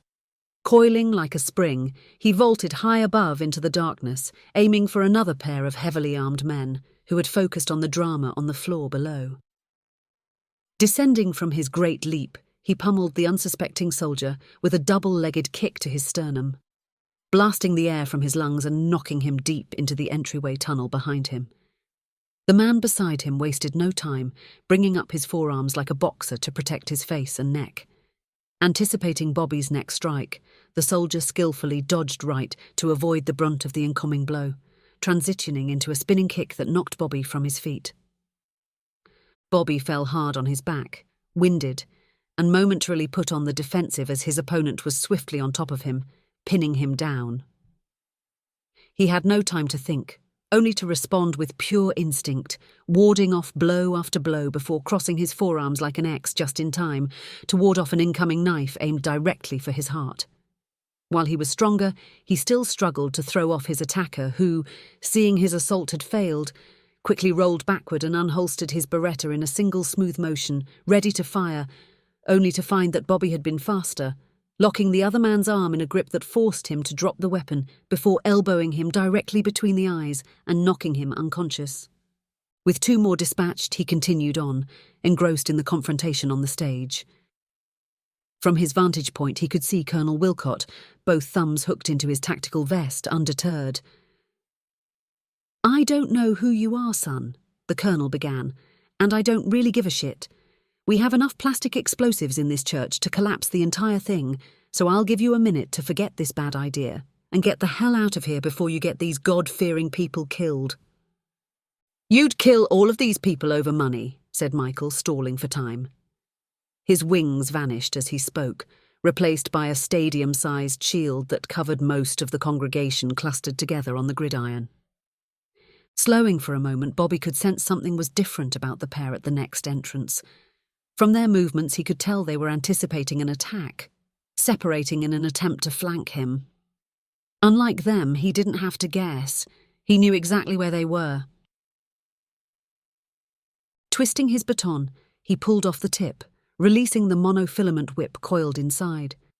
He had to be careful with the weapon. It was difficult to use, and one of the few things that could hurt him. With practiced ease, he flicked the weighted tip of the weapon, slicing into the soldier who had moved to the upper level, causing him to fall to his knees, gripping his throat and clawing for breath. Retracting the invisible line with the push of a button, he attacked with the whip once again, close enough to sever the man's head from his neck, a fountain of blood gushing from his headless corpse. His attacks had only taken an instant, measured in heartbeats. The colonel's hysterical laughter brought his attention back to the stage. "Kill for money?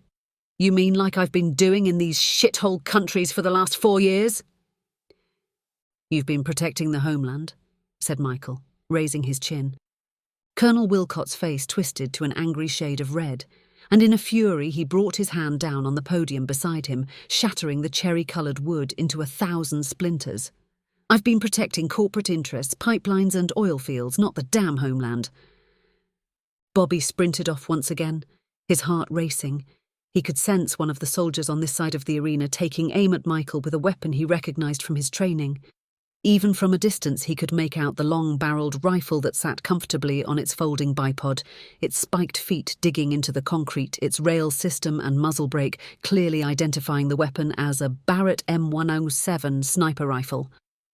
While most small arms lacked the power to penetrate their skin, they had been warned that the .50 caliber weapon was deadly, even to them. Not slowing for an instant, he arrived moments before a shot, leaping the last few feet and striking the sniper with a knee lift, knocking him away from the rifle with enough force to send him sprawling along the floor, eyes rolling back into his head. "I've seen your file, Colonel," Michael continued. "You're better than this, hurting innocents. It's not your way."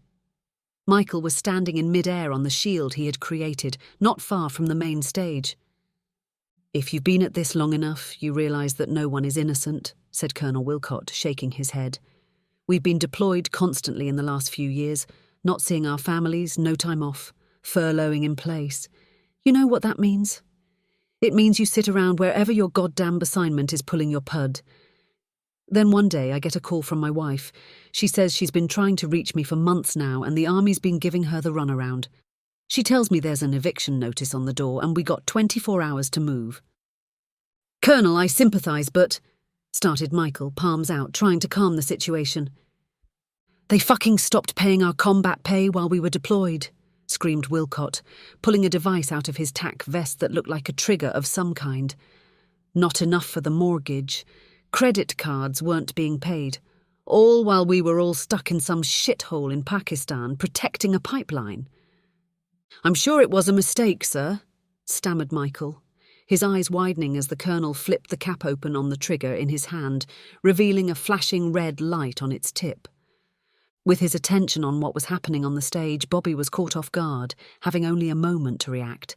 Instinctively, he rolled to his left, narrowly avoiding a blade that whizzed by his ear and buried itself cleanly in the concrete he had been leaning against. Somehow, he'd missed the Marine now facing him, holding a pair of serrated blades as long as his forearm. The bearded soldier was twice as wide as Bobby and glaring at him with eyes that never blinked.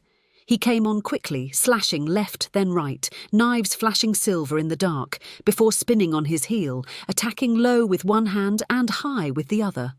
Desperate to avoid the blades, Bobby danced backward, blocking an incoming strike with his forearm, surprised as the weapon sliced deep, shredding his sleeve and spilling blood on the matching leather. Seeing his reaction, the Marine stepped back, giving Bobby a tight-lipped smile, holding up his blood-covered knife. "Monomolecular steel. You like?" Reeling back, he clutched his forearm, wincing in pain. "You'll pay for that, 10 times over, I promise you," Bobby said, facing the man with his good side, his baton held in front of him as though fighting with a rapier. With a flick of his wrist, he uncoiled the whip, pushing forward and spinning the weapon in figure eights in front of him. The soldier fell into a combat stance with one foot forward, the other back, a knife held in front and the other hidden behind him, waiting. Switching to an offensive posture, Bobby flicked his wrist in rapid succession, sending the mono-whip out in tight, short attacks to only catch air as the Marine easily dodged each strike, responding in kind with a series of spinning counter-strikes and parries that forced him back on his heels. It continued on like this for a few moments, with short probing strikes by each of them followed by rapid retreats, neither gaining ground. Bobby stepped back on his heel, bracing to leap over his opponent and strike from above, when the Marine, seeing an opening, charged forward, the lumbering bear of a man quicker than he should have been. He used his blade to catch the monofilament line and ducked past Bobby's guard, using his trailing blade to strike with deadly precision. Without mercy, he sliced the tendon between Bobby's forearm and bicep, forcing him to drop the mono-whip from his now useless hand. He then quickly shoved Bobby back and returned to his defensive crouch with a smile. Warm blood flowed down his near-useless arms, and doubt surged in his heart. He was stronger than this man, faster. This should have been over before it even began. Down below, he could still make out traces of debate between Michael and Wilcott.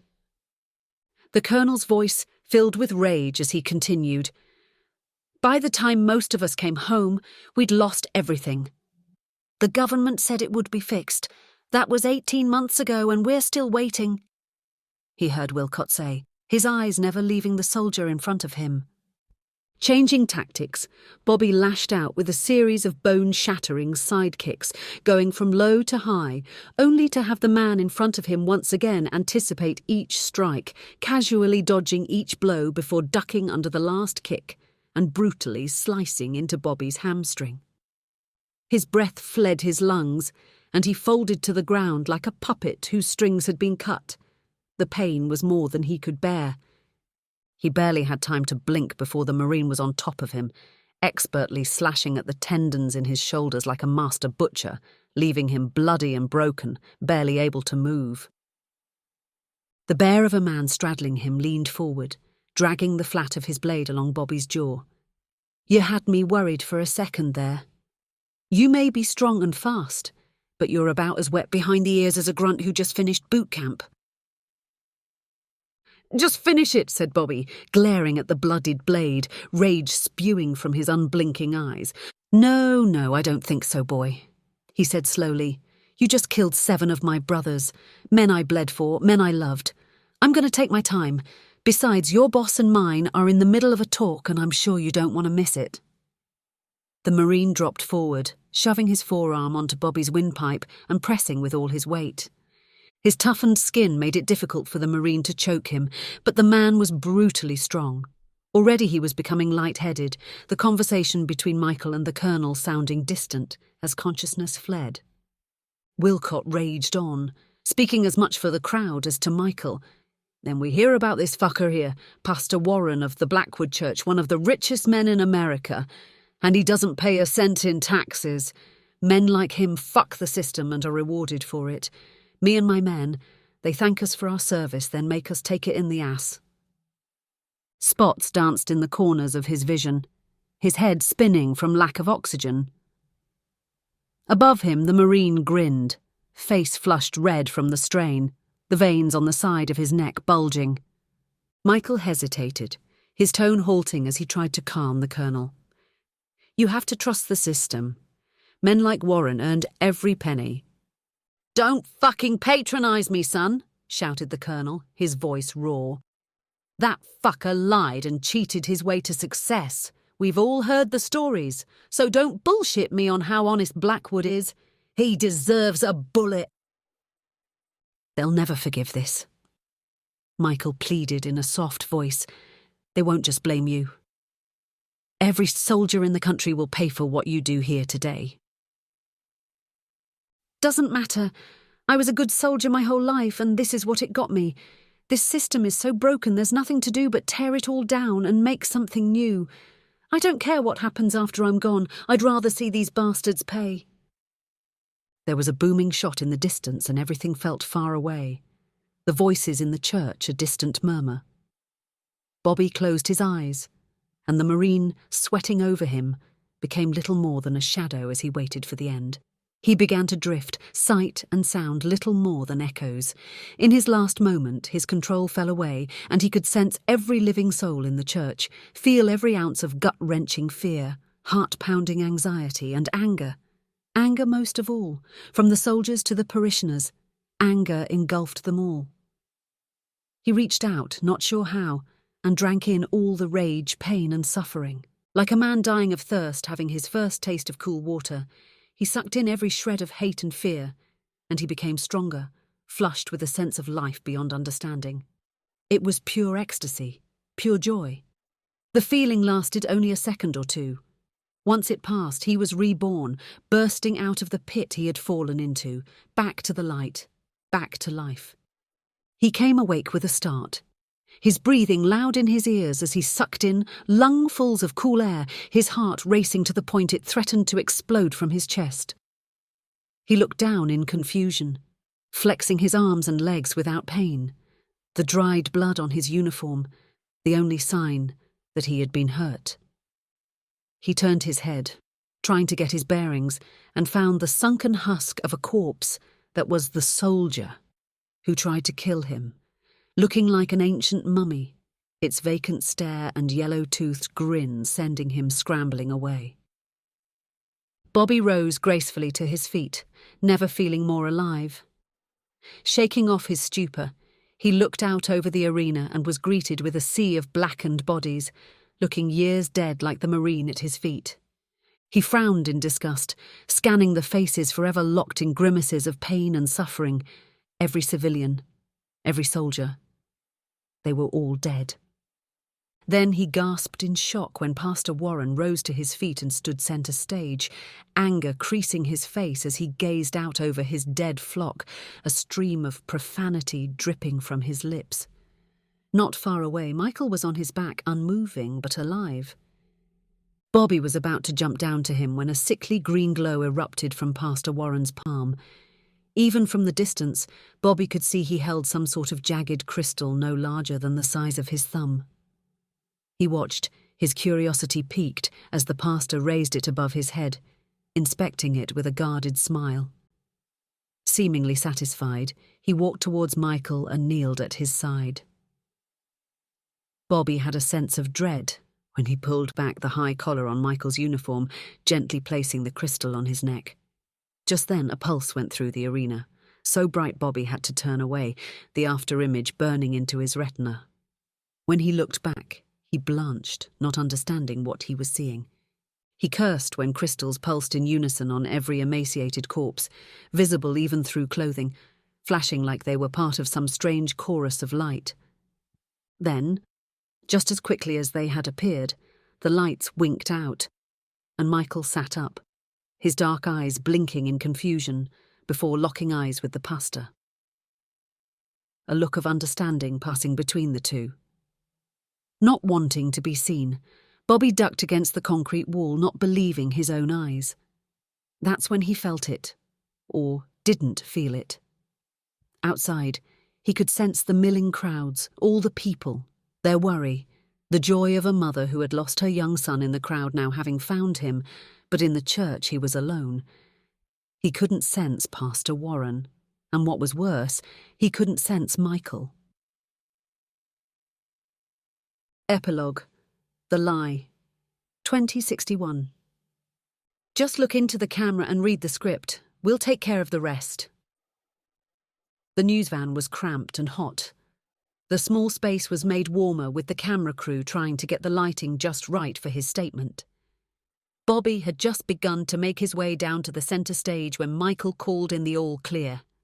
The former stadium had been abruptly flooded with troops, and he had been hurried out and shoved unceremoniously into the news van. Someone managed to find him a new uniform and had the script for what he was supposed to say written and prepared before he could understand what was going on. "None of this is true," said Bobby, reading the words from the hollow projector as they floated in front of him. The producer adjusted his headpiece, his attention focused on the tablet in his hands. "Doesn't matter if it's true, kid. If you repeat a story often enough, people will believe it," he said, scratching the stubble on his jaw. Bobby blinked in confusion, reading the words again. "But they all died," he whispered, a chill running through him. "How are—" The producer looked up from what he was reading, a look of annoyance crossing his features. "What? Are you deaf? Just do as you're told. Trudy is going to ask you a couple of questions, so just read off the answers in front of you. Try and look natural, okay?" Clearing his throat, he adjusted the top of the new uniform, scrubbing a hand through his hair. The producer counted down, and on cue, the hollow projector transformed the inside of the van to the street in front of Blackwood Church. The cramped interior was magically a wide-open space filled with thousands of survivors milling about, mothers and fathers hugging one another, children finding their parents, all looking grateful to be alive. "So, Bobby, they're calling you the hero of Blackwood," began Trudy, flashing a 1,000-watt smile. "You must be so proud of all the good you've done today." "It was a team effort and we did our best. I wish we could have saved everyone," said Bobby, hesitating only for a moment before going on. "I just have to say that I'm so proud to have the chance to serve my country." The questions went on for what seemed forever, and his stomach turned in revulsion with each time he was forced to nod and smile about all the good they had accomplished. When it was over, he stormed out of the van, wanting nothing more than to hide in shame for the blood on his hands. Fighting back tears, he pushed his way through the lines of reporters and media personalities, giving accounts and repeating the official story they had been given, repeating the lie Bobby had just told, the lie everyone had told. He arrived at the command centre to find Michael, along with the others, Elizabeth and Andrew, in the corner with their heads bowed, speaking in whispers. Elizabeth glanced up at him for only an instant, swallowing hard and flinching when their eyes met. It lasted only a moment. Then she looked away, returning to her hushed conversation with the handsome man. Bobby made a beeline for Michael, chewing the inside of his cheek with worry. He still couldn't sense him. It was like he was invisible or simply didn't exist. "We need to talk," he said. "I need to know what." Michael stopped him with a look, drawing Bobby's attention to a small device held tightly in his hand. "I know you saw, Bobby," he began, his tone cold like a deep winter storm. "If you want to keep your head on your shoulders, you'll keep your mouth shut and be a good soldier," he continued, swiping a finger across the screen, sending waves of pain through Bobby's skull. "I'm sure you remember the devices they inserted in the base of your skull the day they took you out of the tube." Staring into Michael's eyes, Bobby felt like he had been hit with a sledgehammer. All trace of warmth and kindness was gone, replaced by smouldering anger and hate just below the surface. His hand drifted to the back of his neck, touching the scar there, and he nodded wordlessly, waiting. "You're going to help me change the world, Bobby. You and the rest, or you'll lose your head," he whispered, tapping the device against his thigh, the meaning clear. Bobby looked around the command tent, taking a deep breath. No one would meet his eyes. Finally, Elizabeth looked up for an instant, only to give him the smallest shake of her head. She knew. They all knew. Michael cleared his throat, drawing his attention. "Don't look to them, Bobby. They know they can't help you. There's only me." And from now on it will be only me. Bobby ground his teeth, his mind racing, looking for a way out, only to find nothing. He was trapped in the wake of another man's power once again, with death being his only escape. He stared at Michael for a long time before nodding his head in submission, having no other choice. He would play the game for now. He would find a way out, an opening he could slip through to take back control one day. Until that day, he would be patient and serve.